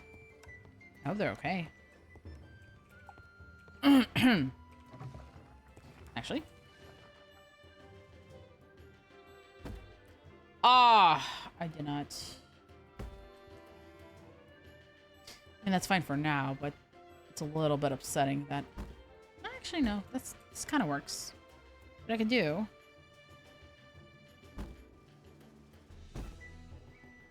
Put the second cooker here.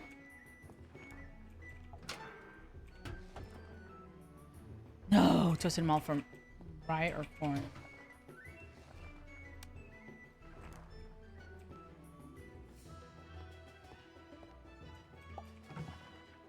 There we go. Turnip cream soup. We have garlic shrimp we can make. Don't worry. No, we're not cooking illegal things, please. It's all right, Jathan. I mean, I have those days often, but I feel like today, especially, I'm just like my brain is just like, it's just like, huh?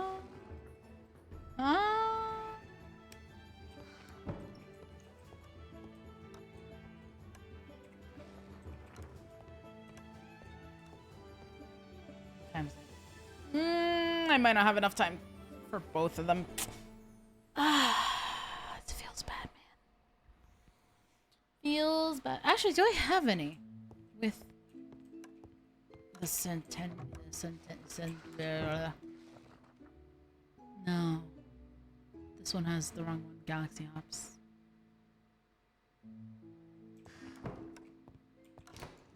I got none that are cooking, I think. Check.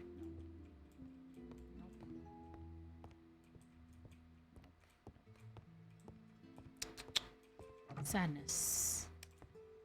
Sadness, sadness, sadness, sadness, sadness, sadness, sad. Sad, sad, sad, sad, sad, sad, sad, sad, sad, sad, sad, sad, sad, sad, sad.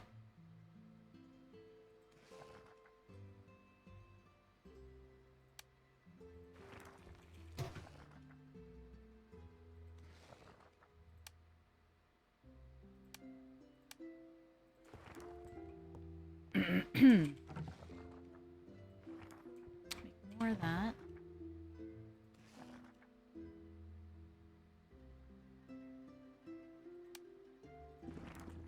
Make more of that.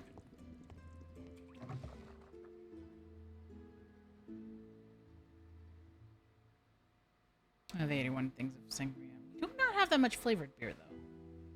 I feel like it's so much effort for flavored beer. It turns out not to sell that much. You know what I mean? Oh my gosh, my throat is killing me. I don't want to stop yet, but I feel like I fucked myself. I think it was that last scream there, and I always do that. I always say, like, don't go too overboard with the screaming. What I do? Go overboard with the screaming. I do it to myself, honestly.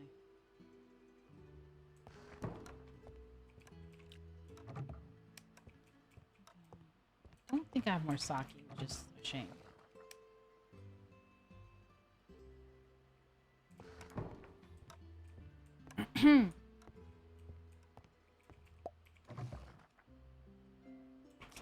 I don't have the fruit juice because I just used it.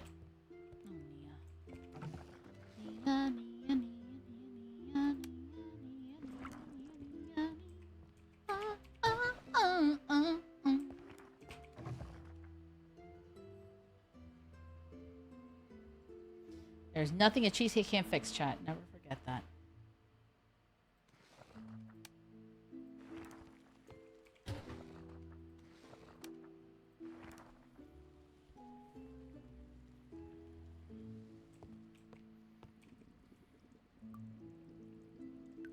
Ah, it takes so long. Why didn't I buy the perks that make things cook faster? Or I should buy 2 of these tables. I need to expand this one more. I don't think I have enough. Well, I have money-wise, but I don't think I have enough materials. Let me see. At least the cheesecake isn't just a tea. Oh, it's actual cheesecake. I serve it to you personally, and I spill it all over you. And then I say, that's $40, please. And you're like, I didn't even get to eat the cheesecake, and I'm like, I know. And I just stare at you. And you're just like, I think I just got ripped off.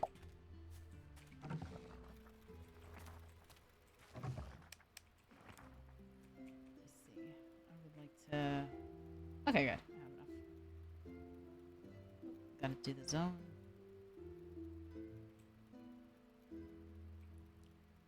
I kind of like the size for now.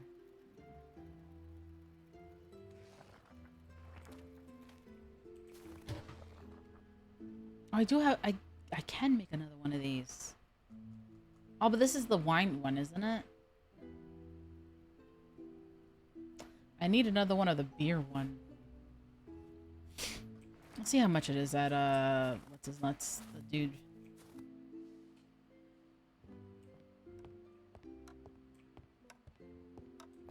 You know what it reminds me of? Now that I about the joke I just made. Let's use this one. Ooh. Let's use plum. This plum's a pretty nice fruit. Plum and chocolate? Nah. Strawberry and chocolate. Yeah. Lager. Centennial hops.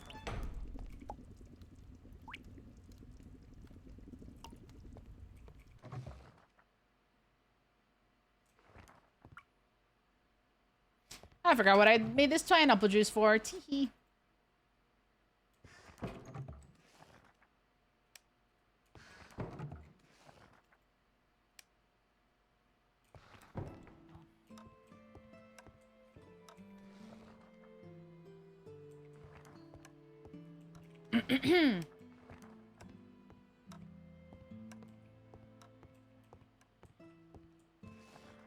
But yeah, the thing I just talked about, the service where I just drop cheesecake on people, reminds me of like apparently in Japan they have like maid cafes and like you can ask for like certain types of girls and stuff, and like you can have them write like on your omelet like with ketchup.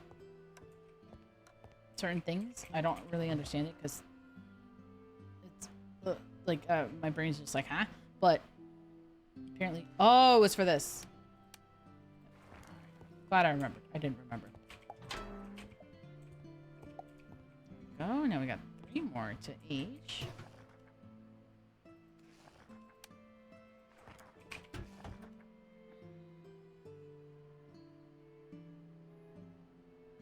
We have those being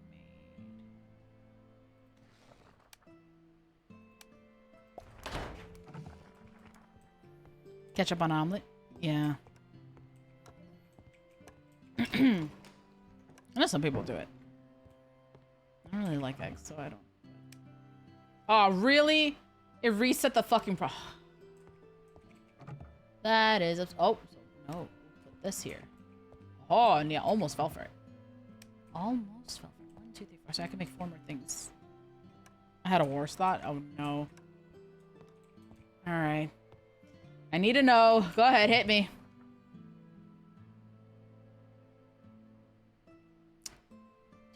I have.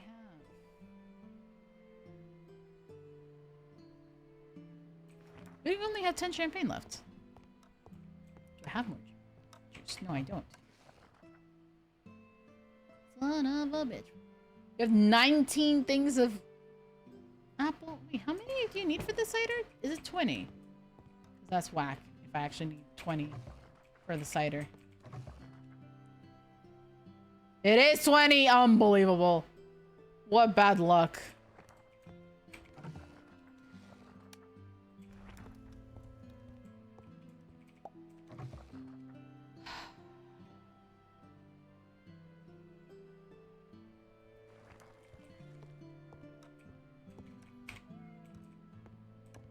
Some customer comes in and is like, please, titty milk on my... Aww, I didn't like that thought. You're giving me a lot of those today, and I don't like it. Stop it. Please. Mercy on my soul.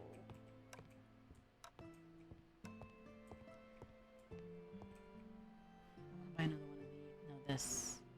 I can make one of these.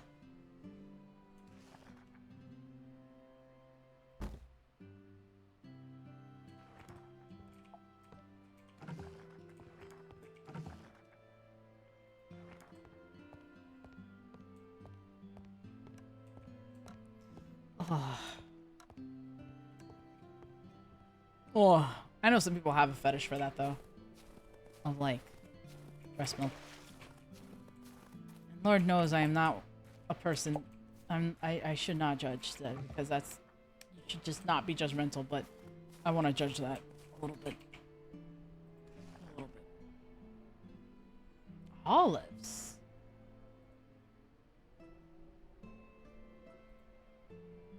Wait, really?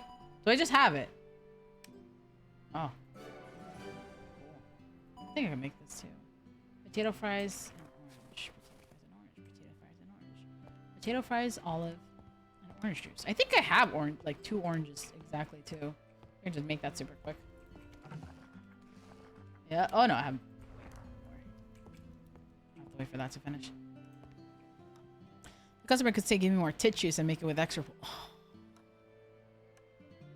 Uz, you're lucky I like you because sometimes you say the most cursed shit.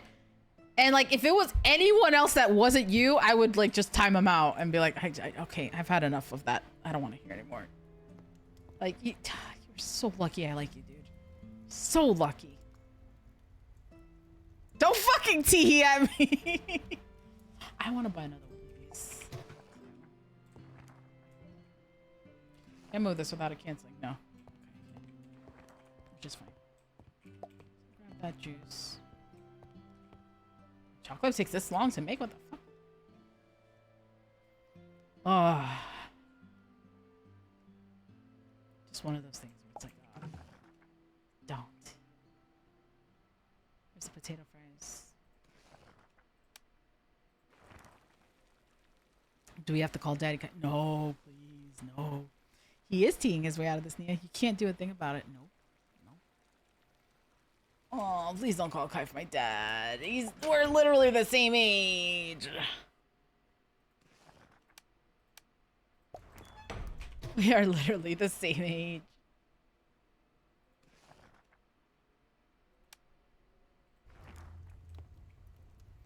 He's what, a few months older than me? Not even? Unfortunately, the tee works 2 ways. Join me.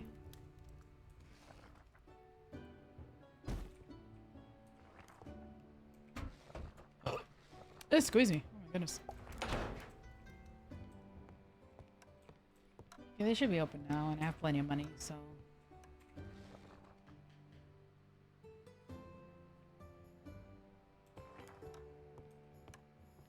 Put the logger to. I just never imagined that the teehees would get Uno reversed on me, okay? Just not what I expect. Not what I expect. Nope, not that one. This one.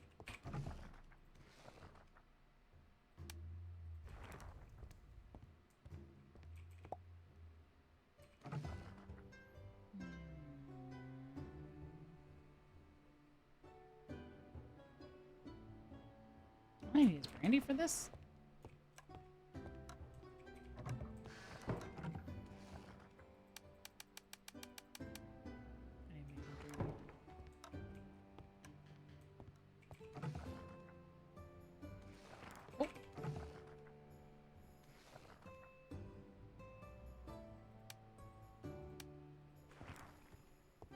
I think that's why I made so much red wine, because I think Brandy needs wine.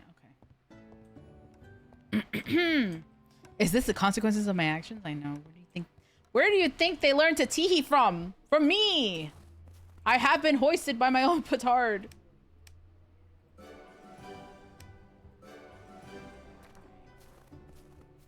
Oh.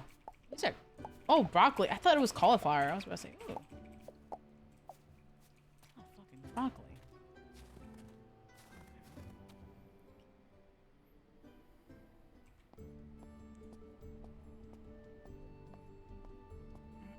Oh my gosh. And my constant chat. I'm sorry. My throat is killing me. That last scream, I fucking wrecked myself. Okay, so I can make another one of this. I don't need to buy another one.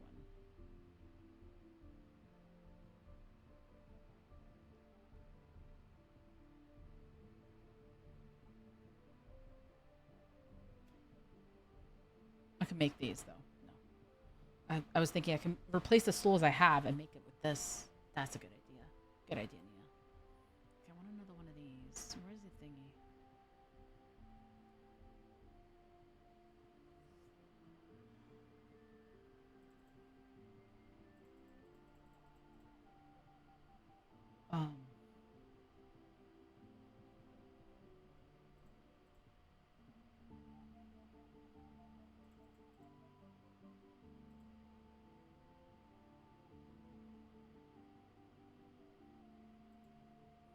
Right? That's what I wanted? Yeah, I think. We'll find out together. If I fucked it, which would not be that surprising.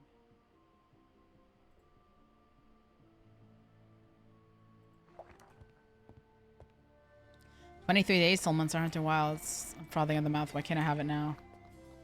That's soon. Oh, man. Meanwhile, I'm like, I was just breezing past, like, oh, you know, I'm excited for it. It'll come when it does, but I need apples.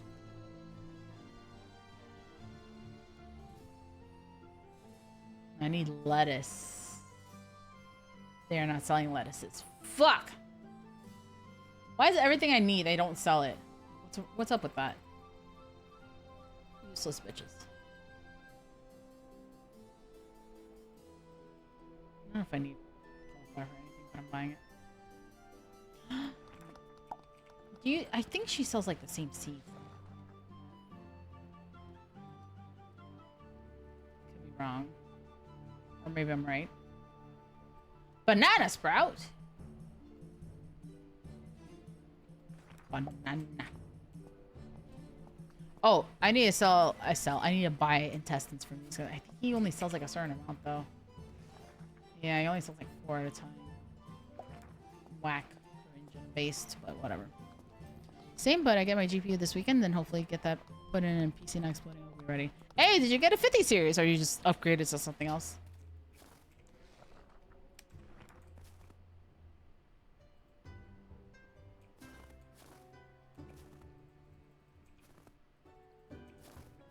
Oh, okay. 4070 Ti Super, AO.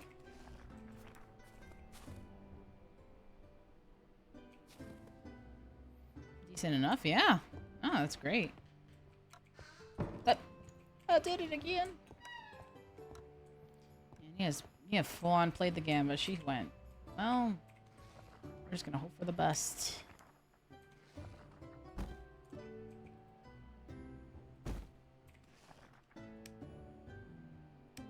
I bought 2 of these? Okay. That wasn't what I meant to do, but okay, I guess we have 3 of these now. Okay. Okay. Alright, okay. That's... Okay. Okay. Okay. Okay. Okay. Just... Sometimes, chat, I just get so mad at myself.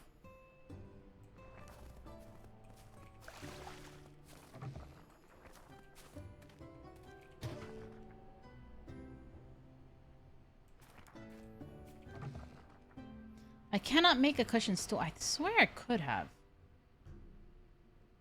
Maybe it's a recipe.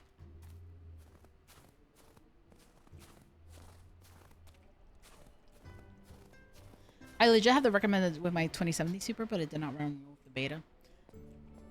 If I end up getting a 50 series, my 3080 will go to my little brother who has been asking for an upgrade. This is not the way.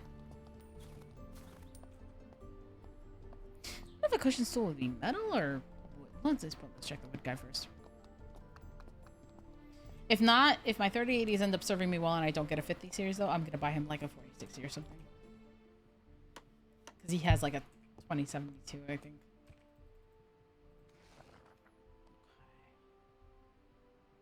Yep. I can just make it myself.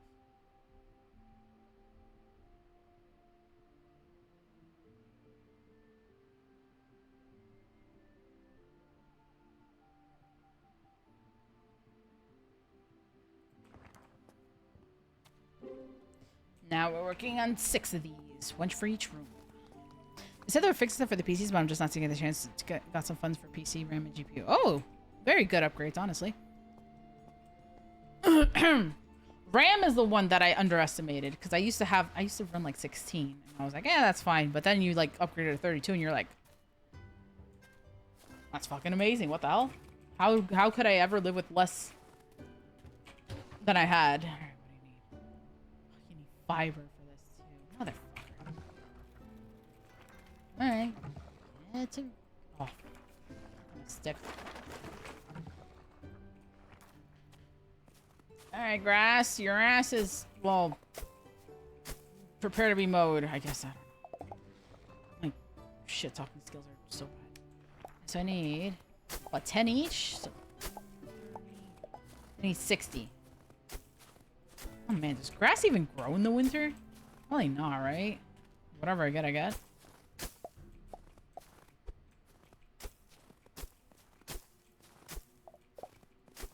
Alright. 6, 4, 7, 50. I need 10 more. 3, 4, 5, 7, 8, 9. One more. One more. I don't want to cut all of it. I just want one. Thank you, sir. Very kind of you, sir.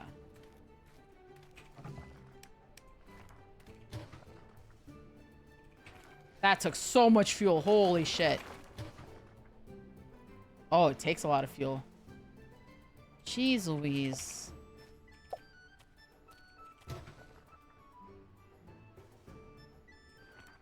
It also takes a ton of ingredients. Okay, we need to go get more coal. Hey, Fair, how you doing, cutie? Look at the CPIC. They appear to have a benchmark that you can download now. I think I'll run that tomorrow and see how I go. That's a good idea. Hey, bro, Wolf, leak hurts. Yeah. Yeah, it does. I've been on such a bad losing streak, too. I'm actually afraid to play.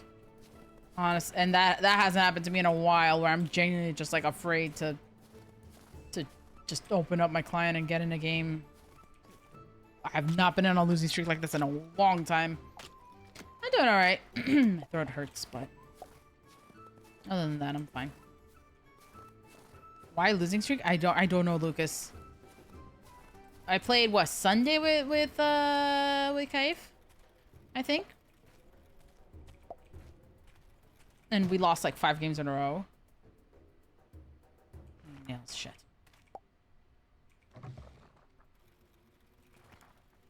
And then yesterday we played with Monday Gang, and I think we lost every single game too. I don't remember if we even won one.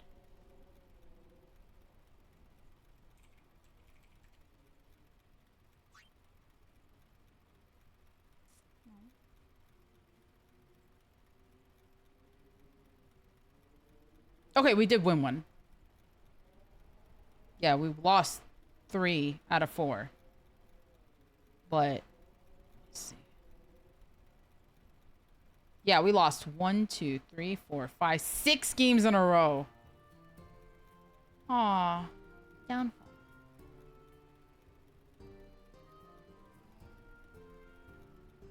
Yeah, and it's all struggles for me. I did not have a good time.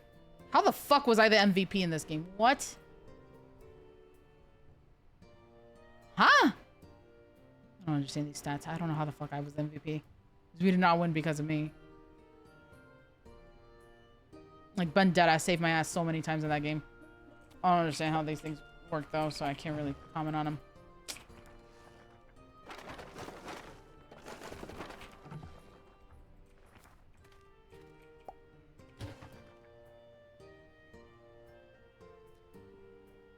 Me playing ADC?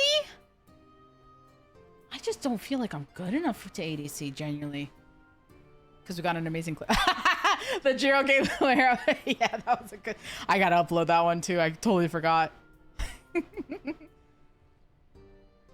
It was just, it was just bad. It was Sunday, I think. Yeah, that's it. I'm gonna play that clip right now, and I want chat to also. No. No. Start it over. Give it the respect it deserves. I hate this. I hate that clip too, because if I had my ult, I would have killed both of them. And I get a little bit mad watching it, I'm not gonna lie. I'm like, oh, I would have killed them if I had my fucking ult, but I was only level 5.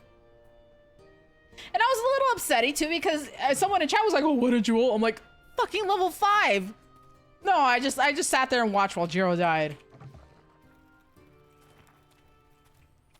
Me doing my hardest, trying my best. Chat can be so mean sometimes.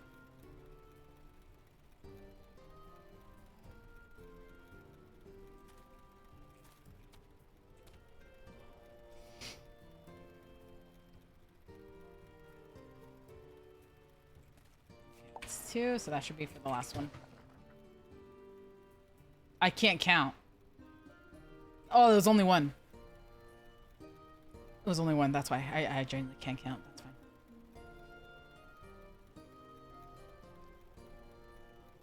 That was me commenting about Ultimate. Oh, I didn't know it was you, but I thought someone was like, why didn't you ult? And I'm like, I don't have it. By one unbelievable. Mia's inability to count has once again screwed her over. Oh, I actually don't have any.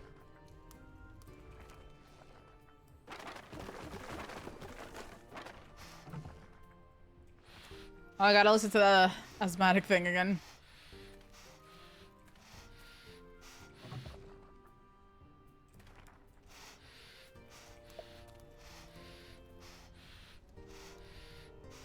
No, I genuinely, I didn't have my ult at the time. It was just like, oh shit. Ah, actually, I don't know how many I need. There we go. Now I should have enough. There we go. That's the last one. All those aside.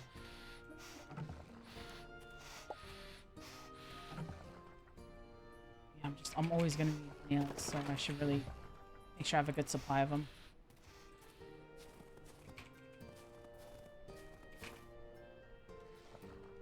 Sweet potato, vegetable broth, vegetable meat, chicken meat. Can I remember this? No. Let me take a screenshot.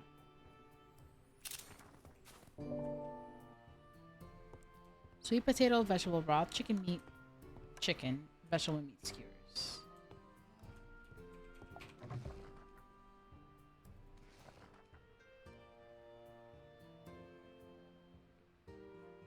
Sweet potato.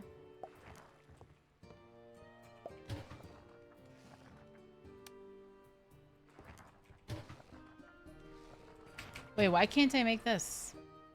I don't have enough fuel. Right, this was a mistake.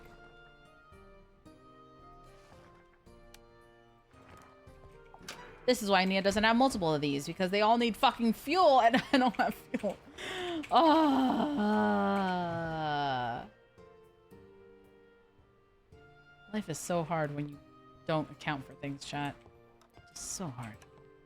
So hard.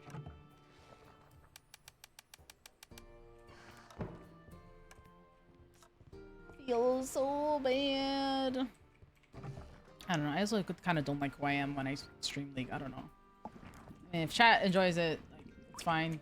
If they enjoy my salt, that's good. But like, sometimes I do not like who I turn into when I play it. I'm not gonna lie, you guys. I'm just listening to a creepy story about counting. Huh?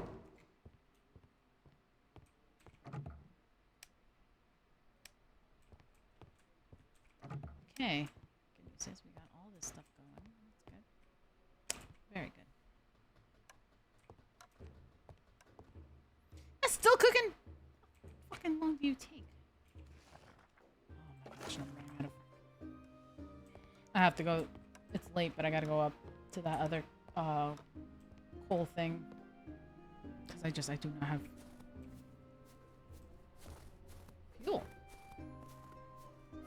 I need to be quick about it though, because if I want to do all these stuff for the day, I only have a few hours to do it. It's not here for shit. Oh, anyway. I don't know, but yeah, that losing streak is just hard. Yeah, my fucking life was a struggle. That entire these past 2 days, and I really came in for Monday like, okay, that was, you know, that was Sunday. Today's Monday. It's gonna be different. It's not different. It was just as bad. Fucking disheartening too. I don't understand it sometimes. I assumed, you know, playing with the guys in Cesar that things would be a little bit easier, or at least more my level, but no. Just was not the case.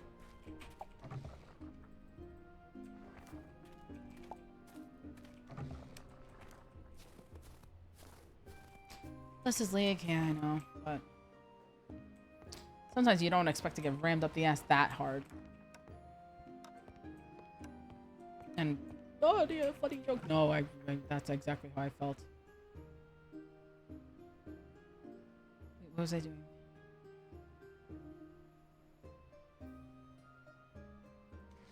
Vegetable meat.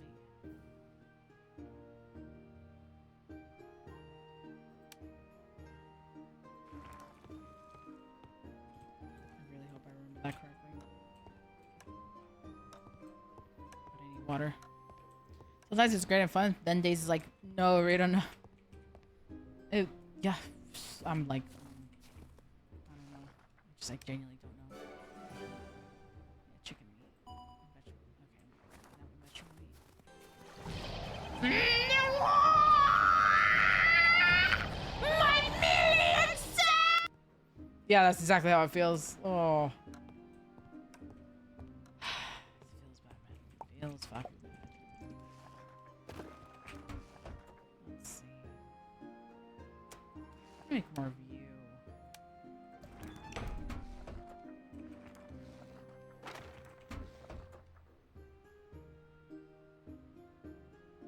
Make more dungle.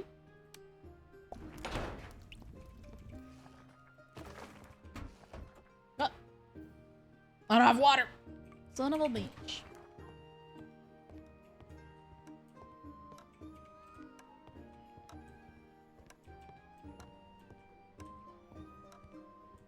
Oh. What happened, Rob?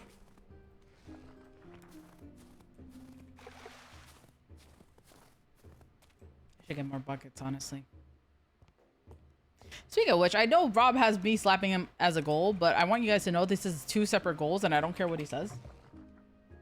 So if his goal gets fulfilled, I slap him. Chicken, right?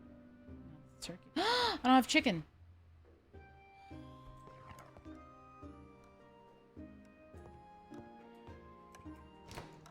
He noticed the other day, been complaining about it. No. No, not that one. Where is that? No. No.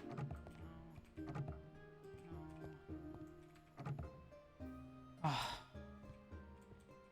I messed up my quests. Don't let him move the goalpost on you. No, no, no. He just has Nia slap, so he can choose wherever he wants. My goal is the face. That is my legally, that's my distinction. Oh, it lets you do that. Oh, okay, so that and then that.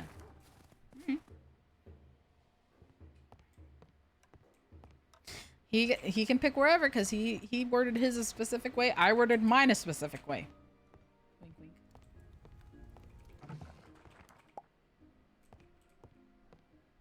So, I'm just saying. Mine is not changing. I was very clear. I just don't have it a certain way because of the fact that, you know, I don't want to. Technically, I don't know if that's against TOS, so that's why mine's kind of worded like vaguely. You know what I mean?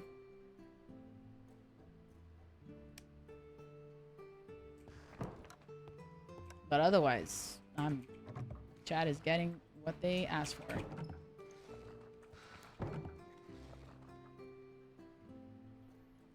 Oh, I have only 72 cents in my account. I wonder why. Just randomly have orange juice, I guess. It's a joke, chat. I paid all my bills, that's why. I have most of my money in my savings account, but like I have alerts on my checking to make sure I know how to add, because, you know, as chat knows, I don't know how to add. So I always get alerts like, hey, you only have $1 there. I'm like, I know. It means that I'm okay. And it means that I added everything right. So we're okay. We're good. We're good. We want it to be, you know, kind of close, but not over the under the limit. Choose the back of her aunt's nutsack.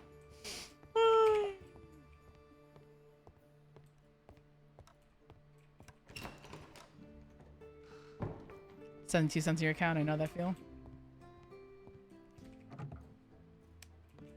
I think my favorite was like I accidentally misstrued some of the numbers, and I was negative like a lot. I'm actually a little embarrassed, and I was just like, well, I can't do much about that, and I had to eat the fee and everything. And I worked at a bank, so obviously they noticed that stuff, and they're like, "Are you all right over there?" I'm like, payday was the next day. What could I do? Couldn't really do much about that. Okay, 1 a.m. Some Twitch thought I was typing a command. Yeah, it does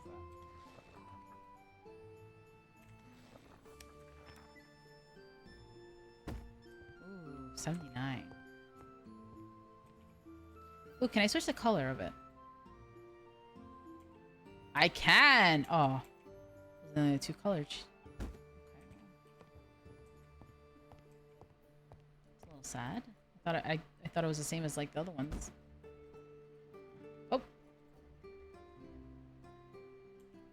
Pink looks better.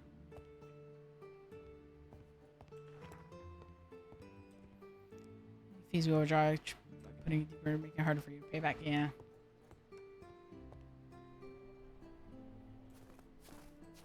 It is what it is.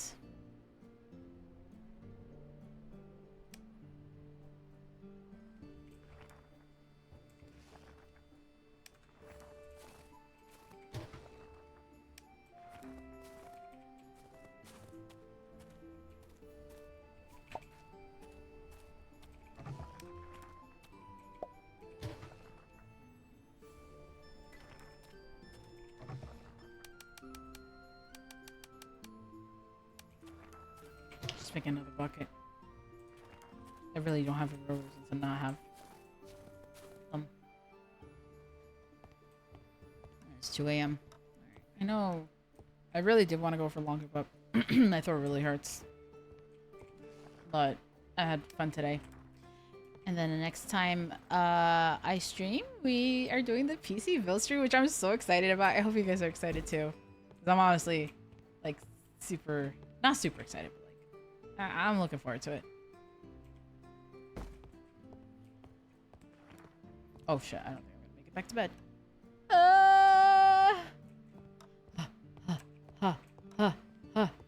Made it. My cat. I'm excited for the PC build Thursday. I am spending the rest of tomorrow figuring that out because I have to use this PC. I basically have to set up OBS on this PC anyway, so it's a good chance to do it. Yeah.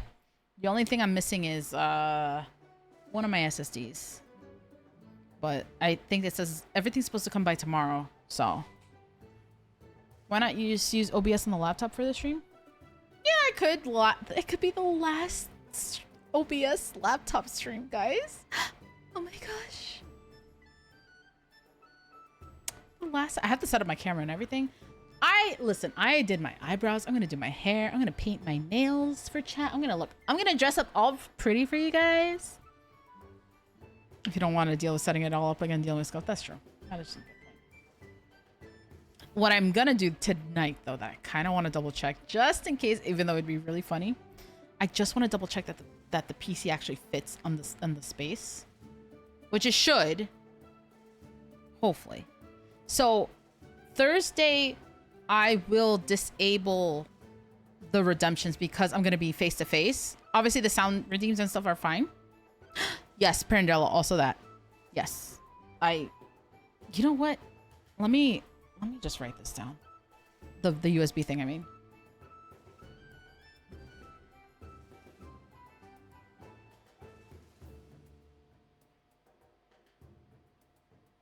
I already bought Windows 10.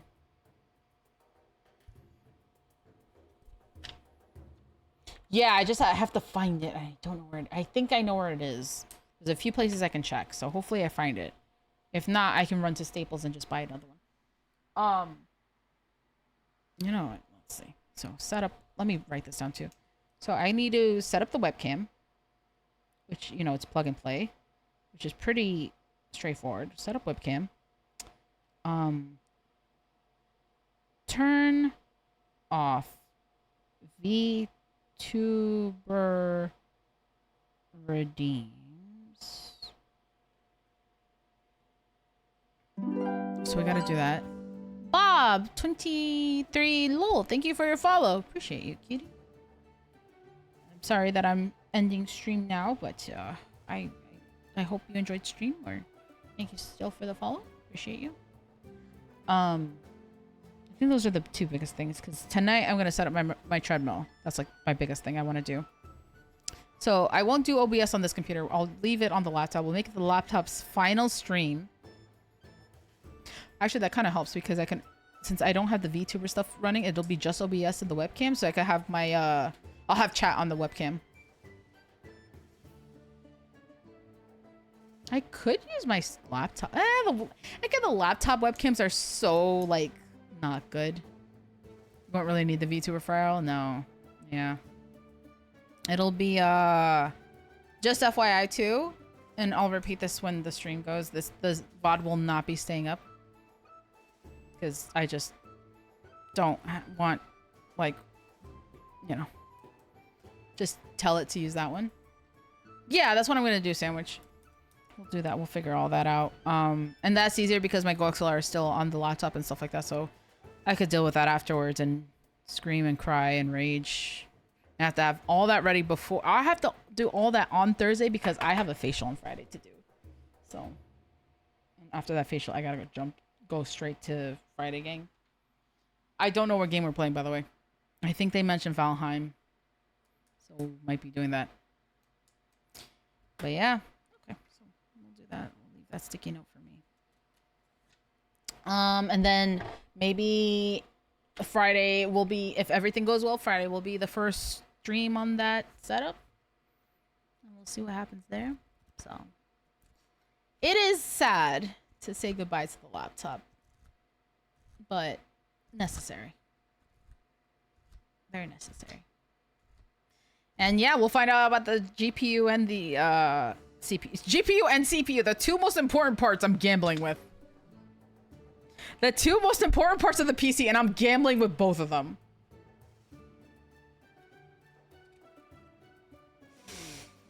Oh, Nia.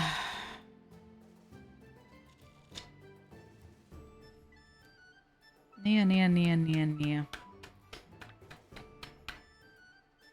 At least I'm not that worried about the GPU because worst case scenario, I just return it and I get whatever I can find.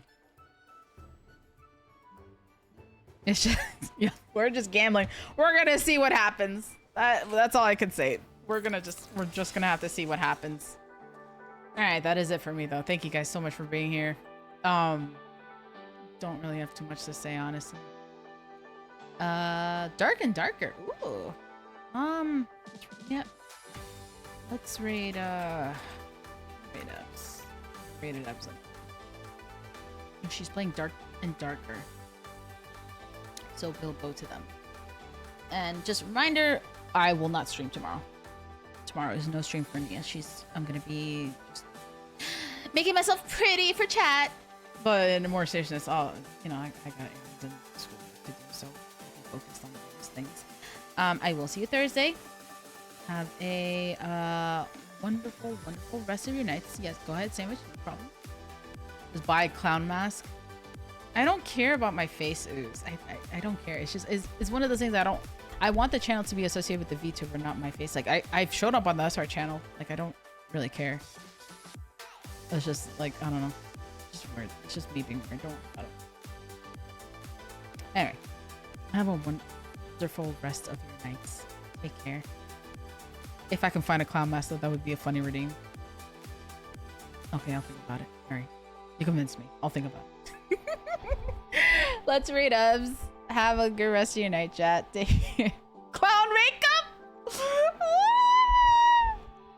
Oh, if I was smart, I would have done a goal for that. Aw, Nia feels bad now.